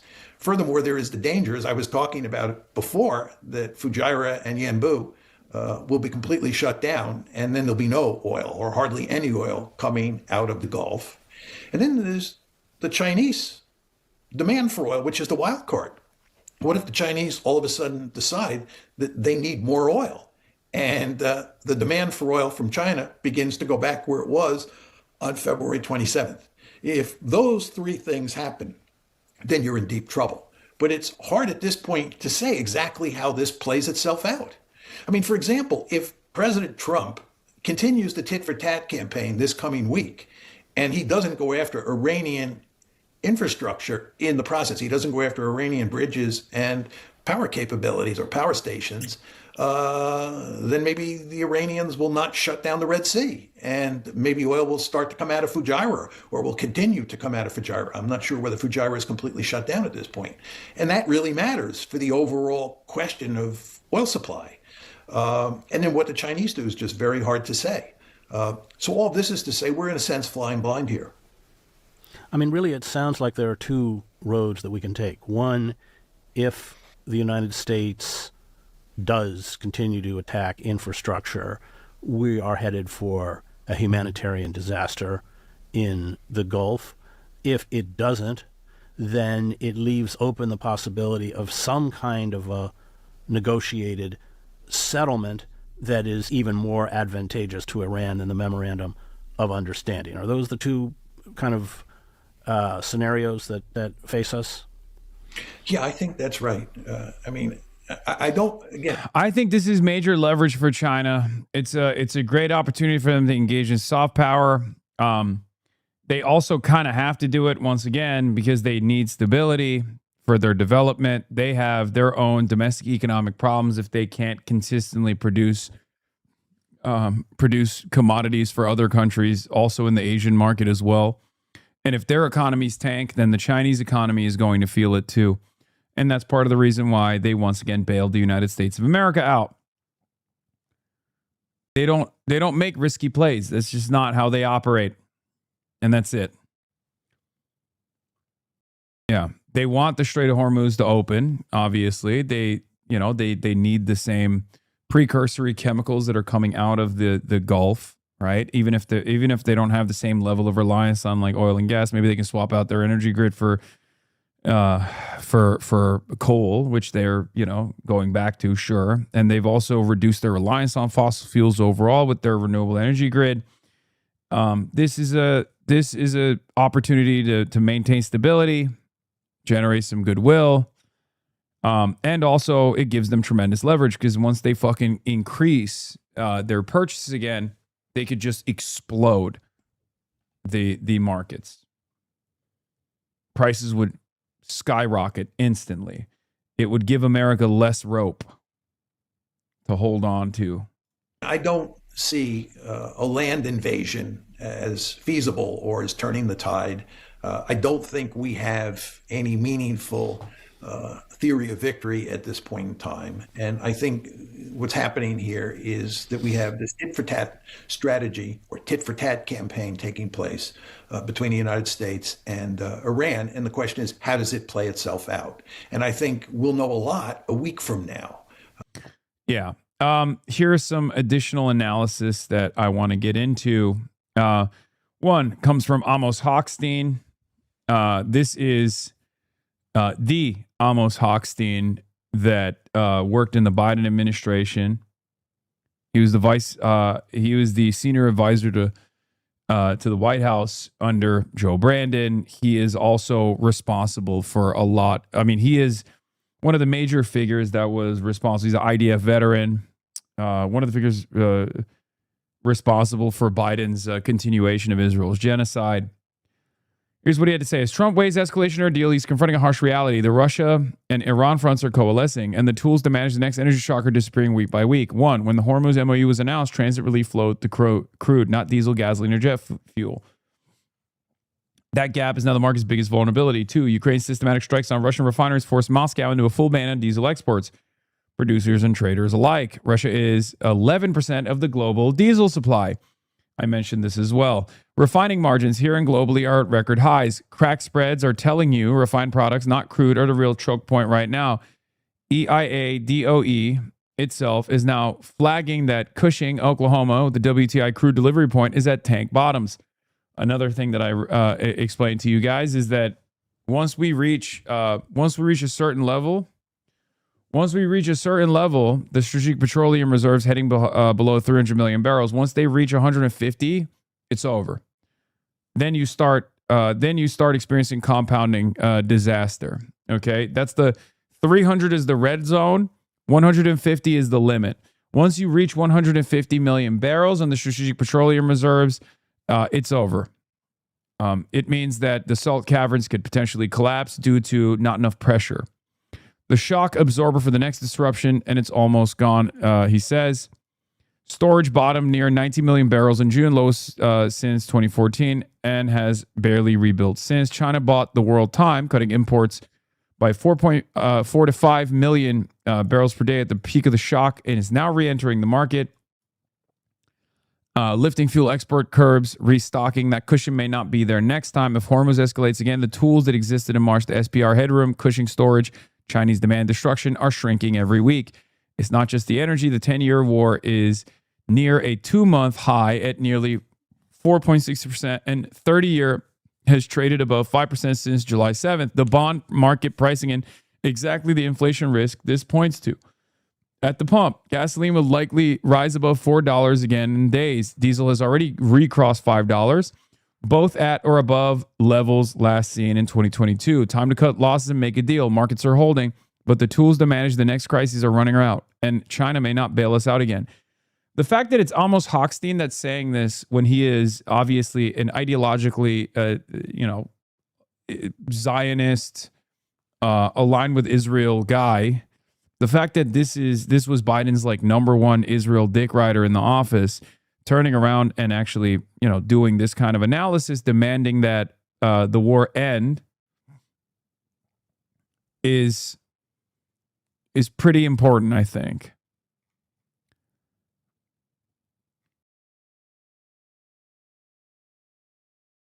Yeah, he's not only a China hawk, but he's obviously super pro-Israel. He felt pretty sweet about pummeling Gaza and continuing the genocide when there were no market impacts like this. I wonder if Israel will join back again. We'll see. We'll see what happens, because they are in some ways more belligerent, but they're also much more sensitive to retaliation than the Americans are. Americans die all the time. We throw bodies to the problem with regular frequency. 12,000 U.S. service members died in the global war on terror so that our petro-capitalist pedophiles could turn tremendous profits year over year. Obviously, the European continent was destabilized in the process. We don't give a fuck about what we do to the rest of the world. We don't give a fuck about killing our people, especially if someone's making money. Now, the problem now is some people are making money, but a lot of people are losing money. There's too much volatility. A little bit of volatility is an opportunity to generate greater returns on risky investments, but too much volatility, too much instability means you can no longer make adequate market predictions. Now, the super wealthy people, some people might make some money in the process, but most super wealthy people are not going to make money. That creates a unique pressure on Donald Trump. Israel, on the other hand, is far more belligerent than the United States of America in many respects, because it constantly fucking wages war with its enemies, with its neighbors. However, Israel is also far more sensitive to troop loss than the United States of America is. That's part of the reason why I don't know if they're going to join in on the fun and start bombing Iran, especially because now Iran has created a huge opening where Israel is left unguarded, left unprotected, unlike ever before. They've depleted the munitions, the anti-air defense systems in the last 130 days. And then on top of that, they shut off a lot of America's eyes and ears in the region by blowing up radar installations. And last but not least, this past week, for the last 8 days, Iran has been pummeling Jordan and destroying the Jordanian anti-air defense systems, many of which were sent to Jordan. The Americans were sent to Jordan, as Mersheimer also explained, because all of the other bases in the region were unguarded. Jordan had more anti-air defense systems because of its proximity to Israel, because of its position as basically a stopgap measure before missiles fall on Israel. They had better air defense systems. Now Iran is destroying the Jordanian air defense systems, so Israel is uniquely vulnerable. So we shall see. They're crazy, but I don't know if they're that crazy. Hasan, your fit today's ass, not going to lie. I'm sorry. Are you sad that Argentina lost? España, baby. Here's a Haaretz expose, how Netanyahu concealed the disagreements within Israel's military leadership from President Trump. This week, we published an investigation, the deepest dive yet, into Israel's plan to topple the Iranian regime and install Ahmadinejad as its new leader. In February 11th, 2026, Netanyahu arrived at a decisive meeting at the White House where he presented President Trump with a full plan of regime change in Iran. Netanyahu was confident the plan would succeed, and that's what he told Trump. In Washington, it was met with deep skepticism. But Netanyahu concealed from Trump and his senior officials that Israel had serious doubts of his own. The top ranks, I think this is face-saving. I don't know. I think Israeli military intelligence is dog shit in general. I think they constantly overestimate their capabilities, and it's literally being held together. It's being held together by a hope and a dream. That's what I think. Like, there are instances where they are capable of pulling off fairly sophisticated interceptions at the logistical level, at the supply chain level, like the fucking pager attack, which is an act of terror, by the way. It's a complete war crime and unacceptable, but a fairly sophisticated terror attack. Having said that, their intelligence inside of Iran, I think, used to be far better. Their intelligence inside of Iran is not as good as they claim it is. And I don't know if Israel knew that this would not work out and Benjamin Netanyahu hid it, or if they truly believe their own nonsense. Not that it matters. What matters is Donald Trump believed it, which produces the country's national intelligence assessment. Top ranks in the military intelligence had serious doubts, concluded that the plan Netanyahu was pitching to the Americans stood little chance of success. The head of military intelligence put that assessment in writing. Israel's former national security advisor dismissed the plans as science fiction and stopped attending the preparatory meetings altogether. None of this reached Trump. Instead, Netanyahu presented the White House with a picture of Israeli consensus and high chances of success, the opposite of what Israel's own experts had concluded. I think we're at the tail end of Benjamin Netanyahu's career. Now, he's impossible to take out in some ways. He is Teflon. But I do think his time in power is coming to a close, and they're going to use him as a sacrificial lamb and then try to restore Israel's position around the globe as like a normal country, even though it's a pariah state. Now, do I believe that it will work? Who knows? But I do think that, the Israeli military, the Israeli intelligence, Israeli public, by and large, despise him. He doesn't have many advocates that remain at this point. His last shot was to try to goad Trump into going and blowing up Iran, and that's blowing up in his face right now. So at this stage, if he continues with this nonsense, maybe Trump will do Zoran a major fucking. Trump might even give Zoran a major W and allow Zoran to arrest Benjamin Netanyahu somehow. You know what I'm saying? Like, and then we can all be like, oh, America, the real savior. See, we're punishing the worst guy, the only guy that's been causing chaos around the world, not us. You know? Obviously, it's most likely not gonna happen. I'm wish casting here, but I wouldn't be that shocked if that did take place.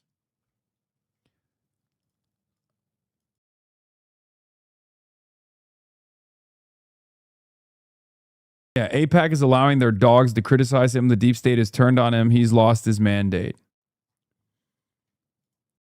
Yeah. Anyway, now let's get to another Israeli initiative. So the World Cup is happening, and of course, Israel had to run some ads there. Let's take a look at one of the commercials that they ran, and maybe you'll notice some people in this commercial. We just witnessed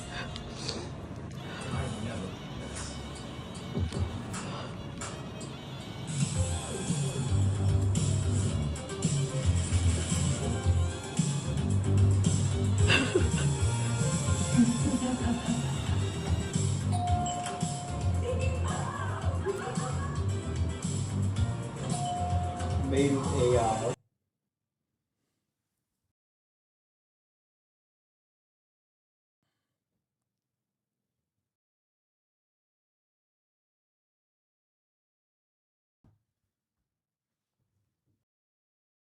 Who's that guy with the co-pink ladies?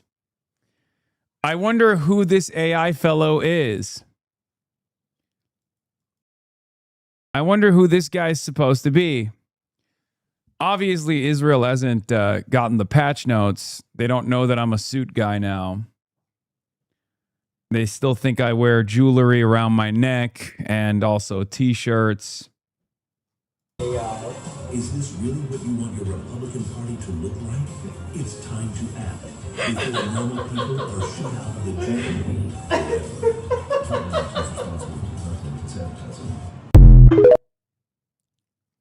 Yeah. Which, of course, is not the first time that I've been, made fun of by a foreign country. Who has the Russian one? Someone's got to have the OG video. Who here remembers when the Russian government called me a homosexual Twitch streamer?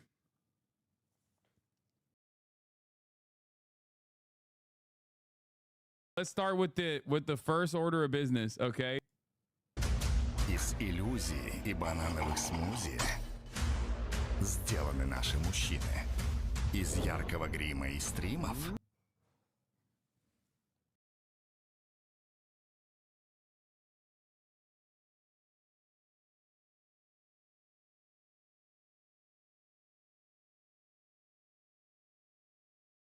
Back when I used to paint my nails and wear a lot of jewelry and pose in front of cars. That's crazy. Okay? How the did I make the goddamn Russian government my op? That's insane. Okay? Who is over there like former Hasanabi head? They got my worst era too. They got my worst era. FSB's hate watching out here, bro. What made me looking like Bam Margera, Temu Hasan? That's insane. You're not beating the Russian op allegations? What are you talking about? This is literally directly saying I'm gay, okay? What they're saying, like, our men aren't gay and fruity and one time for an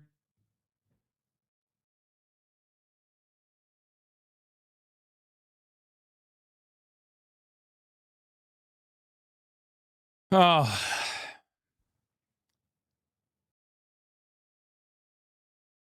I don't get it. How are they saying you're gay? They're saying I put on... Dude, what do you mean? They're saying I'm fucking fruity. Like, look at what it's juxtaposed with. Our men are made... bright makeup and streams. Like, they're saying, like, oh, the ones who are, our men are made of the real stuff.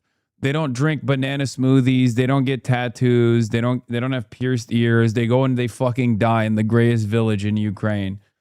That's what they're fucking saying.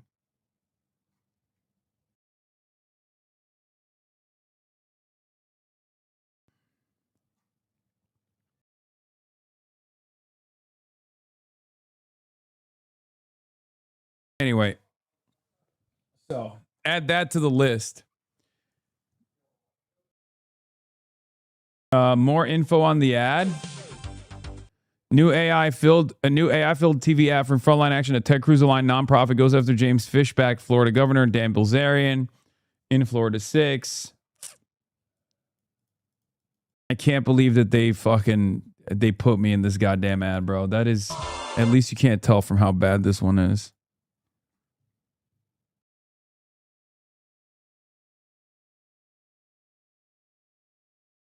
Our Queen Claudia getting love in New York. Oh my God.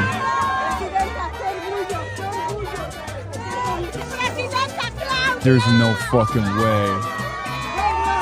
Oh my God. Oh my God. Never been prouder to be Mexican in my life than this moment. Okay. Let me tell you something. Okay. God damn, I love being Flexican. Okay. Flacanos rise up.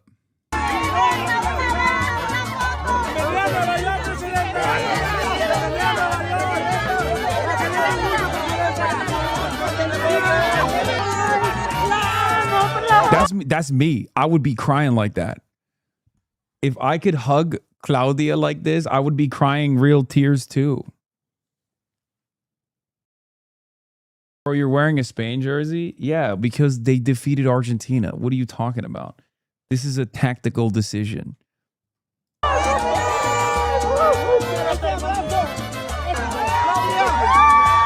I dream of the day where Claudia takes over California and California secedes and joins Mexico as it's supposed to, so that we can have fucking free healthcare and shit. You know what I mean? I dream of that day. We could greatly improve the Mexican economy too. It's win-win, baby. Win-win. We must cut our losses right now. We must return to tradition. We love you, all right? All Mexico, we love you, right? We love you. Jake Lang and Abdul Drama may have been coordinated with liberal Metapod. What is that? I cannot believe this. Michigan U.S. Senate candidate Abdul El Sayed just platformed January 6er Jake Lang. So let's talk about it. Yeah, let's talk about it, Z. This is how he handled Jake Lang. And this is how you handled Jake Lang. Guys, what's up? Jake Lang here. Hello, it's Jake Lang. See, good to meet you. Thanks for coming. So I like how you post this on your Instagram. Then you have this in the video. Also, this is an extra little nugget. You follow him on Instagram. Z, you have continuously showed that you have piss poor judgment. I gotta be honest. Yep. I mean, these people are they're unserious. They're these grifters. There's no other way to look at this, okay? I mean, that's the operation that Destiny's a part of, right? Sex Pestini's operation. Another one of my fucking ops. They literally, they don't have any ideological conviction, man. They don't give a fuck. They will align with anyone and everyone. They will align with Nazis. All they give a shit about is clout. All they give a shit about is clout. That's it. And it's personal. It's personal clout too. There's no larger goal. There's no movement that they're a part of. They only want to advance their own personal interests and maybe maybe get more money from the Democratic Party pretty much. So yeah, Abdul didn't platform Jake Lang, but you did.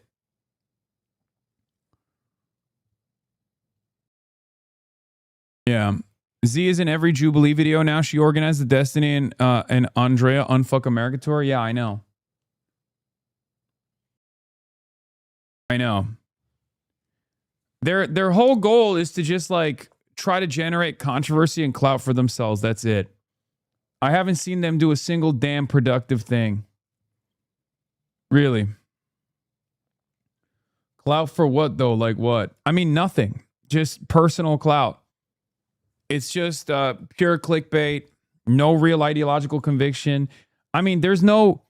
Call me crazy, but if I ever had the opportunity to meet Jake Lang, the absolute last thing I would do is shake his hand, treat him with respect, and tell him how nice it is to meet him. But the same cannot be said for the Unfuck America tour.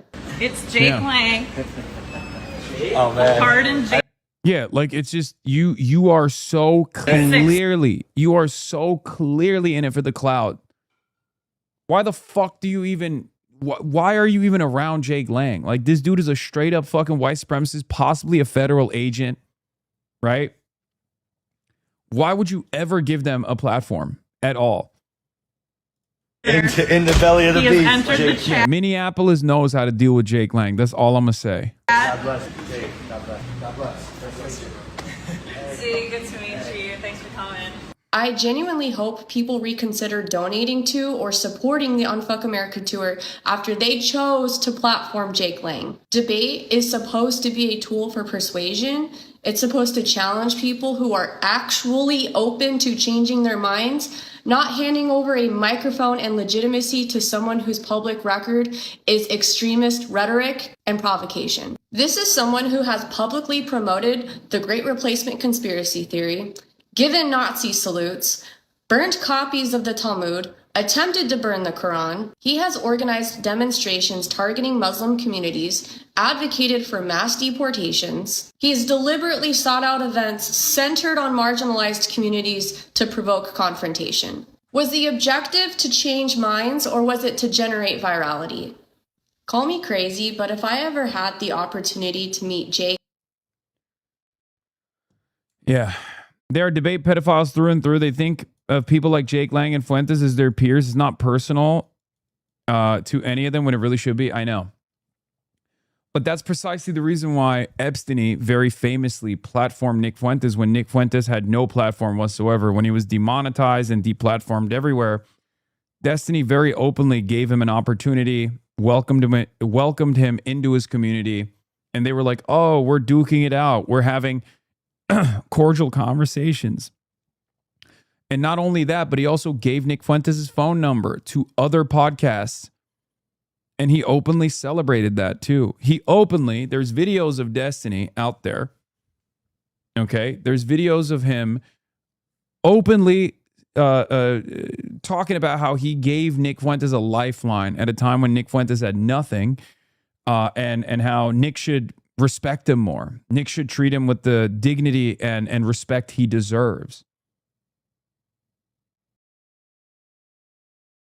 Yeah, didn't you say that's how Charlie Kirk and those guys used to treat you? Like they would call you a monster and then try to get a beer with you after? Yes, I did say that. Yes.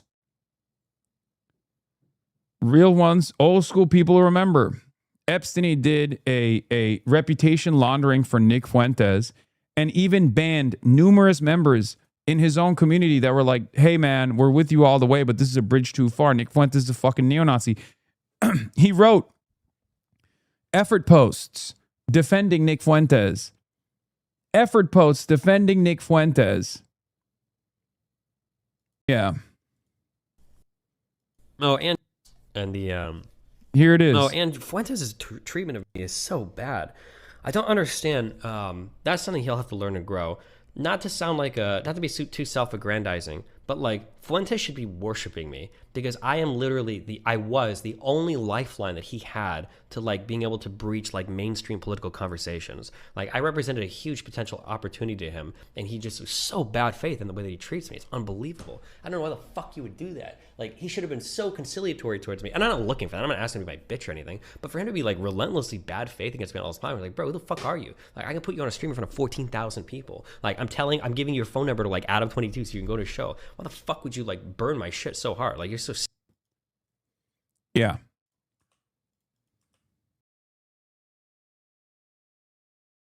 Oh, and the This is the guy, prominent liberal haters on the platform are defending because he couldn't disrupt yesterday's College Dems of America convention, by the way.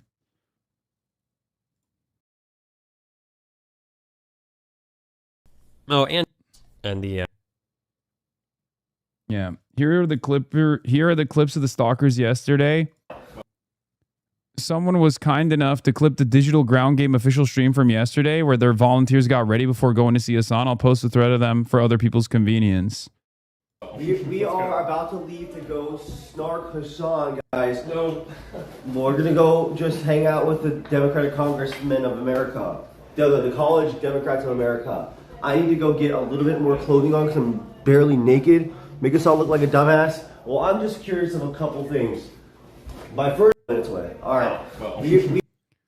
Darius and PR Sec get ready to go snark Hasan. You want to come out of bed? We got to go snark Hasan. Yeah, let's go snark, bro. Yeah, let's go snark. Come on, let's get out of here. Yeah. Are you guys ready to get out of here? You can get up and go to bed? And you're like, sorry, not go to bed. You guys start getting Hasan? What time is the Hasan thing?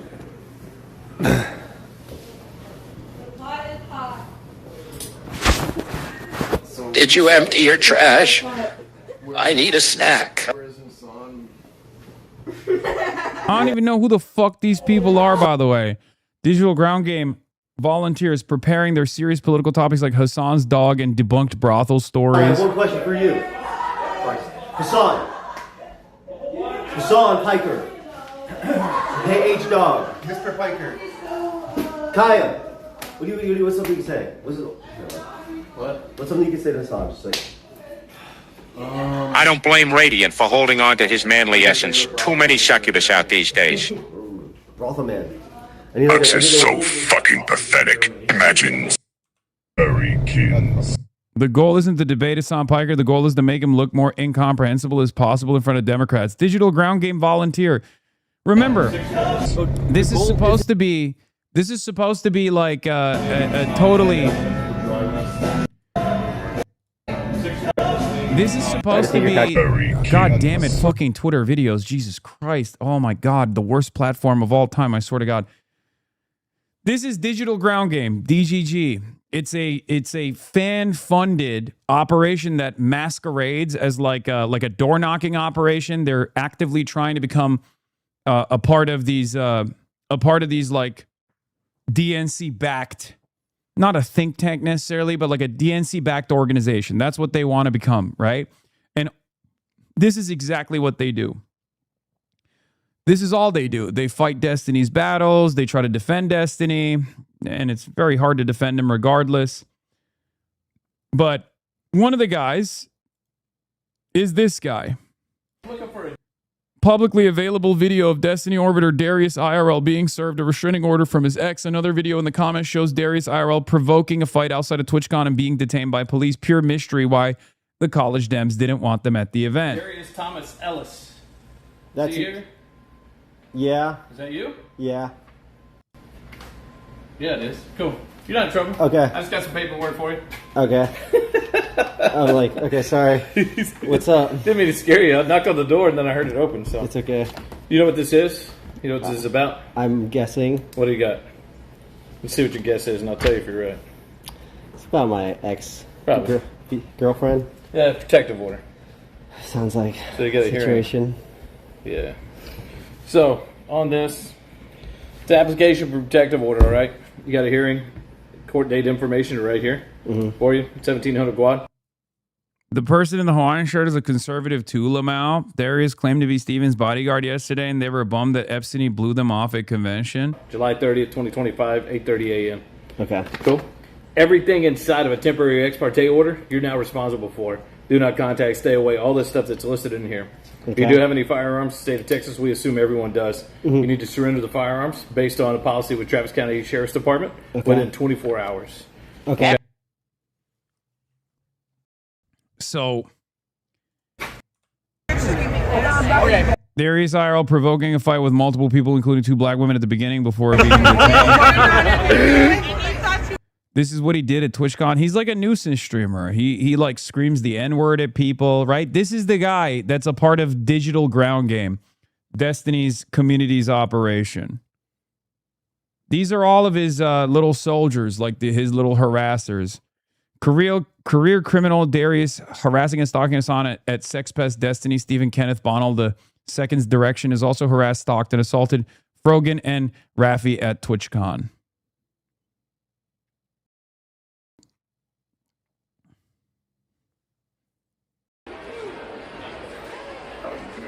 Hey, Frogan! Free Destiny, motherfucker! Free Stephen Kenneth Bonnell II! He did nothing wrong! And you take that shirt? No. I just did. Oh, you did nothing, pussy. Shut your bitch ass up, nigga. Wait, what did you say? Someone in the chat said, what does Darius have to do with Digital Ground Game? What does Darius have to do with Digital Ground Game? What do you think this is, bro? So I have one question for you. What do you think this is? These are, he's literally in a car with Digital Ground Game volunteers. They're there because Digital Ground Game is Destiny's operation. They're all in the same car. How do you think they materialize in the same car? Do all of Sex Destiny's biggest, most loyal fans also assume that everyone else is as stupid as they are? I know that you guys get away with it because most of these people are just like irrelevant weirdos that no one knows about. But there's at least like enough people in this community that are like kind of aware of who these fucking losers are because they are constantly trying to harass people in my community, like Morgan. So I don't know why you're still trying to make this bad faith argument while we're currently watching them go through the steps that they live streamed, mind you. That's what's so crazy about this. Like, they live streamed this entire process. It's the stupidest fucking thing you can do. And they're still trying to continue this narrative that this happened randomly.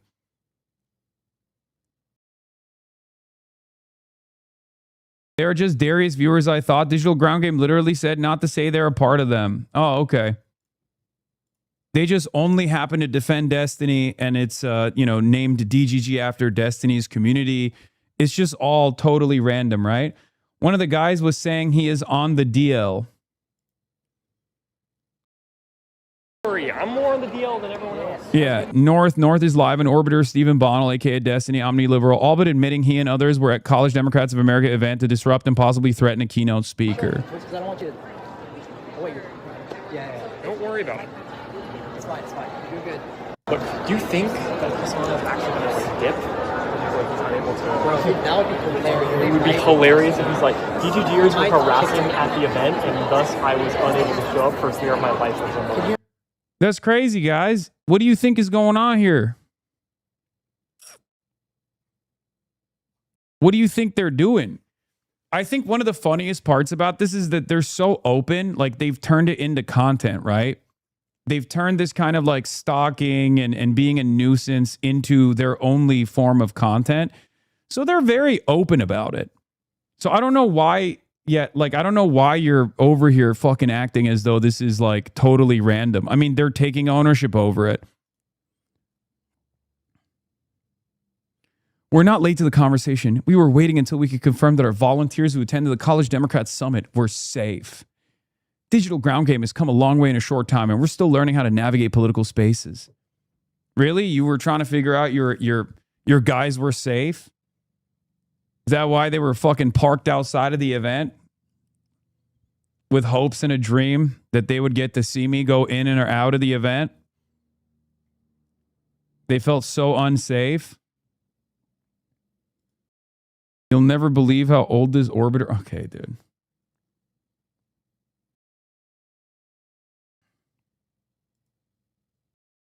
Yeah, I saw this. D is siding with Darius over his own fans. I saw this as well. Continuing the permaban every week as fuck DGGer. Well, maybe Darius shouldn't have been there. Actually, Destiny shouldn't have said he was going in advance. Holy shit, actual Twitter warriors finally appearing. Meanwhile, let's take a look at what his fans say when they're watching my stream. Because this is their platform where they watch my stream every day. I'm sure they're watching right now. Genuinely pray this man gets fucking raped like Hamas did to Israelis. This actually radicalized me. I'm going to rape the leadership org. If the Democratic Party doesn't ass rape the CDA, I will ass rape them, literally. This is Destiny tweeting, don't worry, I've been informed that we've still got members still on the inside, standing back and standing by. Godspeed, brave warriors.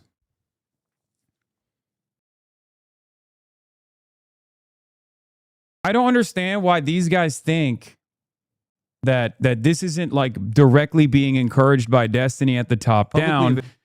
In a deranged rant, Destiny doubled down on stalking Hassan's live location while advocating for him to get harassed in public. His live location should be broadcasted. He should be bullied. People should scream at him, shout at him, go to the dangerous places and get shot, motherfucker. All of us will clap. Available at all times while he's live streaming.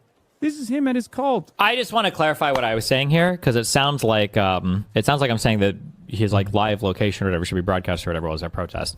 That is exactly what I'm saying, and it should be. And he should be bullied. People should scream at him and shout at him and bully him the fuck out of any left-leaning protest that you see. The CCP paid agitator fuck should never be in any Democratic liberal protest ever. If he wants to go hang out with the disgusting, smelly, fat fucking losers, the tanky fucks or whatever, he can go hang out with those fucking losers. That's absolutely fine. But until he has made a public statement that fully accounts for how he was compensated by the Chinese Communist Party for his little fucking paid vacation trip with him and the rest of his little streamer fucks to China, until he has publicly announced and addressed that and talked about it, I have no idea why the fuck you would want this guy anywhere near any of your liberal protest. This guy got paid to go to Israel, by the way. Perhaps that's the reason why he thinks I got paid by the Chinese government. Absolutely fucking out. One of the hugest issues that this country has right now is all of the foreign interference that is just happening openly on all of our social media platforms by the same countries that paid this fucking loser to go and do a shill who couldn't even go through with it. He couldn't even let the guy rape his neck, okay, at the stupid chiropractic place because he knew how bullshit the stuff that he was promoting was. But he was getting paid too much, compensated too much by the Chinese government to say no, okay? So fuck this guy. Fuck letting him anywhere near your protest. If you want to go hang out with Republicans, go to the dangerous places and get shot, motherfucker. Okay, all of us will clap for you, I promise. All right, go to the Republican places, go to the edgy places, go hang out with tankies or whatever, but stay the fuck away from liberal protests. Stay the fuck away from liberal protests. I don't know why he thinks he has any ownership over this space whatsoever, but why are we watching this? Because this fucking loser yesterday openly broadcast his intent to go and harass me at one of these public events that I was at. And he was denied because they broadcast their intent ahead of time. And then they continuously broadcast the entire experience. And then now they're making it seem like, it was my fault. It's very strange to behave like this. Take some fucking ownership. Take some ownership over your actions, man. It's years and years and years of this shit. It's fucking insane. This fat loser motherfucker, this balding, graying piece of shit, to show up. Yeah, when he isn't watching your stream on his stream, he spends time watching your stream offline and chatting about it. Literally, he's probably watching right now. At a liberal protest for 6 hours, you can come and finger wave and virtue signal to everybody else that you do shit, that you matter. You don't matter. Nobody likes you. I didn't want to reveal this, but the reason why I've been off stream so much is I actually gang with my close personal friend. I'll just say his last name is Mamdani, and he says that him and his wife talk shit about Hasan all the time, 24/7. All we do is we queue up Arc Raiders and we run around the lobbies. We just talk shit about Hasan constantly. They say they hate him, that he's a loser, that his hair is falling out, that he needs to up his TRT, he's small, his lifts suck, his dog isn't in the background anymore, he just everything about him is horrible, and he's a fucking loser. Rare X defense. Interesting.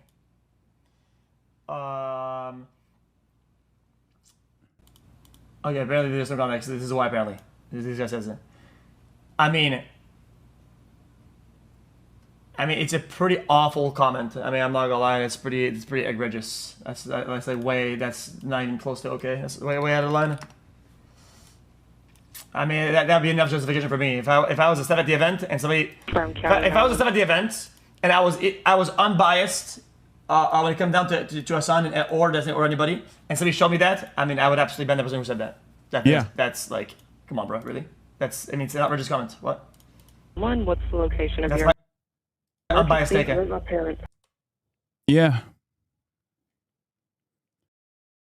He's saying it's egregious that Destiny fucking has said shit like this in the past. I honestly think you could perfectly justify attacking and killing Hasan IRL for statements like this, and then actively tries to stalk me in the physical world. Of course, people are going to be like, yeah, we can't let this fucking guy be anywhere near this event. And it's not even this. Like, they openly broadcast. Their Reddit is now making email templates for Congress members to cry about you. Yeah, look at this. Like, this entire community, they have no real interest. They have no real interest in politics at all. The only thing they care about is this shit. Template language for emailing Congress members about the College Dems event. Subject line. Major concern about handling of 2026 College Democrats Convention. Dear insert name. I hope you're doing well. My name is Name. I'm a constituent from city zip code. I'm reaching out to express my concern about the handling of a 2026 College Democrats of America Convention, especially in respect to the invitation and presence of the controversial live streamer Hasan Piker at the event. They've literally actively doxed every single person at the top of the College Democrats of America. They're going through and like looking for their home addresses, their identities. This is completely unsustainable. It's not snark, guys. Stop using fucking childlike language. It's stalking. This is straightforward stalking. It's an entire community whose only content is bordering on the criminal. They are single-minded when it comes to this issue. It's all they do. Stop crying about this shit. Crying? I'm sorry. Are your feelings fucking hurt that we're offering a little bit of daylight to what the fuck these guys are doing? Is that what happened? Does it look like I'm crying? I'm not the one who's fucking engaging in mass harassment, organizing mass harassment campaigns and then complaining that no one ever listens to them.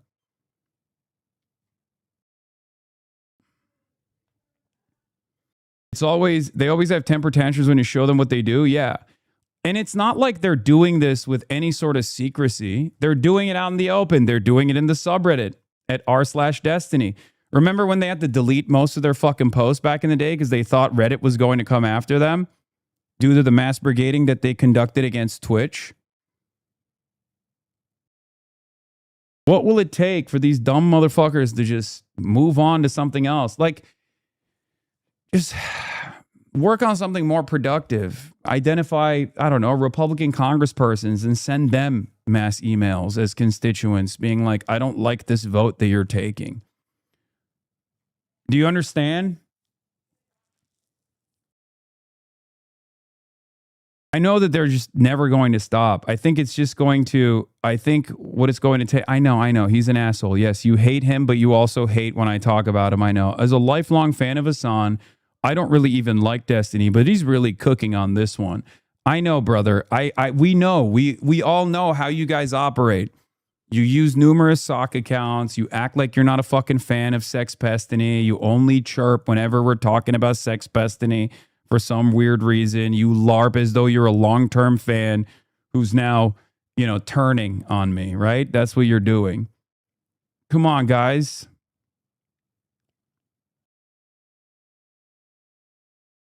Yeah.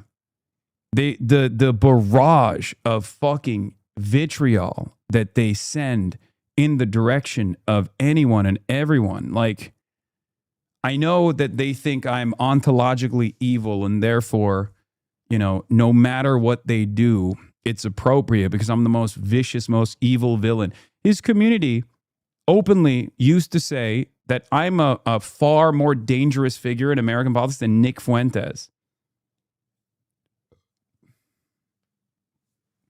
The more attention you give them, the more power they get. That's not true. No, sometimes it's important for them not to set a fucking narrative. Sometimes it's important to identify even other liberal commentators who might not know all this shit that they're engaging in that end up accidentally aligning themselves with dipshits like this. Okay? You're wrong. I'm a fucking adult. Okay? I know when it's appropriate and I know when it's inappropriate. These people are literal fascist collaborators. Okay, now I might be leaning that Hasan is worse than Asmongold. So I originally used to think Destiny is wrong, that Asmongold is better than Hasan. To be honest, in the grand scheme of things, I still kind of do. But now I'm understanding why Destiny thinks Hasan is bad. Originally, I really did view Destiny and Hasan beef as nothing more than internet noise. Yes, maybe Hasan is somewhat the reason that Destiny's banned on Twitch, but more or less Hasan seems harmless. Not anymore. This is crazy shit. Banning people from events because internet drama is insane. Like, I didn't have a good opinion of Hasan, but it was better than Asmongold. Jesus, man, what the hell? I'm telling you, they genuinely think I'm worse than every Republican, worse than neo-Nazis, worse than... They have no politics. It's just Hasan bad. It's an entire cult dedicated to...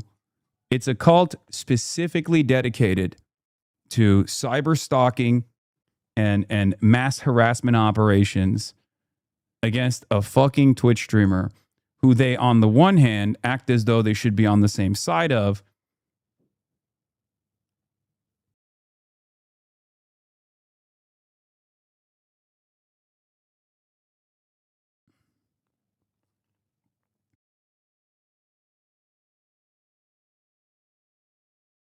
This is really the issue. If Hasan was just a commie loser fuck leading his own movement, he would still be bad because of his beliefs, but he wouldn't be as big of an issue. But he and his ilk pose as Democrats, then kick out actual Democrats who want to improve our lives, up to and including literally kicking out the most successful, unashamed liberal streamer with one of the most active political communities behind him. If nothing comes from this, it's officially Jover. So here's what's interesting. These guys don't understand that they're not actually engaging in a real movement. This is not a real movement, buddy. Like, even if you directed all of this enmity towards like Nick Fuentes or Asmongold, it still wouldn't be a real political movement. Okay? That's the problem. You're in a fucking cult and you're never going to see it, unfortunately. Unfortunately, you're never going to realize that you're actually in a fucking cult and that this loser, narcissistic man-child is basically duping you into believing that you're engaging in political action. Like even since the midterms began, what kind of serious political output have these guys had besides taking money from some of their fans who thought they were going to engage in door knocking operations and then setting up fucking debates for Z and Destiny and paying people like George Santos to do debates? Everything is about self-promotion. They don't even realize it, though. The fans don't fucking realize it.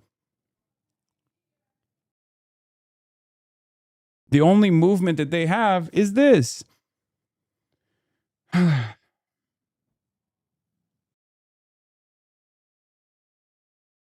But yeah, they literally filmed every part of this process, and they're shocked that people saw it and were like, hey, your direct attempts to disrupt this event have not gone unnoticed.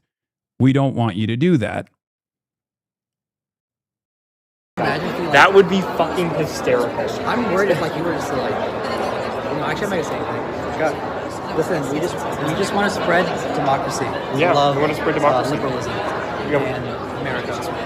We are pro-America. We are pro-Democrats. Democratic Party. And there are some good people here. Like everybody here mostly agrees on stuff. There's like normie Dems, and then there's also like I feel like there's people that are like unaware of like the larger what do you call it? Yeah, a lot of people like they seem to be really involved with the local stuff. Yes. Don't worry, Yeah. You kicked us out of the event after we paid hundreds of dollars for tickets. We were extremely respectful and we followed all the rules you told us. The mere mention of omni-liberal caused to be instantly removed. I just don't understand. Like, I want to believe that there is like a level. I want to be as charitable as I can possibly be. Some of these guys are irredeemable, obviously. Some of them are like totally fucking insane. Like that Darius guy is very clearly fucking, he's nuts. North will ask us, so North is going to ask some hard-hitting questions. I'm going to ask the questions that really make you think. But he's going to ask the ones that really hit down to the soul. I give you dome, he gives you body. Ain't that right? Jesus. Okay, all I ask is that he goes north, I go south. I go first. That's all I ask. That's good. He goes north, I go south. If you want to do what you are going to do.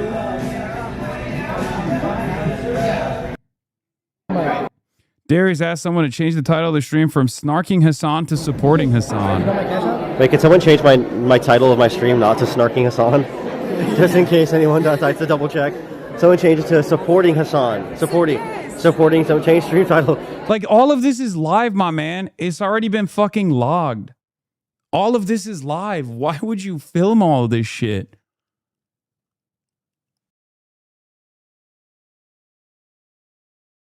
Someone change my stream title now, quick. Someone change my stream title, quick. Again, a very serious affair all around. Shocking what the college Dems of America wouldn't want to keep this guy at the event. Ryan, I'm trying to like grow a small YouTube channel. Okay. I would love it if I had No, the you're trying to opportunity grow a create big YouTube channel. Yes, something like that. Stepping stones. Yeah. I was wondering if I could do a very quick interview. Yeah, let's do it. I don't know. I think they're gonna come into a panel right now. Yeah, I have like little like clip on my. Yeah. Let's just step aside to not be. Thank you so much. Dude, can we delete ET's messages about it saying Jew? Dude, delete negative comments and Jew messages unless it's negative towards Jews. Just for right now. Just for right now. Delete negative comments towards Jews. Just for right now. You can keep them afterwards. That's crazy. Liberals, by the way. These guys are combating anti-Semitism, by the way. I don't think these people are going to hurt anyone, but I also think it's totally appropriate to not take them seriously or let them in. There's a transparent lack of concern about political issues here. Equally strange is digital ground game avowing this stream. Bizarre. Minutes away. All right. Like, what are we doing here? Back in the day, 4 years ago, his community used to fight against him for not calling Nick Fuentes a Nazi. I checked, and now that same poster has left the cult. Second image. Destiny's incorrect. Nick Fuentes does outwardly meet his definition for a Nazi. Destiny's personal definition of a Nazi, explained on stream, had 3 core elements. 1, high level of conspiratorial anti-Semitism. 2, institution or a desire to institute some sort of outward violence or state-sponsored violence. Ethnic minorities or other undesirables. 3, desire to build some form of fascist state. Destiny said so far his definition is concerned that Nick Fuentes' positions are not on any of these 3 elements. He's triple wrong. Was this post made so commenters can make Hasan attacks? What the fuck are these comments? This is basically a Destiny sub. I will never understand the need to control every narrative everywhere. It's gotten so much worse these past 5 to 6 years. Like, I can get why Destiny would want to. He can mute all criticism, both valid and snark, but holy shit, even when I was a DGGer, it wasn't even some core part of my identity like it apparently is for so many. So I guess that guy, Junon's Hopeful, used to be a part of the cult, and he got out of the cult and is now criticizing the cult. So I guess there is hope for some of these guys. By the way, it's crazy because his orbit calls me anti-Semitic, right? But his orbit actually, like content creators in his orbit, unironically will, say heinous shit about Jews all the fucking time. So it's not really an accident why Epstein's son turned out to be a Nazi.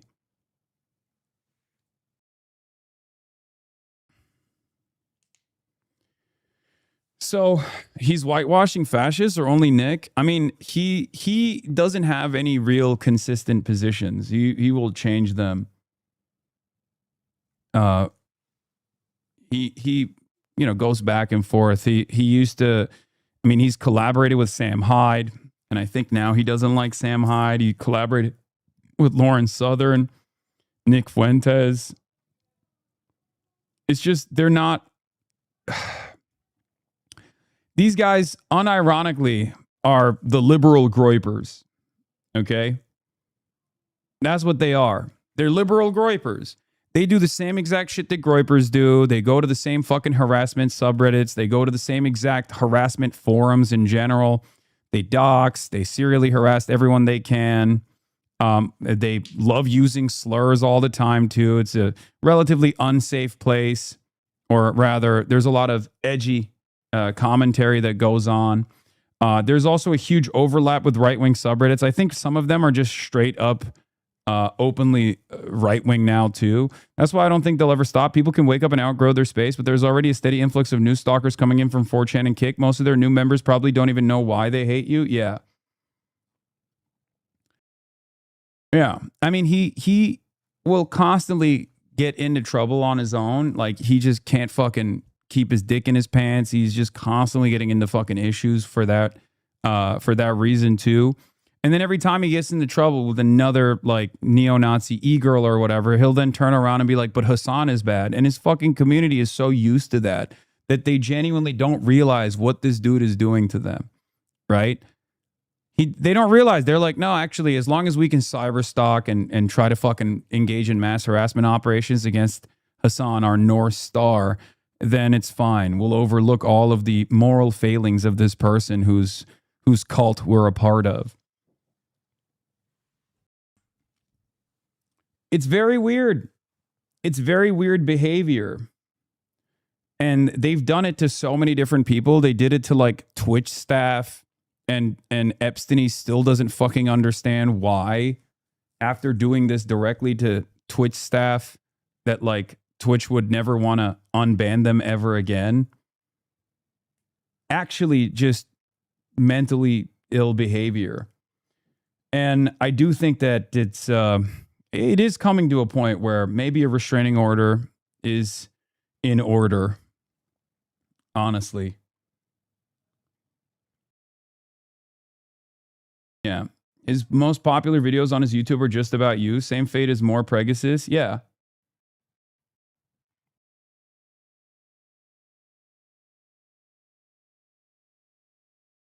People in here somehow still think it's drama when a sex pest is organizing his community into multiple political operations to gain legitimacy and access to government officials to continue harassing you and potentially cause real harm. These people are trying to make a third way based on harassing you. It's ironic because third way already exists to do that. And they have a lot more emotion and a lot more clout.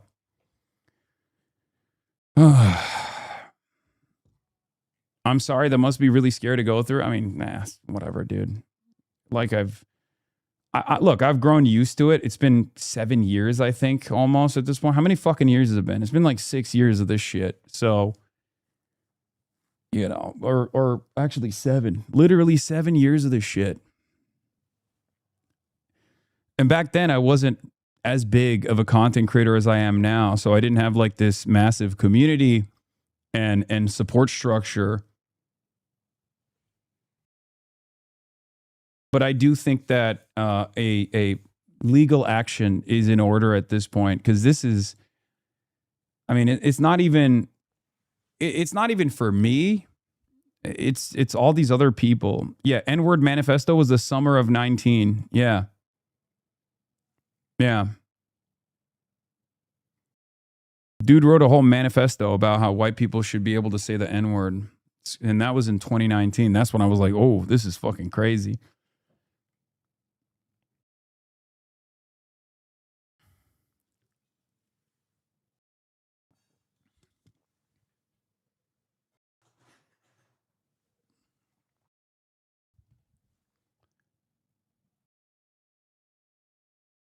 It's perfectly okay to ban this harassing doxer from your events. I've seen people posting the logs of him asking Dan to create a stalking app to harass Hasan during his IRLs.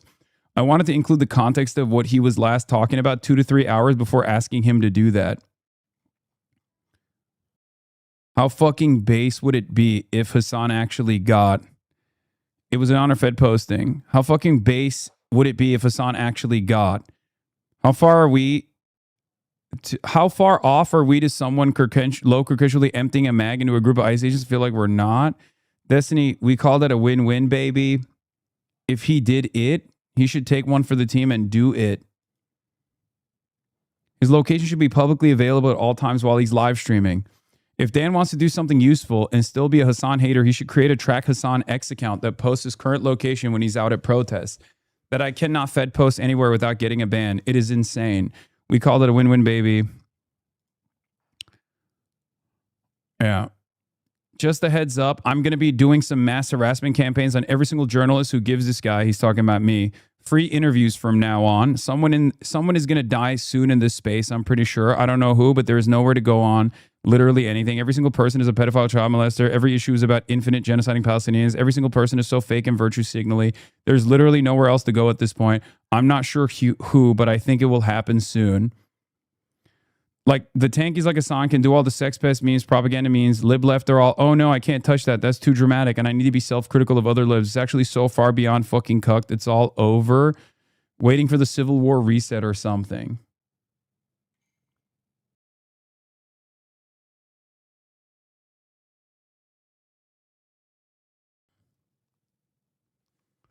I mean, this is a guy who writes school shooter manifestos on a daily fucking basis, pretty much, about me and anyone around me.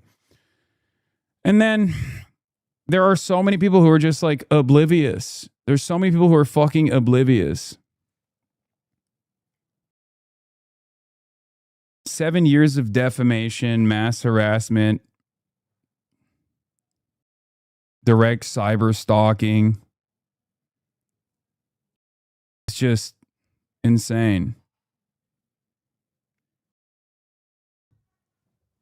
Hey, are you actually going after other people too? It's not even just about you. It's outright dangerous at this point. You got to do something. Yeah, I think we'll see.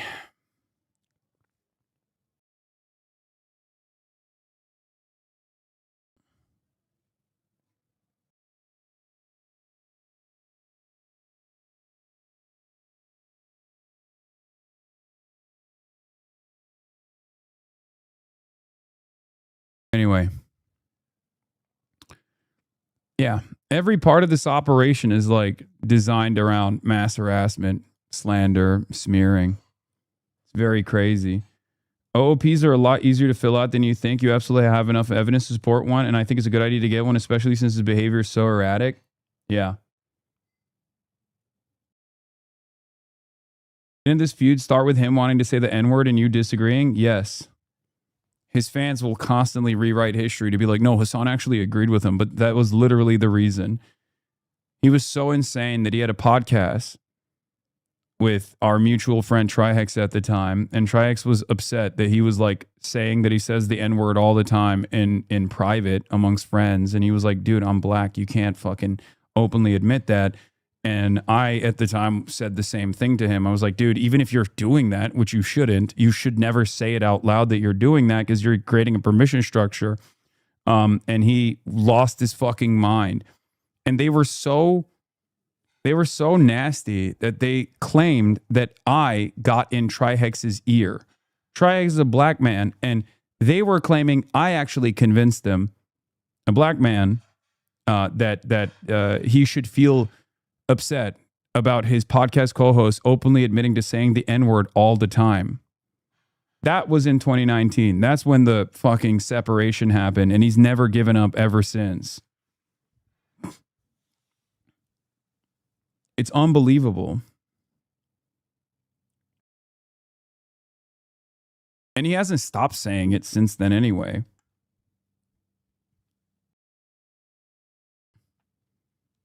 There's new drama now. He had sex with a neo-Nazi's wife and they exchanged each other's kids' photos while sexting. The neo-Nazi is now mad at him and wants to unalive him. One of his orbiters dropped him over this. What the fuck? Gross. You were more popular by then? No, I wasn't. I was not a bigger... I was more popular than him, but I wasn't a bigger content creator than him at that point. He had a far larger audience that he used to fucking viciously come after me every damn day. It was crazy.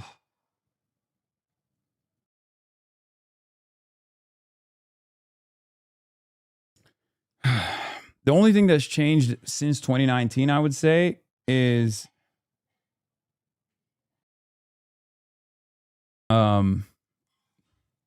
his Nazi son is also fed posting about you on Twitter. Failure of a father.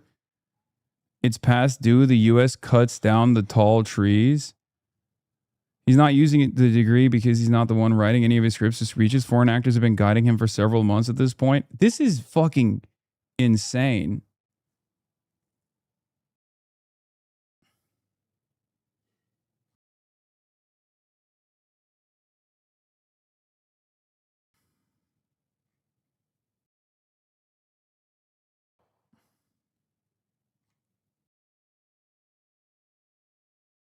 This is such a funny schizo post. I think like the more he does shit like this, the more his audience has to be like, this is crazy, right?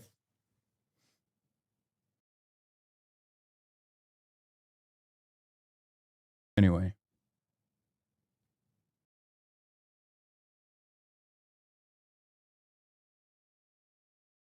The official account tried to deny they were associated with the streamers, so I went back and made another clip. So are we up for doing more political content, or what are we sitting around here, or are we just waiting for Steven, I guess, or what? So, Mr. Brunelli. Yeah. Oh, there's the vice president. I would love a drink.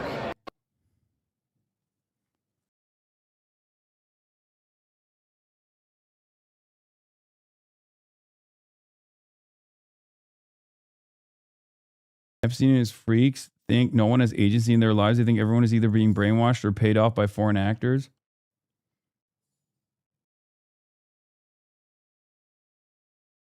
Yeah, his son is like... You will not be surprised to know that there are 0 posts about this on LSF. I mean, even if there was any, they would downvote it. They would fucking downvote it into oblivion. They keep a fairly airtight information sphere. Like there's still... I mean, I don't know what the LSF situation is now. Obviously, very publicly, their last moderator of LSF was ritualistically humiliated on the timeline. But I don't know, like it exchanged ownership since then, but I'm sure there's still like sympathetic people. But yeah, they still keep a fairly tight ship over there with like how they can massage certain stories and use it as a jump off point for broader for broader narratives, for broader smear campaigns.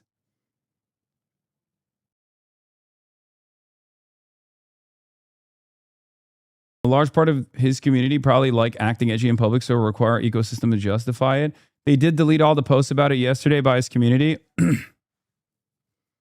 Stale is still on LSF mods with a new name. Wait, really? I mean, good on him, I guess, at this point. He really loves controlling that subreddit.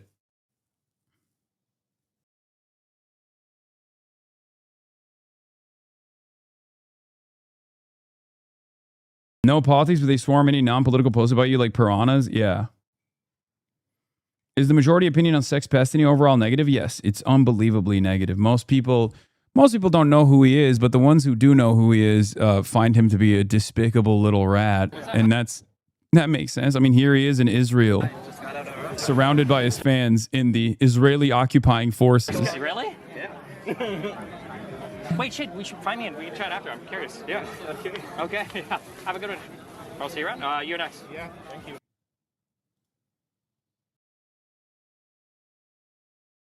Yeah. What are you going to do?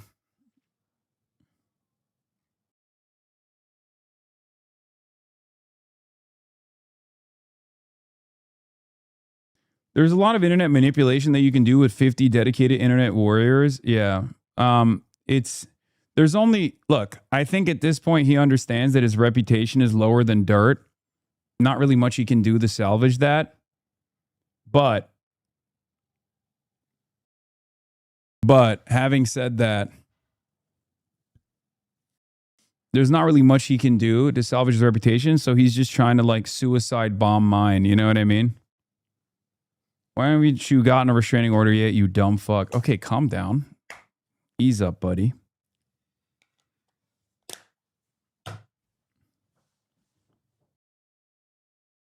Anyway, let's take a look at another fucking dumbass whose brain has been rotted. Someone with a, significant mental issue, John Fetterman.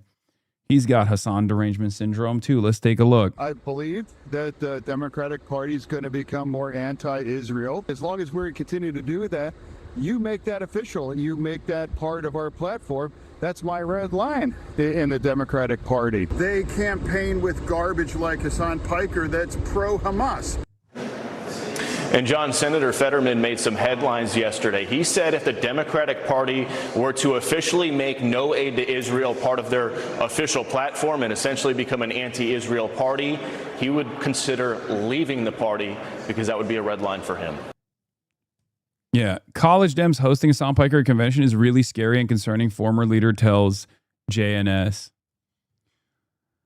Ay.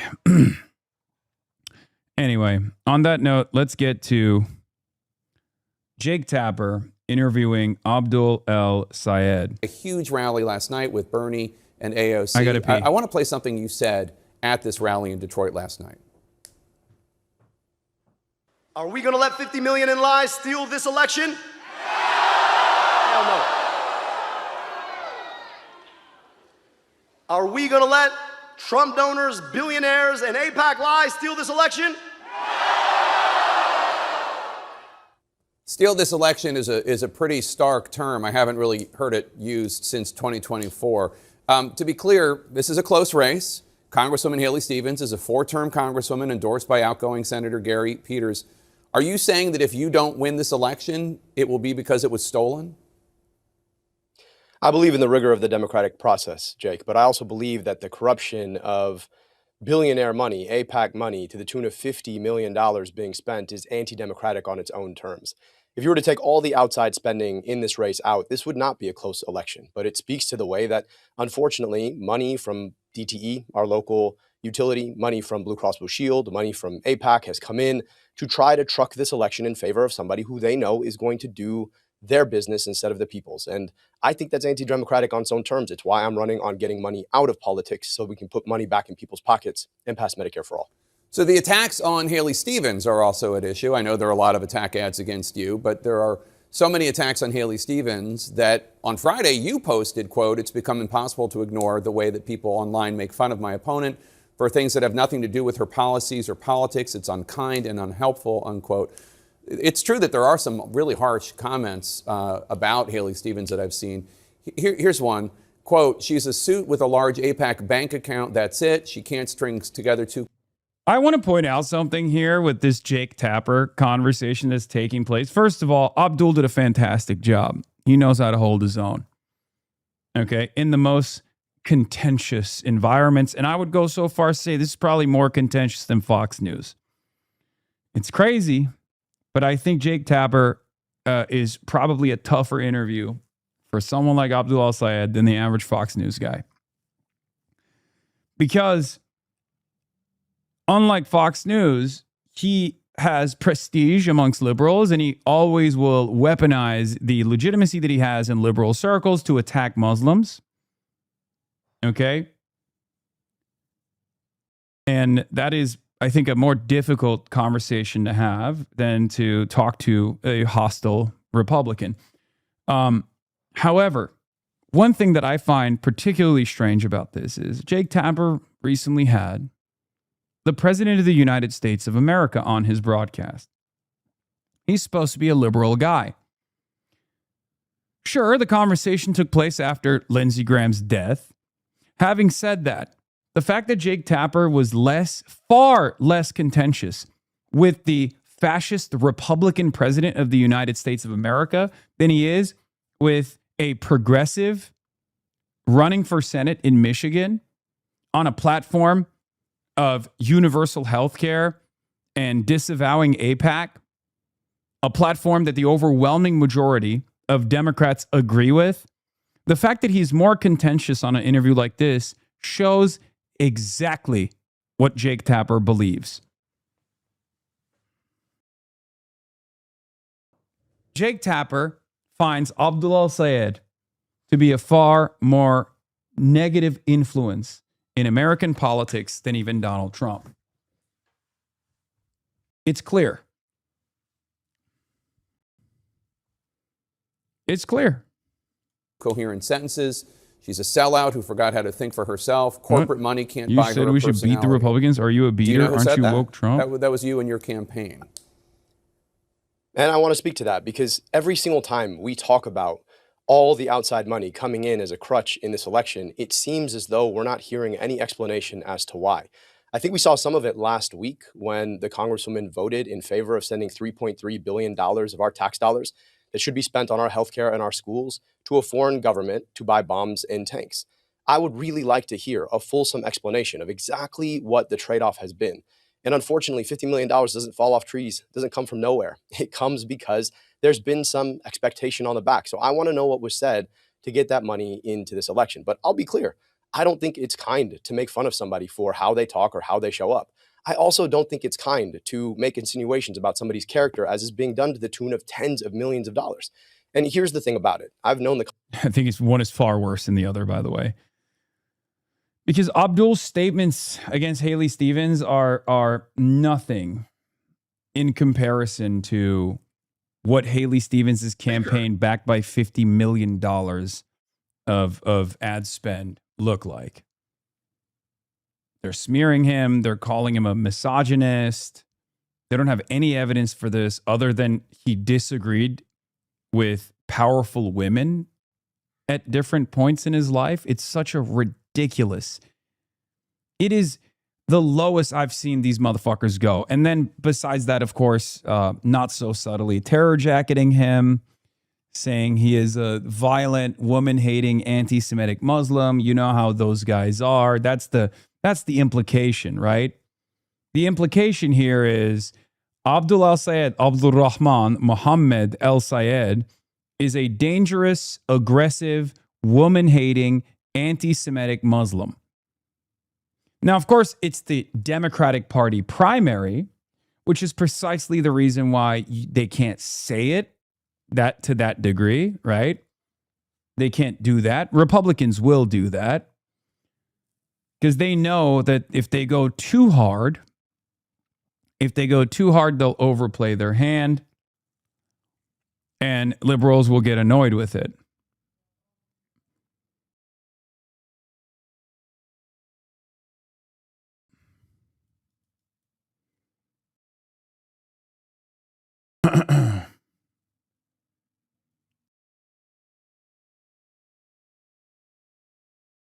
So they're trying to tactically imply without outwardly saying it.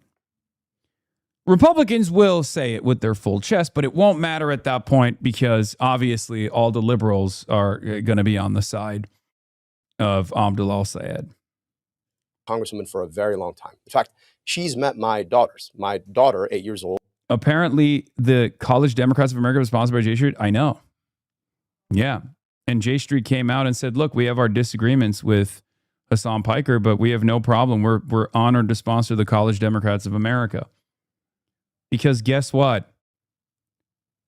While I have my disagreements with J Street, they're not insane, okay? They're not as insane as like the AIPAC-backed Democrats are. They can read the room. And now they're yelling at J Street over it. What they don't know is like I've been trying to even have a conversation with Jeremy Ben-Ami, the president of J Street.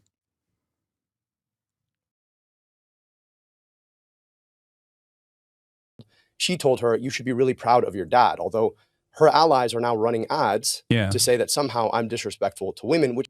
Yeah. Breaking. Jewish Insider via Haley Cohen. College Dems conference co-sponsored by J Street is featuring Hassan Piker. J Street President Jeremy Ben-Ami said his organization is proud to sponsor the event. Failing to show up would be an abdication of our responsibility to make the case for our pro-Israel views, J Street said. Okay? Ultimately, J Street understands that there is a much wider diversity of opinion on the issue of Israel on the Democratic Party side, and if they want to continue to maintain a level of support for Israel amongst Democrats, they have to allow people like myself to be a part of this equation because I'm far closer to the average person's perspective than they are.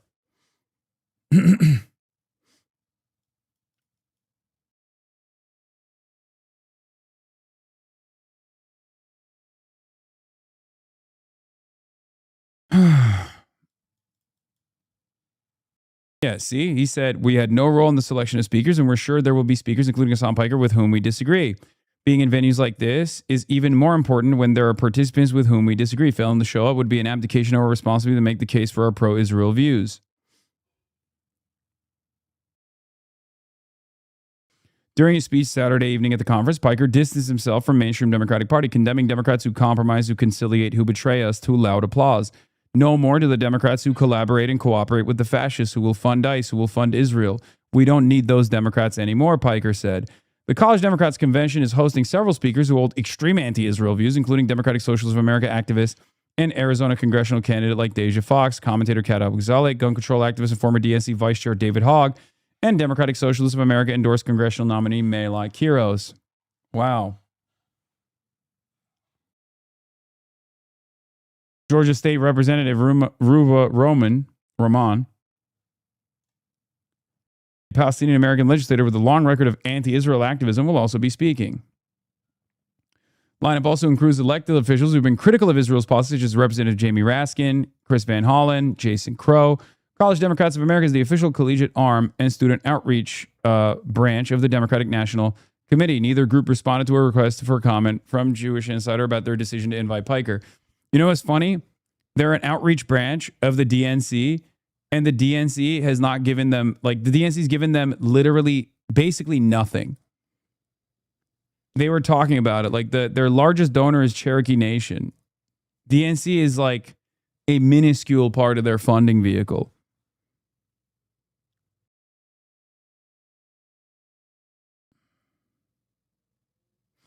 To be fair, the DNC is bankrupt, so that's probably why they don't have any money in the fucking bank. Yeah, Tom Steyer, listen to my pleas.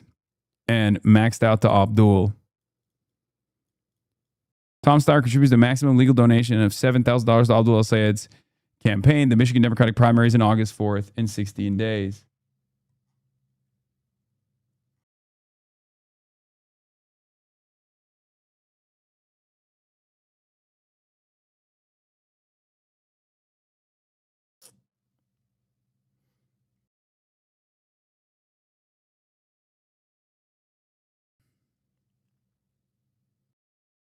Speaking of CNN, they're hating on Bernie there. Yeah, I know. I saw. I know. We're going to cover that in a second. There's a new CNN piece that came out. It's not even hating on Bernie necessarily because it makes Bernie look good. Anyway, let's finish this Jake Tapper conversation. My daughter is now hearing about. So I'd like to hear the same kindness. I want to know whether or not the Congresswoman also thinks that that's unkind and unright. I hear your comments about the ads being run against you that are attacking you from a... But I happen to agree with those ads. I happen to agree with the contents of those ads. AIPAC and other organizations. But I'm specifically talking about comments you personally made about Haley Stevens. Yeah, no, Haley Stevens has made those comments personally about Abdul al-Sayed as well.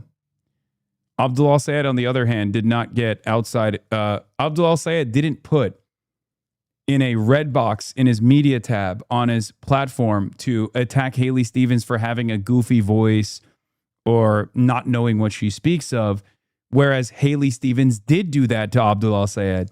So campaigns right now can't directly communicate with super PACs, even though the Supreme Court just made it legal for them to do so.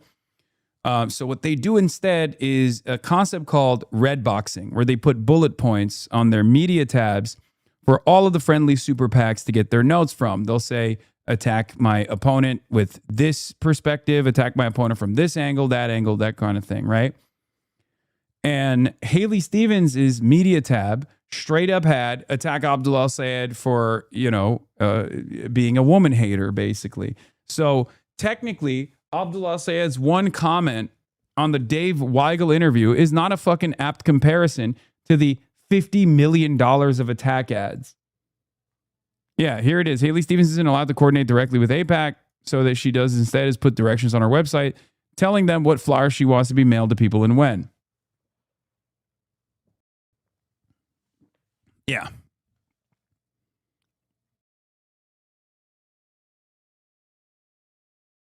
There's a Substack post here too. Interested parties memo.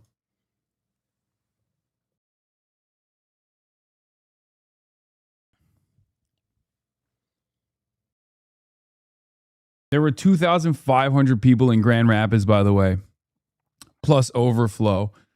It's insane. He's going to cook. I think Abdul's going to shock the world. Okay. This is a big battle. This is perhaps our biggest battle yet. This community has been involved with a lot of campaigns this cycle, many of which were tough, where our guys were getting outspent 5-1, 6-1, but never 12-1. Okay? I think Abdul al-Sayed, we shouldn't get confident. We should continue pushing.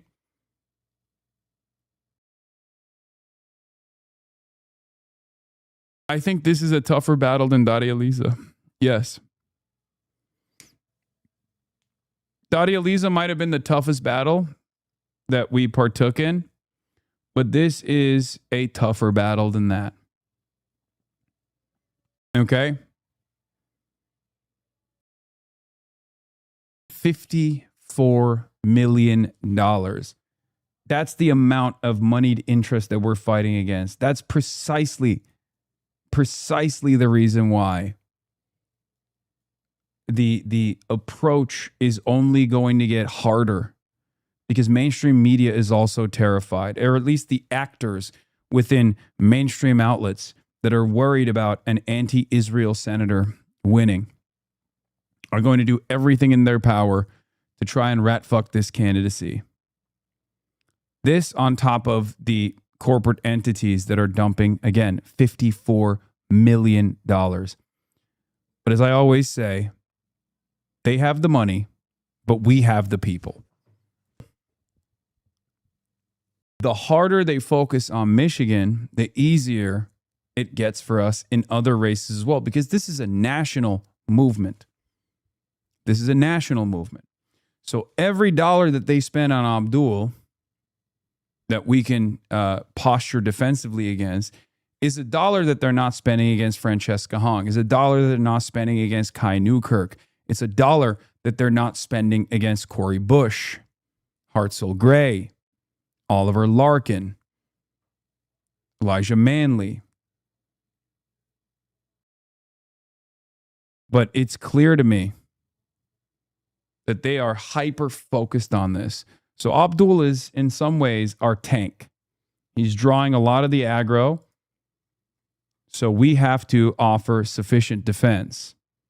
And then we can go on the offense on all these other races that are also tough battles on their own. This was a really solid piece of analysis from Dave Weigel that I'm going to get to after we cover when we get to the CNN piece. But let's finish this. I already told you, I think she's plenty smart, plenty capable. I just want to understand why it is that she's been willing to take $50 million from organizations that have their best interests and not Michiganders' best interests at heart. I've been up and down my state. I actually did the work of traveling 110 different cities, 475 public events. And where I go, people ask me, how come I can't afford my groceries? Why is my gas so expensive?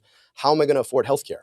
And it's crazy to me that you want to run for U.S. Senate and you want to take money from the very same people who are raising prices on everybody. So I just think we need a fulsome explanation. I would like to hear it. I think the Congresswoman has had plenty of opportunities, and I think this is one of them now. Just to be clear, the money being spent on her behalf is not money going to her, but I understand the point you're making. It's interesting, though, because you talk about support for Israel.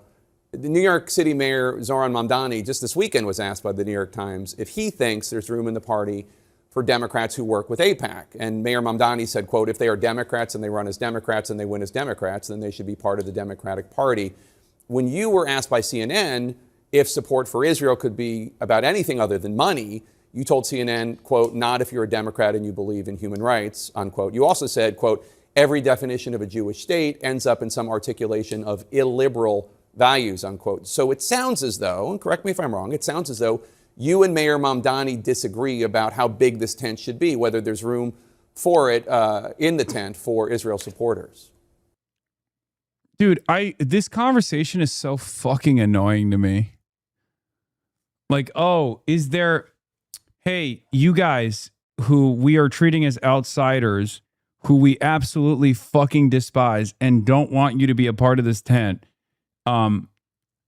are you comfortable with having people who are pro-genocide in your coalition? Why is this always a conversation? Well, I know why. Because they're still trying to position all the anti-Zionists, all the Israel critics as outsiders that just want to destroy the party. The party must remain a pro-Israel party. That's the perspective here, right? Ridiculous framing overall. Well, Jake, I'll tell you this. There's always room in the tent. No, Mamdani didn't say, oh, it's great when people are pro-Israel and they're a part of the fucking coalition. They're just presenting it as such because Zohran Mamdani, at the end of the day, is a politician and he does the political speak.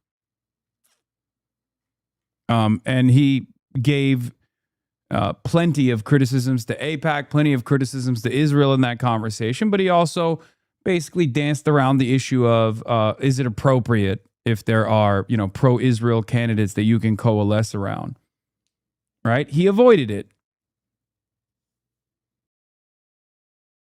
He avoided giving a direct response to it. And I'm certain Abdul will do the same. For folks. And I'm for human rights. I'm for equal rights to peace, dignity, and self-determination. Whatever you think about the right of Israel to exist, I wonder if they have a right to our tax dollars. And here's the thing about it. Every time I come on CNN, you guys ask me the same questions about these theoretical rights of existence or whether or not I agree with the mayor of New York. I'm running for Senate in Michigan. And in Michigan, people can't afford their basic needs. They don't get the healthcare they need and deserve. They're worried about the quality of their kids' school. And the question seems less to be about the interests of Michiganders than the fact of something happening 6,000 miles away. I'm running for Michigan Senate, and I want our tax dollars spent in Michigan on our schools and on our healthcare. And the idea that somebody wants to vote to send that money away, to me, seems to be an anathema. So, with all due respect to the mayor of New York, I just think my tax dollars should be spent here. And I'd rather have a conversation about Michiganders than what's happening 6,000 miles away. The war with Iran is clearly heating up. 3 U.S. service members, 2 were killed and 1 is missing overnight. They were stationed in Jordan. 20 weeks ago, when Iran's supreme leader was killed, you told your staff, according to audio obtained by the Washington Free Beacon, quote, "There are a lot of people in Dearborn who are sad today, so I just don't want to comment on Khamenei." He's using shamelessly Washington Free Beacon opposition. I don't see liberals doing that to centrists. Okay? Liberals will never take a Washington Free Beacon article that is attacking a centrist candidate and then deploy it against a centrist candidate. They would never do that shit. It's the most cynical, negatively framed interpretation of a conversation that took place.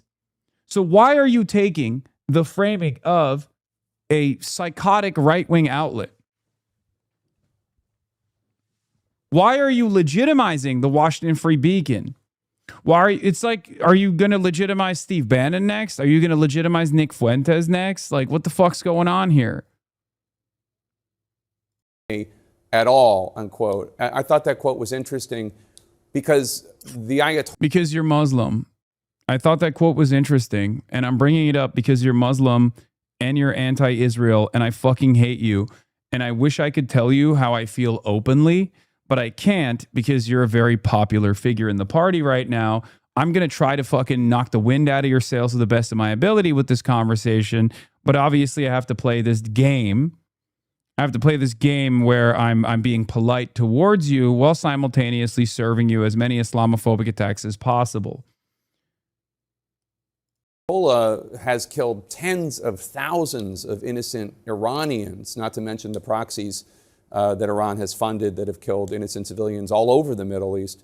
Why were you worried about offending people who support the Ayatollah? Jake, on a day where we're mourning the loss of 2 more service members in a war we never should have fought, I think all of us ought to step back and ask whether or not everybody in Michigan, frankly, everybody in America, shouldn't be sad about the fact that this president, backed by the prime minister of a foreign government, took us to a war we had no business fighting in.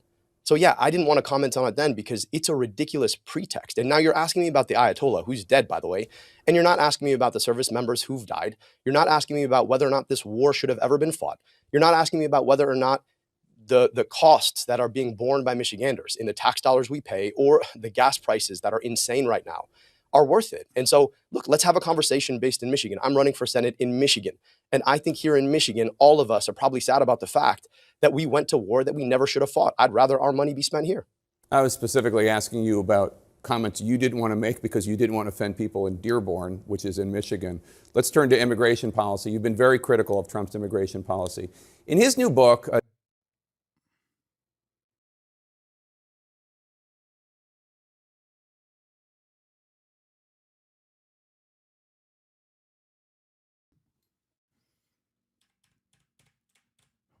This level of follow-up, putting words in his mouth, refusing to understand the point, refusing to entertain a broader point. Yeah. Tapper, Bash, Jennings, and other CNN pundits were the biggest cheerleaders of the Iran war. No self-reflection and no accountability after the war they supported led to needless loss of life and hardened the Iranian regime, which they all thought was days away from collapsing. It's a ridiculous pretext. And now you're asking me about the Ayatollah, who's dead, by the way, and you're not asking me about the service members who've died. You're not asking me about whether or not this war should have been ever fought because Jake Tapper supported the war.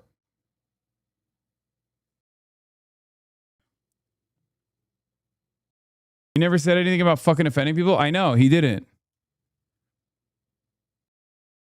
About comments you didn't want to make because you didn't want to offend people in Dearborn, which is in Michigan. Let's turn to immigration policy. You've been very critical of Trump's immigration policy.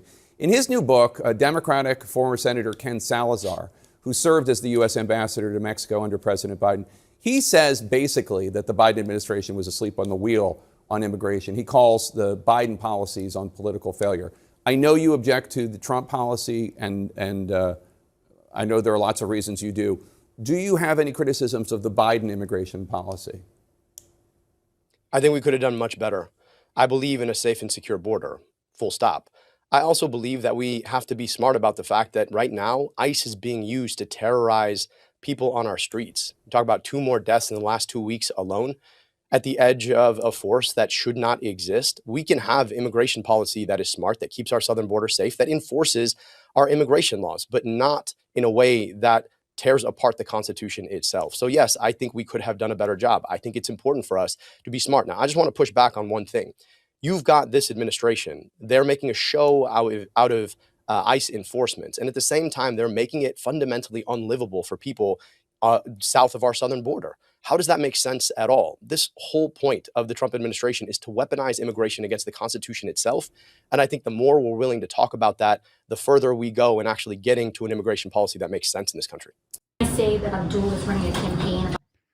AOC rallies with Michigan's Abdullah Syed. Fuck yeah. I mean, this brings a smile to my face, tear to my eye. This is great. This is why it's important to build a motherfucking movement, folks. It's important to build a coalition. This is, and I need you to understand, in some ways, this is the easiest it's going to get. But also, in many respects, we will have more numbers later down the line. Okay? So no matter how hard it gets, we will have more soldiers to fight back against centrist forces, against the right-wing forces within the center of power in the Democratic Party.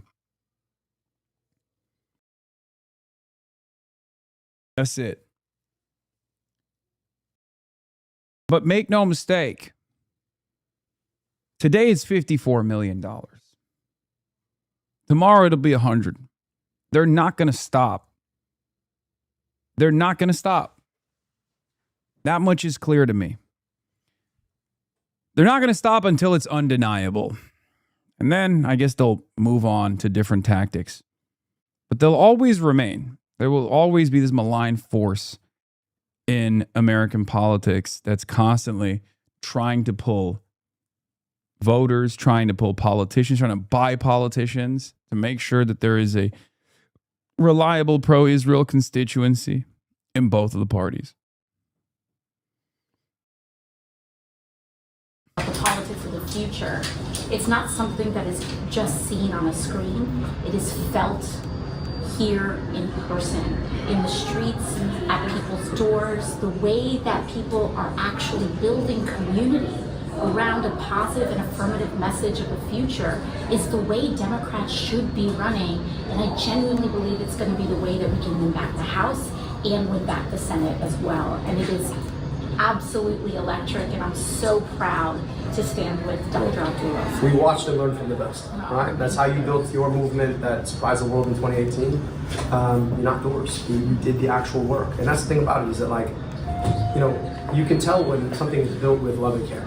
And we tried to build this with love and care for the people of Michigan, by the people of Michigan, of the people of Michigan, and I'm grateful that it shows. There is no other test case of the money versus the many that is as big and profound as this one. They're pulling out all the stops.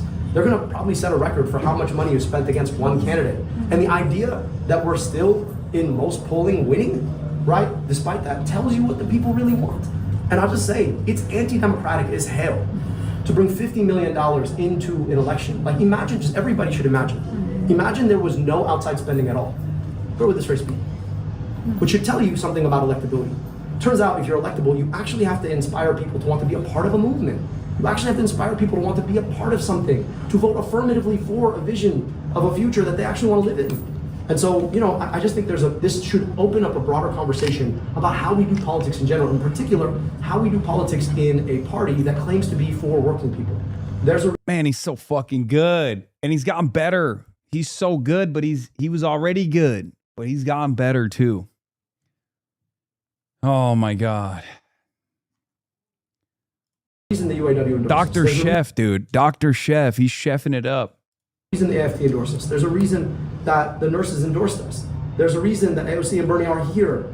And that is because we want movements that put people first, front, center, and always deliver for them. I don't take money from those corporations, and they see me as an incredible threat to that system, and they should. But, you know, they're trying to, in effect, move $50 million of outside cynical money, right, to corrupt this election in a way that the Democratic Party, frankly, should be bigger than. The Democratic Party is... Dems are in the middle of a civil war. He's at the heart of it. America Actually by Ested Herndon has Dr. Abdul El Sayed on. But before we get to that, we are going to talk about Hakeem Jeffries, Bernie blowback, ladies and gentlemen. Bernie blowback. How Sanders' primary endorsements have sparked a Democratic midterm war. Now, what's interesting about this article is that it's not written by Edward Isaac Dover. It's instead written by Sarah Ferris, Manu Raju, and Allison Main. Normally, this type of article, if it's super negative, would be written by Edward Isaac Dover. So the fact that Manu's on it gives me a little bit of confidence. Okay? Edward Isaac Dover is the designated pro-Israel, anti-Bernie, like anti-Bernie-crat guy at CNN. He's the CNN payroll hatchet man. Now, one of the best parts about this article is Hakeem Jeffries confronted Senator Bernie Sanders against meddling in House primaries, particularly one involving a black Democrat. He seemed to not care, said Greg Meeks of New York, a Jeffries ally who was also on the call, said of Sanders recalling the previously unreported phone call. Fucking beast mode. My goat. Bernard has had it. Bernard has motherfucking had it, baby. Michigan is the front lines of Bernie versus leadership war. With Al Sayed surging, Gary Peters was so afraid he could lose the Dems. The seat that Peters came out for Haley in a must-win House seat. Sanders is pushing Will Lawrence, activist whose remarks about black leaders have infuriated the party. They're trying to do a package deal, right? They're trying to do Bernie bros are anti-black. Once again, they're trying to rehash the old meta. And I will admit, it has been very effective in the past, okay? Especially in constituencies where the old entrenched vanguard still remains, okay? It's still a fairly reliable mechanism to thwart the left flank. I want to bring up something interesting that I saw on the timeline of an old conversation that Uncle Sam Cedar had. Okay, an old conversation from 2021 about black socialism. Okay? This is from August 4th, 2021. Let's take a look. Thing though, this is something about black politics that I think is important for particularly progressives, white or otherwise, who try to understand and ask questions like, why did black people vote for Joe Biden? I don't understand. The policies that Bernie has are so much better. Black politics is a politics of containment and capture. What does that mean? How does black politics works? When when the South Carolina primaries are about to happen, Jim Clyburn has the phone number of every black church pastor in his Rolodex. Every black membership organization, fraternity, sorority, graduate chapter, and alumni chapter, which in those chapters are the teachers, the principals, and all of the administrative officials of your black high schools, okay? All of the historically black colleges and universities, which are going to be in South Carolina, a large number of students, which is going to literally have an ideological role in shaping the politics of thousands of students. What I'm trying to say is that the way in which Clyburn does this is not because black people will, if you explain the policies to them, will not understand. Oh, this stuff, federal job. Yeah, this is Revolution Podcast for those of you who don't know. If you're actually interested in hearing this perspective and further beyond it, they're a great podcast. This is Revolution is the name of the podcast. Guarantee and universal health care is better for us.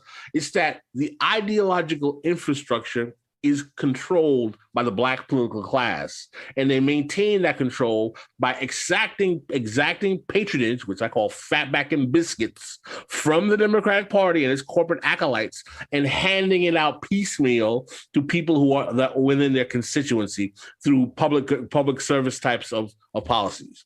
And that aspect of how black politics works is what, in order for anyone who's interested in having any kind of left, and I've said this and I'll say it again, you will not have a left in America with effective politics without black people, because there's never been a left in America with effective politics without black people. And if you do not do that, black politics will be used to destroy the left, like it was done in 2016 and 2020. You have to understand and find a way to puncture the ideological. And there are certain things. Look, I've been talking to a lot of people about this kind of stuff for quite a while now, because it's something that I acknowledged, is something that I understood fairly early on. Black people demographically are the most progressive voting bloc in this country. Okay? Straight up.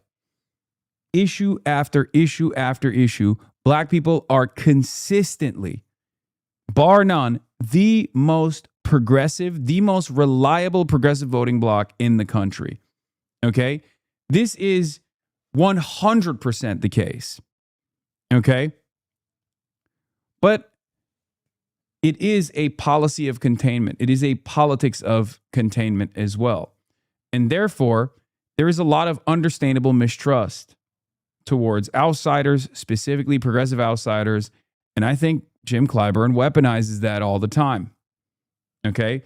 And I think we on the left, when we speak on certain issues, like when we say stuff, especially because, look, I'm white. You know, I'm Muslim, but I'm white, right? When we speak on certain issues, when we speak out against black people, even if they're centrist liberals, for example, right? That comes across very differently to a lot of older voters, especially, right? That comes across as unnecessarily antagonistic. That's number one. Number two. There's still no penetration into the voter turnout machine or the infrastructure. And part of that is because there aren't a lot of, and this is changing now, but there aren't a lot of visible black socialists. Okay? And part of that is also because black progressives are oftentimes sidelined, not by the progressive movement, mind you. Just if you're black, it's already harder for you to generate more goodwill within the party. Summer Lee is the example I'm thinking of. Ayanna Pressley is another example I'm thinking of. Summer Lee's a great example because, like, she is one of the congressional representatives that's closest to me ideologically, and yet many people don't know of her, right? Ayanna Pressley, I agree with on a lot of stuff. She's a very consistently progressive politician, and again, many people don't know of her. Cori Bush, obviously this community is aware, but of Cori Bush. We've campaigned with Cori as well, but like, this is, in some instances, by design, right? Ilhan Omar as well. So there is definitely a problem with black visibility in general, and it's doubly difficult. It's especially difficult if you're also outside of the establishment, outside of the center of power within the Congressional Black Caucus, for example. If you're not a part of this vehicle, if you want to be an agent of change, you don't even have that leg up. Now, here's the thing. Summer Lee isn't DSA. DSA discarded her and she's a socialist still. Yeah, Summer Lee isn't DSA because of the DSA, specific DSA chapter's fault. Okay? So maybe hush. Anyway, we're not going to get into that. But the other part of it, I do think black socialists get sidelined by white progressives. I mean, I don't know if I fully, like, there's definitely an element of that. This community is one where that doesn't happen, and yet still, like, there's a broader problem, right? Do you know what I mean? Like, think about it this way. How many people have said that DSA is anti-black, DSA is taking away black power, brown power from the New York political machine? The DSA slate was all black and brown folk except for one guy. So there is this weird narrative that mainstream outlets also play a formative role in advancing that robs people of their identity, that robs people of their blackness if they're democratic socialists, that robs people of their Latina background if they're democratic socialists. And it's the same principle for Zionism, right? If you're critical of Israel, you're no longer Jewish. We saw this with Brad Lander. And Brad Lander is as pro-Israel as you can be while still being critical of Israel, right? And they made it seem like Brad Lander was actually anti-Semitically unseating Dan Goldman. All the Jews that voted for Brad Lander over Dan Goldman were no longer Jewish in the eyes of the media. This happens all the time. And it's very fucking frustrating. Can we stop saying black and brown? That's literally the problem right there. I mean, I don't know. What do you want me to say? BIPOC?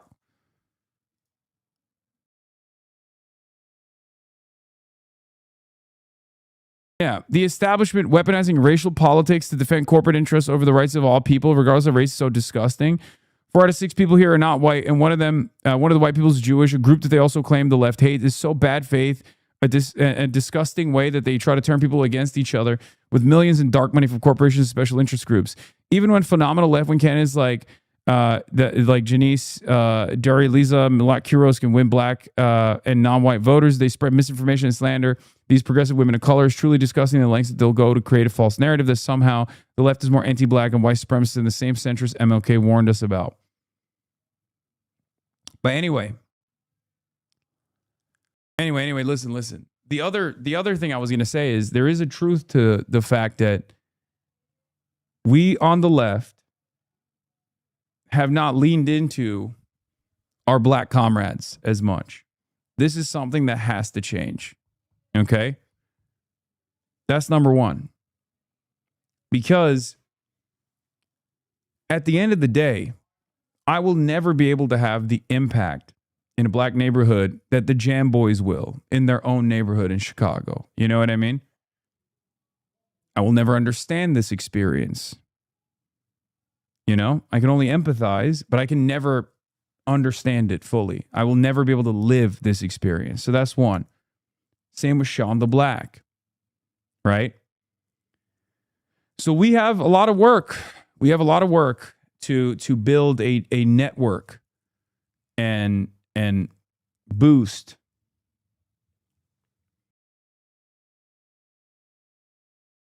we have a lot of work to do as far as like developing a network and boosting black voices so that they can turn around and organize in their communities so we can bring them into this larger working class movement. And part of that also means like going to HBCUs, for example. Like we don't have a presence in these spaces at all. We don't have a presence in black churches. We don't have a presence in HBCUs. You know who does though? Establishment Democrats. And not just black establishment Democrats, just establishment Democrats in general. And another part of that problem that draws, at least according to, Sean's analysis on this issue, another problem here is also the dismissive ways in which those on the left talk about DEI, affirmative action, initiatives such as that. I have always talked about it being a Band-Aid solution and yet still one that is necessary and talked about the broader the broader complications when you attack these sorts of things and like successfully destroy them, what that means for black people getting a leg up. But there are definitely some people who will just say, no, fuck that. Like we shouldn't focus on that.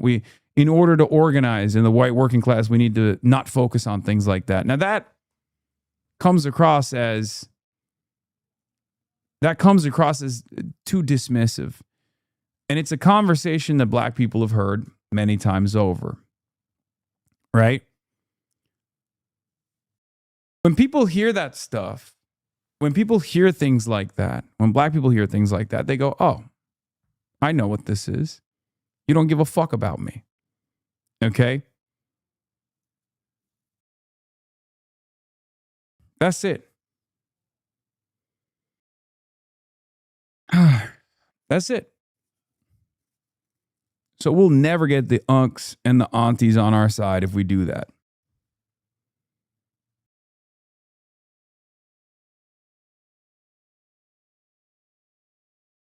What is this? I will be expecting to recreate this YouTube short at the next DSA event.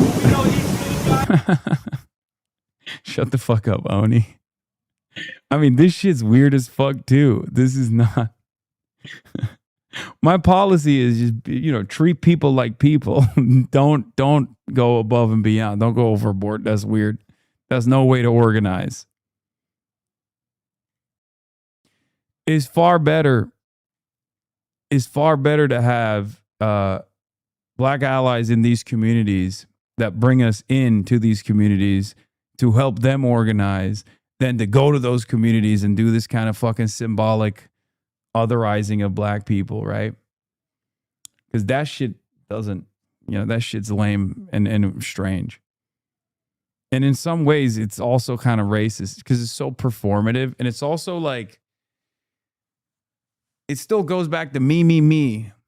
What am I doing as a white person? Look at me. It's white performance. Okay? Like, look at me. I'm a white guy and I'm going above and beyond with my acknowledgement. Just fucking be normal. Like, what is this performance? That's the way I read it, at least. That's why I hated the Nancy Pelosi kente cloth shtick,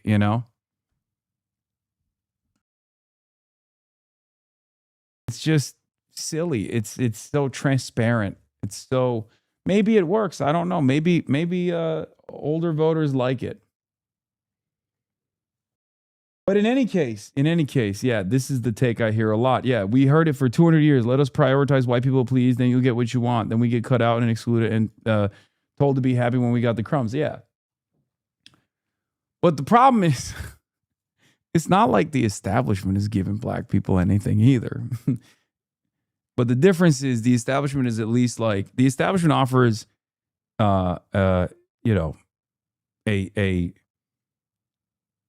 comforting face,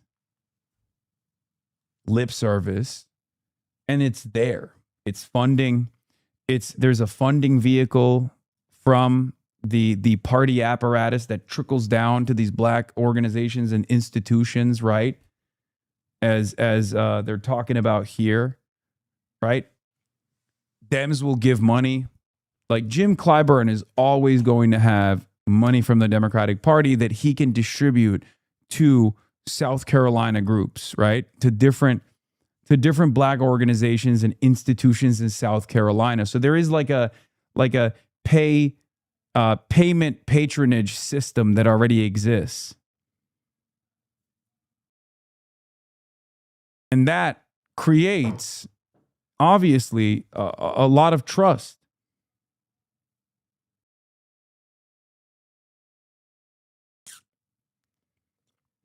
Superstructure that allows people like Clyburn to basically take large segments of black voters and dump them into the neoliberal corporate section of the Democratic Party. Yeah.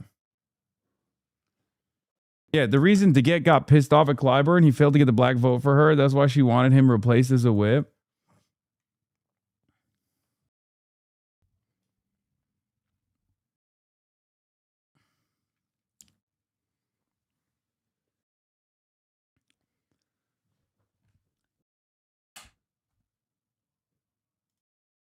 Yeah. Notice how these articles always emphasize black and Latino leaders, not ordinary non-white voters. The divide isn't between non-white voters and the DSA. It's between non-white voters and their out-of-touch leaders who are enraged by the success DSA is having with non-white voters. And it's also having with non-white leaders. Because look, there is a generational divide here. Okay, that's the real secret. Everyone under the age of 35, every non-white person in this country under the age of 35 knows this fundamental truth. You are not getting a crumb of power or a crumb of wealth from your older relatives. Okay? That's part of the reason why. I mean, look at DSA. Look at DSA. Although the media and black and Latino leaders and organizers are claiming that like they're being written off, they're getting unseated. By who? By who? By who? By white people? Did we replace Nydia Velázquez with a white person, with a white man? No. Claire is Latina and indigenous. Claire Valdez. Did we replace Adriana Espaillat with a white man? No. Daria Liza is Afro-Latina. She's Dominican. So that's why this shit is so cynical and so frustrating. The real factional battle that takes place within the entrenched power that is the Congressional Black Caucus and the Congressional Hispanic Caucus, like the real machine politics that is frustrated and worried and fearful, is fearful that they're losing their seniority-backed positions that they waited for decades. They shut the fuck up, they played ball, and they sat around for decades hoping to finally arrive at some power within the party system. And now you got a 32-year-old activist coming in and unseating you? Are you fucking kidding me? Of course they're pissed. But that's also important to recognize. There is this generational divide taking place.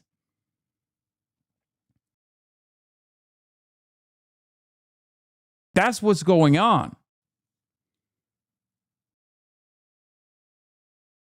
That's really what the anger and the resentment is all about. You're skipping the line.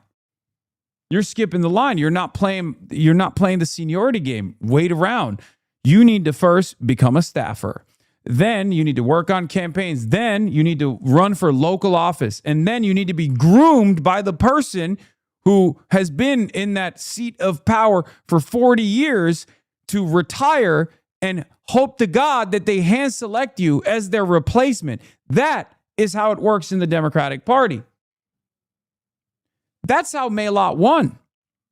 Instead of waiting maybe 2 more seasons for Diana DeGette to retire and hand select her replacement, Maylott skipped the line. Where was the racial narrative then? Maylott is a black woman, a young black woman. Was there any racialized narratives from mainstream outlets? Diana DeGette is being quite the racist. After all, look, she attacked Jim Clyburn back in the day. Is there a real through line here with her anti-black behavior? When will we address Diana DeGette's anti-blackness? No one ever made that article. Now, that would be a cynical and fucked up article to write regardless. But do you really put it past if the roles were reversed? If there was an incumbent black Democrat possibly on the verge of being unseated by a young white woman, you don't think that that would be the main narrative you hear from every fucking mainstream outlet? I mean, Haley Stevens is a white woman, and the media is treating it like she's a part of the Congressional Black Caucus. Haley Stevens is a white woman, and they're making it seem like Abdul is the white guy in this race trying to go after the black woman. Literally. Haley Stevens is a white woman who's Christian, and people act like she's Jewish. The weaponization of IDPOL is out of fucking control. It's crazy. They're like, how dare you attack Haley Stevens? She's That's anti-Semitic. What the fuck do you mean that's anti-Semitic? Between Abdul and Haley, there's only one person that has actually unseated a Jewish person from a position of power by getting tens of millions of dollars from AIPAC, and that's Haley Stevens against Andy Levin. That current congressional seat she occupies, AIPAC paid for her to do so because they didn't want an Israel critical Jew to be in that position of power. Okay? It's crazy.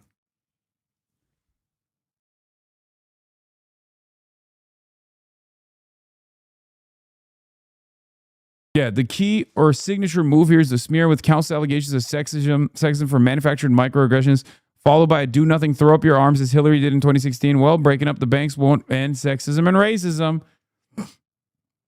Yeah, way to be dismissive of a candidate, 3-term, in parentheses, woman, congresswoman. These people are demons, man. They're fucking demonic. All they care about is power.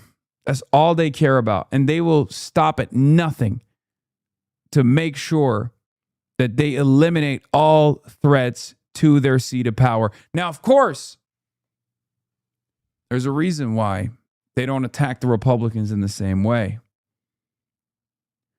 Because Republicans are not unseating them in their cushy, safe districts. We are doing that. Right? And Republicans, no matter how evil they get, that's a good funding vehicle for the Democrats. Without doing a single damn thing, you could just fundraise against how devastating the Republicans are. So it actually fits into this power structure. It's perfectly fine if Republicans are fucking dog shit fascists. That allows them to not do anything and still collect campaign funds.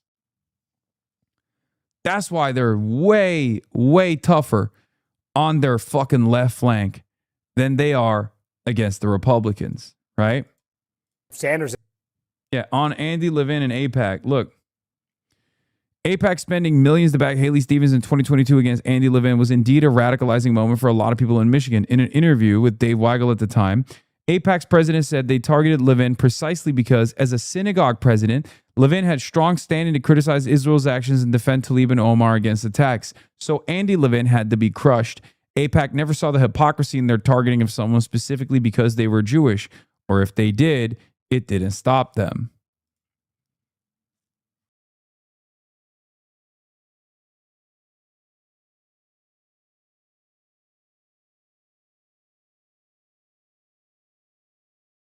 Has Levin endorsed Abdul? Day one, baby.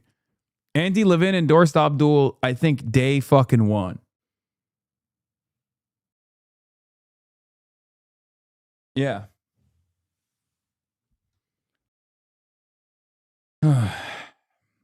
Anyway. Is Senator Bernie Sanders hurting the Democrats' chances of winning control over Congress? Let's have a bunch of centrist neoliberals and maybe some right-wingers on a panel to discuss how, yes, it turns out the left flank that has all of the momentum, the left flank that has all of the capacity to fill up fucking crowded arenas, the left flank that has all the fucking small donors, that left flank that's breathing life back into the fucking party that doesn't deserve to have its reputation cleansed. That left flank we have to fight back against all damn day. Has backed over 90 candidates, and according to his team, 42 of them have won their races, including 10 out of 16 federal candidates. Here's a look at some of them on your screen. There's some controversial ones that have caused some significant blowback within the Democratic ranks, including a critical Michigan House race there, Congressman in the Michigan 7th Congressional District, a battleground district. That one is William Lawrence there. That's a big fight that's happening, will happen in that August 4th primary. Hakeem Jeffries had this phone call with Bernie Sanders and along with Gregory Meeks, a New York Democrat, on it. Meeks told us Sanders seemed not to care after they were raising concerns about meddling in the primaries. Yeah. I mean, that is Bernie Sanders. I mean, a lot of this, as I was looking at some of the rallies there from Bernie Sanders, you're reminded of 2016, this real force that Bernie Sanders was in his race against Hillary Clinton. And that is kind of the energy. A lot of these Democrats that we see running now sort of became Bernie Sanders Democrats during that race. And so you see this come to fruition here. In Michigan, one of, I think, the real worries is that Abdul El Sayed is maybe not as a competitive a candidate against the Republican who did really well last go round. He used to be a fellow contributor here at CNN. Mike Rogers, very telegenic. I think he lost by something like 9,000 votes or something like that. And so there is real worry. But you know, this is about attitude, right? It's about passion. It's about media. To be fair, didn't you say that the left flank were unseating Democrats in fortress seats? It makes sense for them to start fighting back if they're losing numbers. That is just politics. Yeah. But a normal party structure would actually, well, the Democrats are not a normal party. But if it was a normal party, you would have the most fucking leftist candidates on the most leftist districts. You wouldn't have annoying right-wing centrists in the most left districts. Okay? A national party that is a normal, competent, real party would literally actively put the most visible, the most popular, the most far left people into the most far left seats. Okay? And then they would run more reasonable and more sensible moderates, I guess, in districts that make sense for that kind of attitude. But we don't fucking do that in the United States of America. Democrats get entrenched power from their fucking safe, their castles, their strongholds. Okay? Party establishment want to hold on to power. Why did Trump go after Massey and Marjorie Taylor Greene? Was he worried a Democrat would win the district? Of course not. It's the same thing for Clyburn endorsing Cuomo or Tandem freaking out about every lefty anywhere is job security.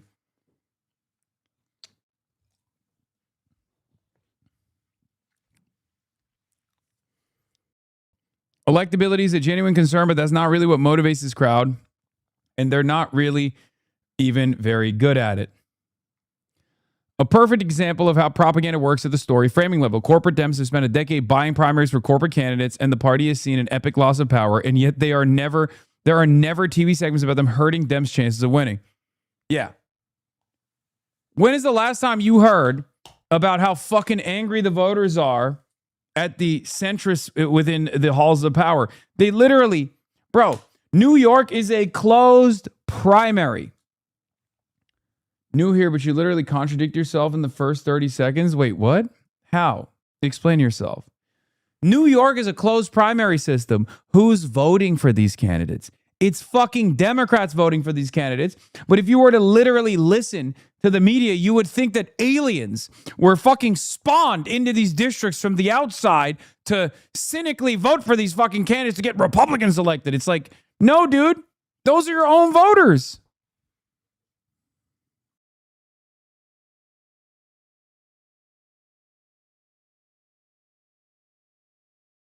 They treat those seats like fiefdoms, though. He said he's scared of losing his job. No. Then you went on a rant and said, yeah, it's about job security. Wait, what? I think you misunderstood what I was talking about. Yes, that's what it is.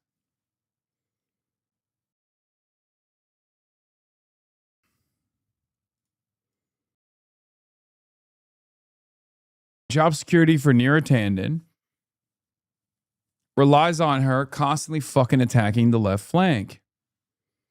What's the contradiction? Even what your statement is not contradictory. I'm so confused.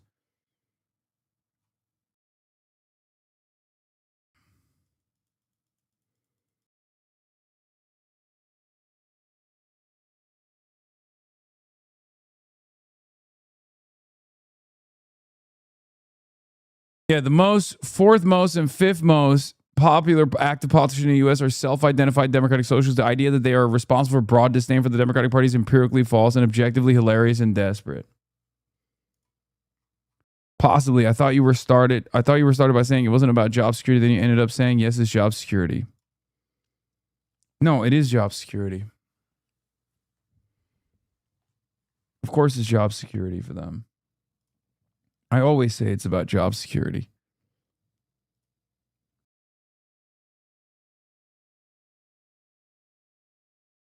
Anyway, but they never, like, Dems in the media never fucking criticize establishment Democrats, okay?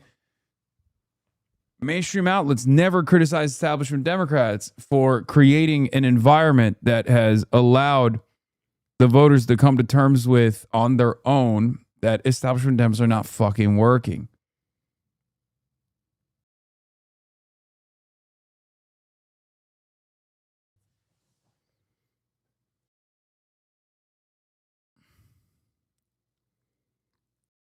Anyway, let's continue with this fucking video. Training in some ways. I mean, if you think about somebody like Abdul El-Sayed, also a fellow CNN contributor at some point years Before he ago. ran for governor and lost in the gubernatorial primary. So there is a sort of energy and polish, I think, that some. He said the party won't lose the seat, but the centrists can lose their job. Yes. I want the centrists to lose their jobs.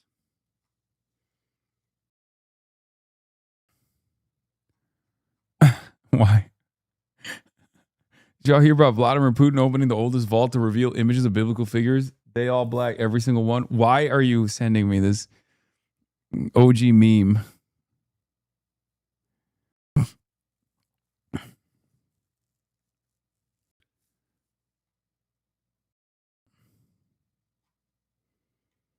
Of these candidates are bringing that the more sort of centrist candidates aren't really bringing that, even though in this race it isn't even a generational divide in the way that we've seen of some other races. It's more sort of an ideological and stylistic divide. Yeah, and an electability argument really at the heart of it. And just look at how some of the blowback that he's getting and the responses that we got. And we asked so many members about Bernie Sanders' role in all of this. Josh Gottheimer, a pro-Israel Democrat from Jersey, said the DSA, which Bernie's a part of, is trying to hijack the Democratic Party, and people don't want that. Hillary Skolton, who's in Michigan supporting Haley Stevens, said the Graham Plattner situation should be a huge warning sign to a lot of voters about what that stamp of approval might mean.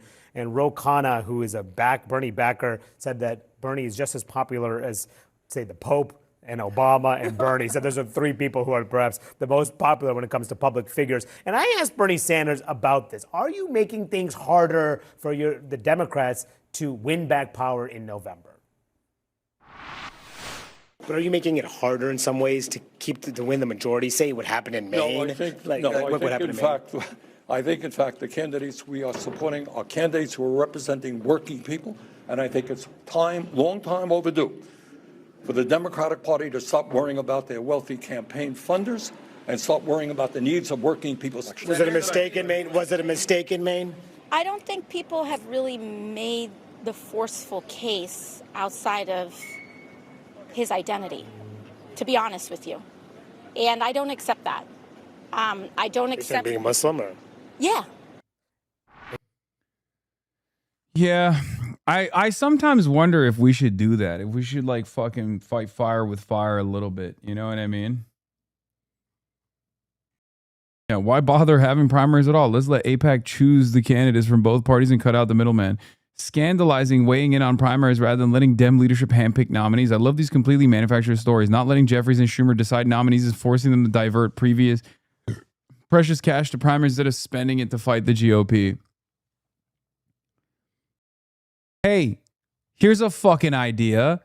Don't spend any cash on your incumbents and let your incumbents run and fundraise on their own.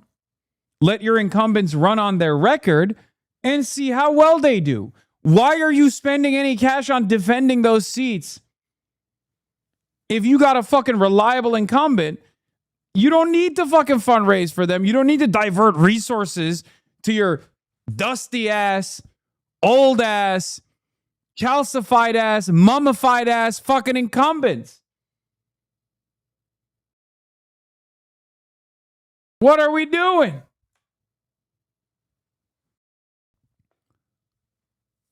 is crazy. Oh my God. Here's another 874-year-old that we have to dump at least a couple mil in the direction of because now they're getting unseated by a 30-year-old. You know what I mean?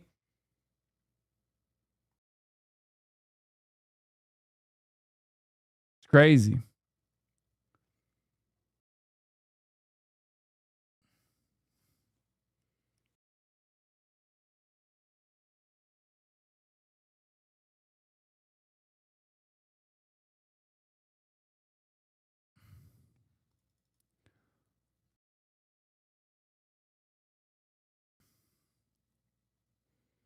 She's referring there, of course, to Abdul al-Sayed about why she thinks that people have not made the case against him. But Sanders is totally unapologetic about his role in all of this. He definitely is. And having covered and watched his political activity for some time, he and his people will make the argument, he kind of made it there too, that when it comes to the electability argument, he would argue that they are backing candidates who are electable because they speak to this really anger among the working class and this anger among voters about the fact that the system is not working for them. And obviously, Bernie would bristle at any comparisons to Donald Trump. But the fact is that they do both kind of speak to this really angry electorate that believes that the current system is not working for them. But of course, if you look at the general election and if you look at kind of the Chuck Schumer, Hakeem Jeffries, that wing of the party, they would say, look at the candidates that have gotten us trouble, particularly Graham Plattner in Maine. And these are races where we cannot afford to have any sort of problematic candidates. I would also point out that Graham Plattner is not Abdul al-Sayed. I mean, obviously, Graham Plattner had a litany of personal problems. He is no longer a candidate. The main issue with al-Sayed right now is a lot of his policy positions, and that is obviously a debate, a substantive debate that the Democratic Party can have. But for Chuck Schumer and the broader Democratic Party, every seat matters so much in the race to regain Senate control. And for Michigan, they say this is not a good bet for us. We're going to stick with Haley Stevens because she is the better bet in the general election.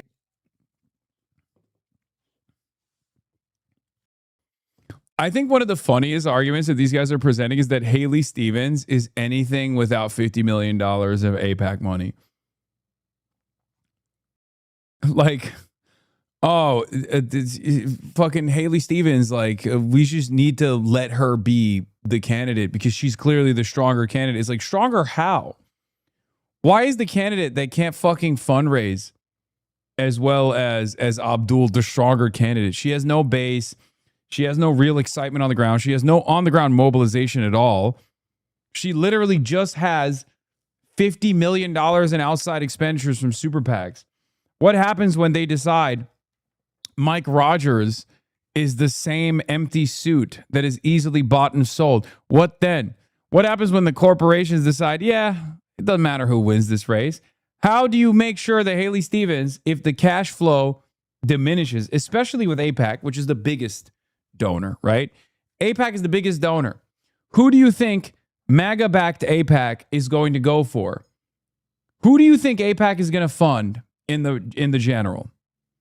Let's say something unbelievably unfortunate happens and Haley Stevens wins the primary. It's not going to happen. We're going to make sure that it's not going to happen. But let's say that takes place. Haley Stevens just voted against cutting aid to Israel against the wishes of her constituents. What makes you think she'll fight for Michiganders in the Senate or even be able to defeat Mike Rogers when she can't stand on her own without $34 million of AIPAC money? What fucking happens when AIPAC goes, Mike Rogers is probably a more reliable pro-Israel vote for us. So we're taking $34 million, chopping more than half of her direct campaign fundraising, which she hasn't even fundraised for. She just fundraises for that by going, Israel comes to me in my dreams. What then? And where's Dave Weigel's assessment? I've lost it because I had the Dave Weigel. Does anyone have the Dave Weigel link? I really wanted to read that because that was a good readout. Okay, so here it is. The long Democratic story since 2016 is that the party leadership getting weaker and less popular. Sanders and his movement get among Dems get more popular. The most successful period for the anti-left faction, AIPAC, DMFI, etc., was 2021 to 2023. when Biden had won and was doing a lot of stuff, and the left liked it, and Bernie supported it as well. So anti-left faction could beat Nina Turner with ads about her trashing Biden in 2020. They could beat Aaron Regenberg with a candidate who highlighted all of his work for Biden, etc. The 2024 election discredited the anti-left faction. The centrist faction lost all of its gusto because they lost. They were moderate. They campaigned with Liz Cheney. They refused to talk about Israel in terms that the public demanded. They dropped their anti-ICE sentiment. They were pro-ICE, objectively pro-ICE, openly. They never talked about like trans people or anything like that. They moderated to the center and it didn't fucking work and they lost. This was huge. The electability argument only works if you fucking win elections. If you lose elections twice to Donald Trump in spectacular fashion, as the moderate, as the centrist, as the reasonable centrist, all of a sudden, all those people that were leaning into you because they believe the electability argument, they're not going to believe you anymore. They fumbled the ball against Trump again, as Dave reports, and no one in that faction is as strong, popular, or good at building crowds as Sanders. Add to this that Obama could be, but he doesn't want to engage in primaries, and that a lot of New York Dems specifically wrecked their credibility by endorsing Cuomo in 2025. They look like retreat losers who should just let Sanders et al. Run the ball. Yeah, when you see Neera Tanden depict herself as an expert on electability, please remember that Tanden was one of the architects of the Hillary Clinton 2008 campaign that explicitly insisted that Barack Obama could not win a general election. Yep.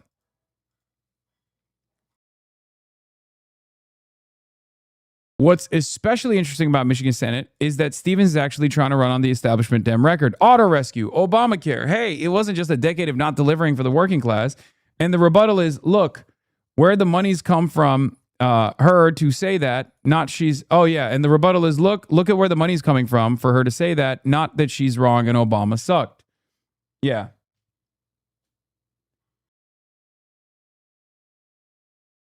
This person says, also, AIPAC and other super PACs are basically how our campaign is funded, and there's zero guarantee in the general she will have that money spout, which is a huge concern about electability. Yeah, that's been an interesting discourse. If AIPAC wins her the primary and then sits out the general, how many Democrats are going to want to be everything on AIPAC?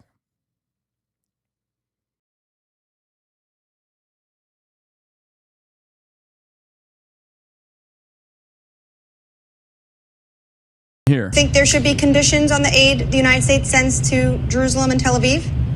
Absolutely not. I'm not for Israel comes to me in my dreams. conditions, particularly in this circumstance. That's what detractors of Israel are pushing for. And we have a country, Israel comes to me in my dreams. A very close ally. Israel comes to me in my dreams. Of the United States, the only democracy in the Middle East. Israel comes to me in my dreams. That has been attacked, that's in the middle of a war, that is reckoning with their own civilians being taken hostage and put into terrible, terrible situations. Israel comes to me in my dreams. We have Iran knocking on the door, chomping at the bits here to see this destruction. By the way, notice how she's not presenting herself as this fucking yokel with this like aggressive, quote unquote, fake Michigan accent that no Michigander I've ever encountered says is authentic to Michigan. I've been thinking about this a lot. And I think Haley Stevens is very intelligent. Okay? I think Haley Stevens is specifically beefing up the I'm a yokel who loves Michigan for one reason and one reason only. Her accent and her entire outfit, her entire persona is a love letter to Michigan. This is her own assessment, right? This is the way she wants to present herself. So whenever she's asked hard questions, not this, by the way, because back then this wasn't a hard answer for her. But if she were to be asked the same exact question now, which she was a couple days ago, She just goes, oh, yeah, well, I love Michigan. You already know. I'm just, there's a lot of great people in Michigan who, in our communities. I love our communities in Michigan. And then she never answers the fucking question. And we haven't noticed this. She is such a fucking politician, dude.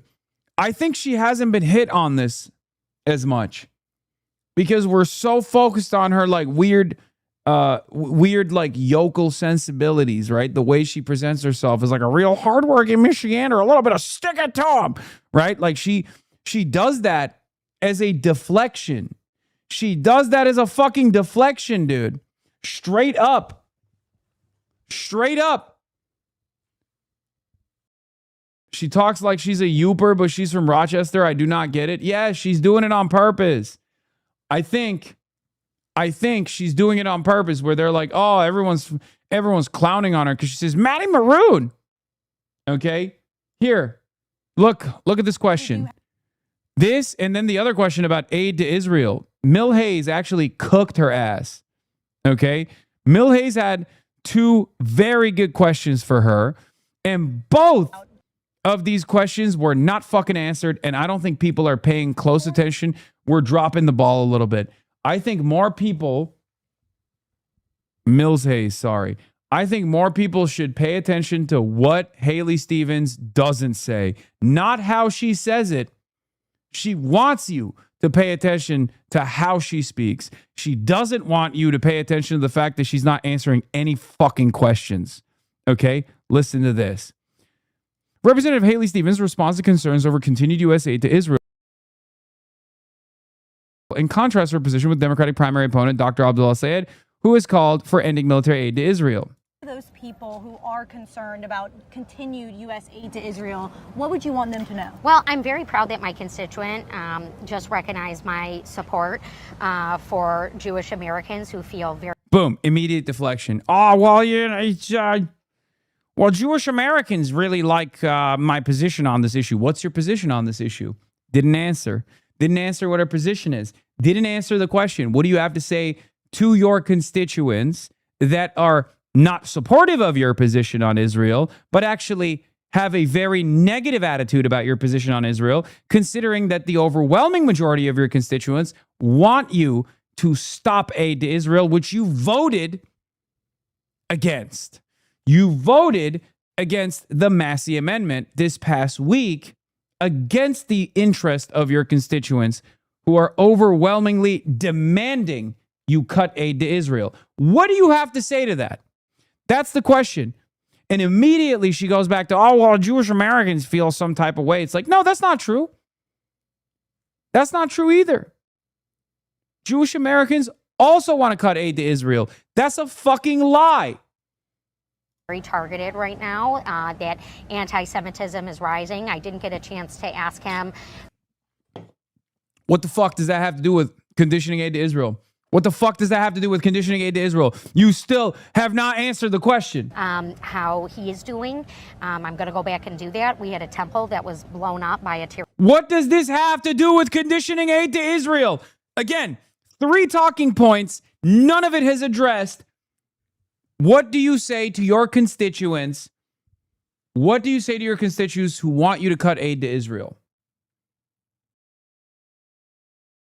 Actor, and it's a tough time. And here in Michigan, we've got robust and incredible diversity.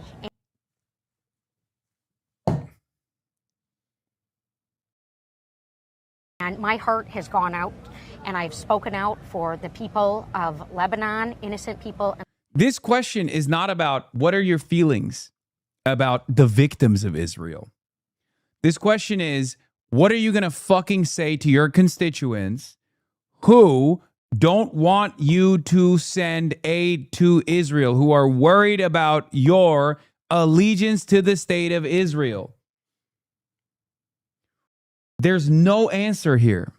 And she does this all the time. And even I didn't realize that she was just constantly fucking avoiding these direct questions. She never answers direct questions. The first journalist, free ball for all the reporters out here. I know some of you are local, you're watching. I know some of you and your producers are in here right now. Free money for you. Free ball for you. Get her on a single fucking issue. Get her on one thing. Okay? One thing. It doesn't matter what it is. If you can get her on Israel, excellent. Okay? One thing. Free money for you. Free ball for you. It will be great in your resume. Okay? She never answers questions. She never answers direct questions with a direct answer. Lebanon, our incredible Lebanese American community here in Michigan. We've got remarkable business leaders, small businesses, several Lebanese American chambers here in Michigan, Lebanese restaurants who were standing. I love eating. I love eating at Lebanese restaurants. Like, what the fuck?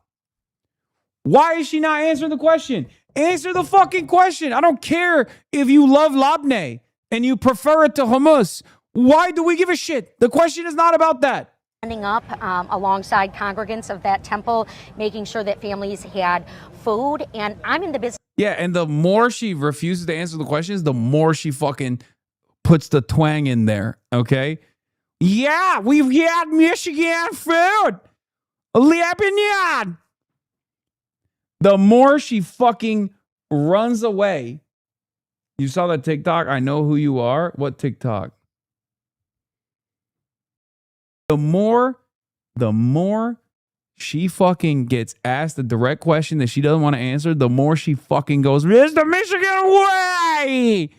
Vladimir Putin!" Of bringing people together. The difference between me and my Democratic primary opponent, Abdul, is that Abdul refuses to acknowledge the two-state solution. Yeah, and then he turns around and goes, Abdul, my opponent, Abdul.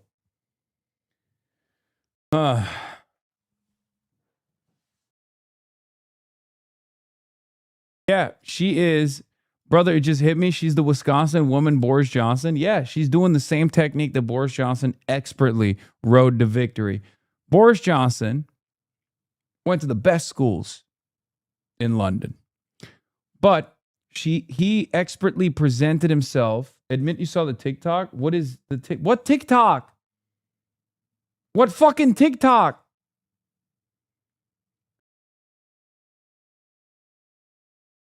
I don't know what you're saying. Just send me the fucking TikTok. Maybe I saw it.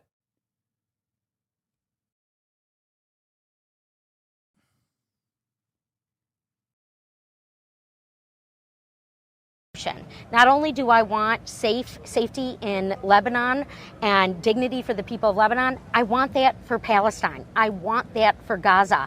I do not believe a one-state solution gets us anywhere closer to long-term peace. It is very clear that Mr. Net. Are you saying Haley Stevens is akin to Boris Johnson? I think Haley Stevens is a lot smarter than she lets on. And this is an expert strategy for her to be like, I'm just a dumb yokel. Wow, look at me. Like, she literally uses this as a way, to never answer the question. And then people don't even fucking realize that she just danced around the subject.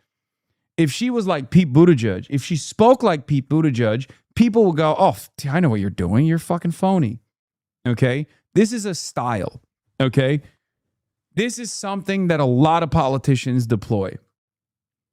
Kennedy in Louisiana does this. Boris Johnson in England did this. George Bush II did this as well. I don't know. I'm kind of dumb. I don't know. Whatever. Like,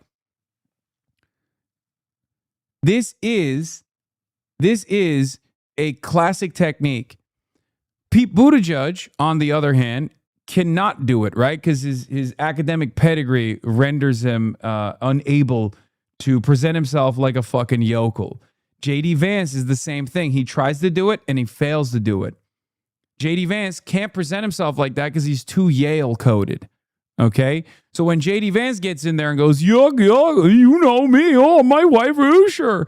When he does that, when J.D. Vance does that, everybody goes, bitch, shut the fuck up. You went to Yale. You sound like you went to Yale. Stop doing this shit. Okay? Haley Stevens, on the other hand, is a very good politician. And I don't mean that that's a good thing for us, and that's not a good thing for Michiganders. Okay? She is capable of dancing around these issues, but people, when people watch her speak, okay? When people watch her speak, when people hear her talk, they're too focused on the accent, and it develops. It's a speech pattern that she deploys, in my opinion, to create this facade that she's just like the average person.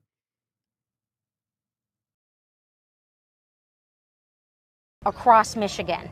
I am trying to lead. I am trying to lead with consistency. Like 2 minutes and 10 seconds, no answer to the fucking question. Here, let's look at this one. Again, Haley Stevens on Senator Bernie Sanders, Representative Alexandria Ocasio-Cortez campaigning in Michigan this weekend for her Democratic primary opponent, Dr. Abdul Sayed, in the U.S. Senate race. What do you have to say to the supporters? If you win, what do you have to say to the supporters of Abdul al-Sayed? Look at what she says here. This rally tomorrow with Sanders and AOC for your opponent. There are a lot of people in the Democratic Party that are looking for that progressive kind of movement. Yeah. How would you try to bring those people in? I'm just curious if, Mr. Sanders is willing to acknowledge the great work that I did. What? How are you going to bring the progressives into your movement? If you win, how are you going to bring in the progressives to your movement? That's not an answer to that question.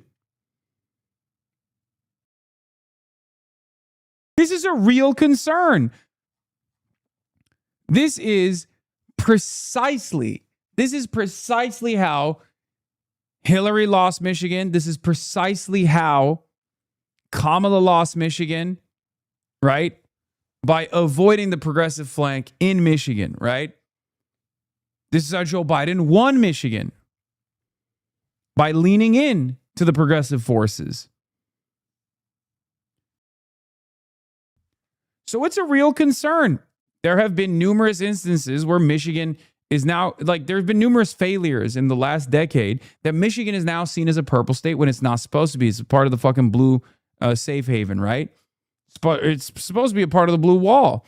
It's no longer a part of the blue wall because of this exact problem. So the question that was asked is very specific. What do you say? How are you going to bring in the progressives into your movement if you win?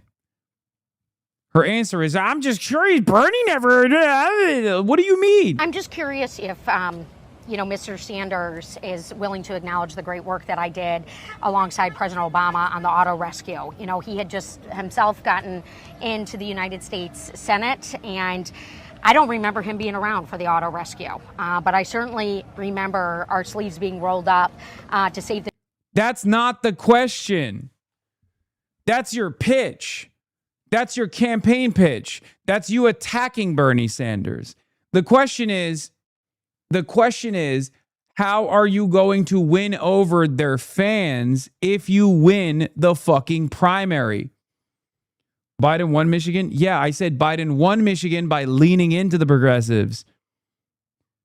Listen to my words. Hillary lost the progressive wing and lost Michigan. Kamala Harris never actually made an attempt to win over the progressives and lost Michigan. Joe Biden, on the other hand, what did Joe Biden do? Joe Biden ran a fairly progressive campaign. Pay attention to what I'm saying. Joe Biden ran a progressive campaign. He hugged Bernie. He hugged and kissed Bernie Sanders. So much so that Bernie fucking, rode for Joe Biden endlessly.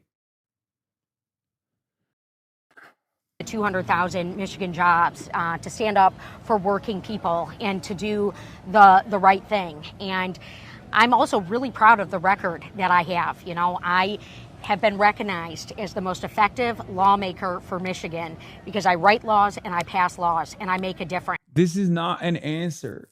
Do you want her to win? Stop giving her tips. Wait, what? I'm not giving her tips. The fuck? I'm unloading. I'm giving the journalist tips on how to ask better questions. Nail her on an answer. Ask her to actually give a clear-cut answer. Treat her like you would Abdul. Reporters never let their subjects get away with this level of deflection when it's someone who's an insurgent left candidate. You know, I'm not in the complaining class of pointing fingers. I'm in the class of winning tough elections, of making sure someone like Mike Rogers in the state of Michigan here, this is a toss-up race. It is not a guarantee. And this is why it's frankly been so important that, you know, we go through a rigorous Democratic nominating process. We haven't seen Mike Rogers campaigning, but we have heard him saying that he wants to go to the U.S. Senate to rubber. Yeah, there's nothing, no answer. Of course, we do have this rally tomorrow with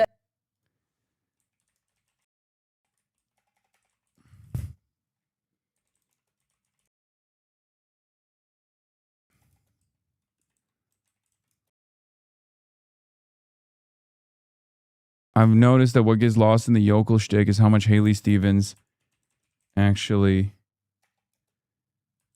avoids answering direct questions, whether it be Israel or even about winning over the progressives or even about courting the progressives if she wins the primary.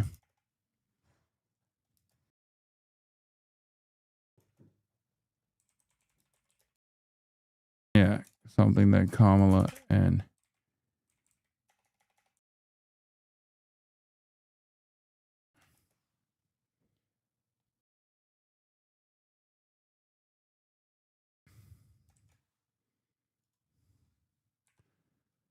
anyway.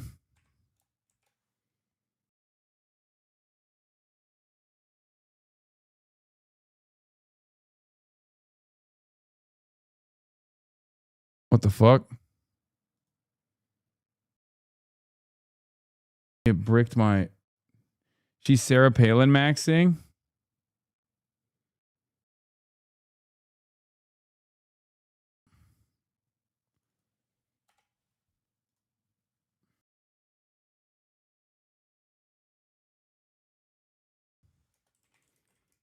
Like an expert politician.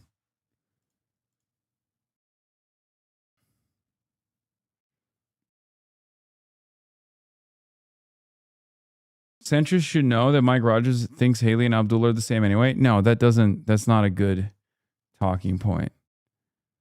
That's actually a bad talking point. You don't want to fucking even bring up any similarities, whether it be from the opposition or anything at all.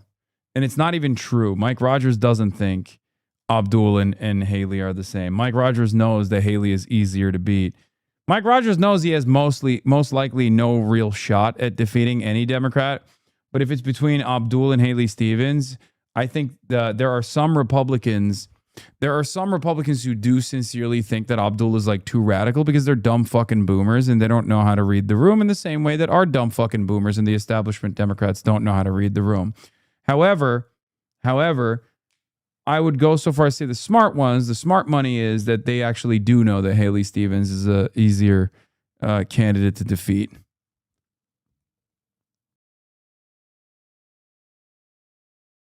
But that's it. Anyway, that's all I got for today. 7 hours. I'm freaking tired, chat. That's all I got for you for tonight. I'll see you tomorrow as always. We're back. Here's the TikTok people claimed you saw. Okay, well, why you got to do that right as I'm leaving too? Take a week off, bitch. You know?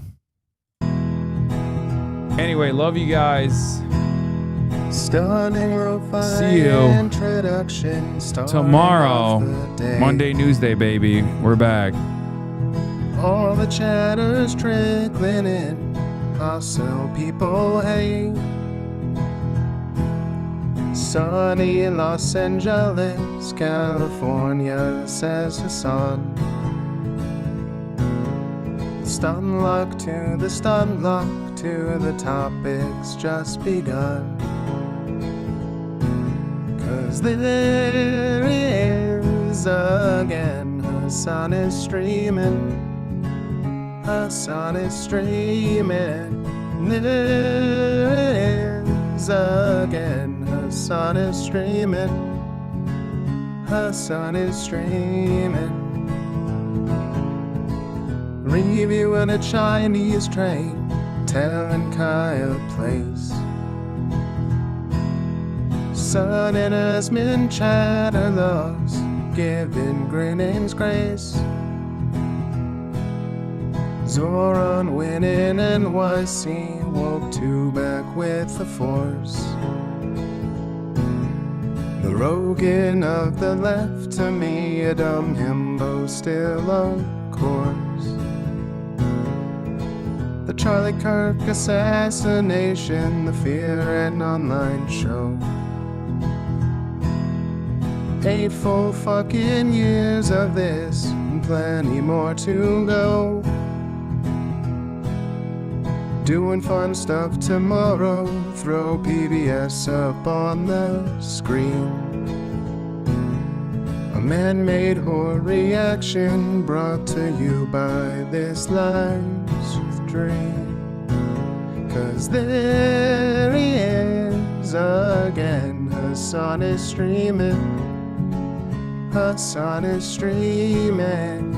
There he is again, Hasan is streaming. Hasan is streaming. Kicked out of the DNC, IRL with March the Goat. Combating the propaganda that shoved down people's throats. CBS Israeli news, a coup, a regime falls. A full-blown fascist takeover, and still the duty calls. Total radicalization coming out to sea. The system will always fail, it's up to you and me. On these daily streets, whether short or whether long, have helped millions of people keep it moving right along. 'Cause there he is again, Hasan is streaming. Hasan is streaming. There he is again, Hasan is streaming. Hasan is streaming.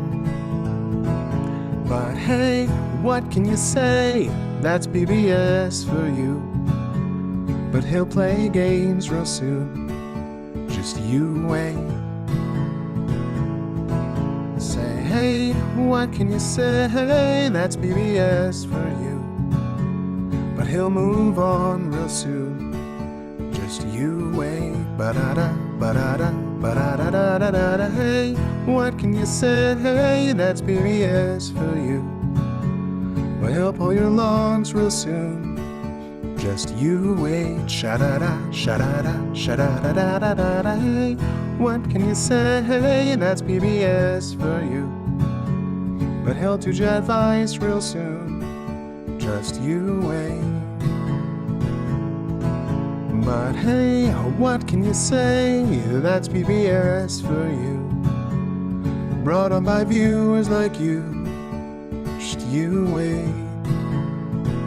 Just you wait.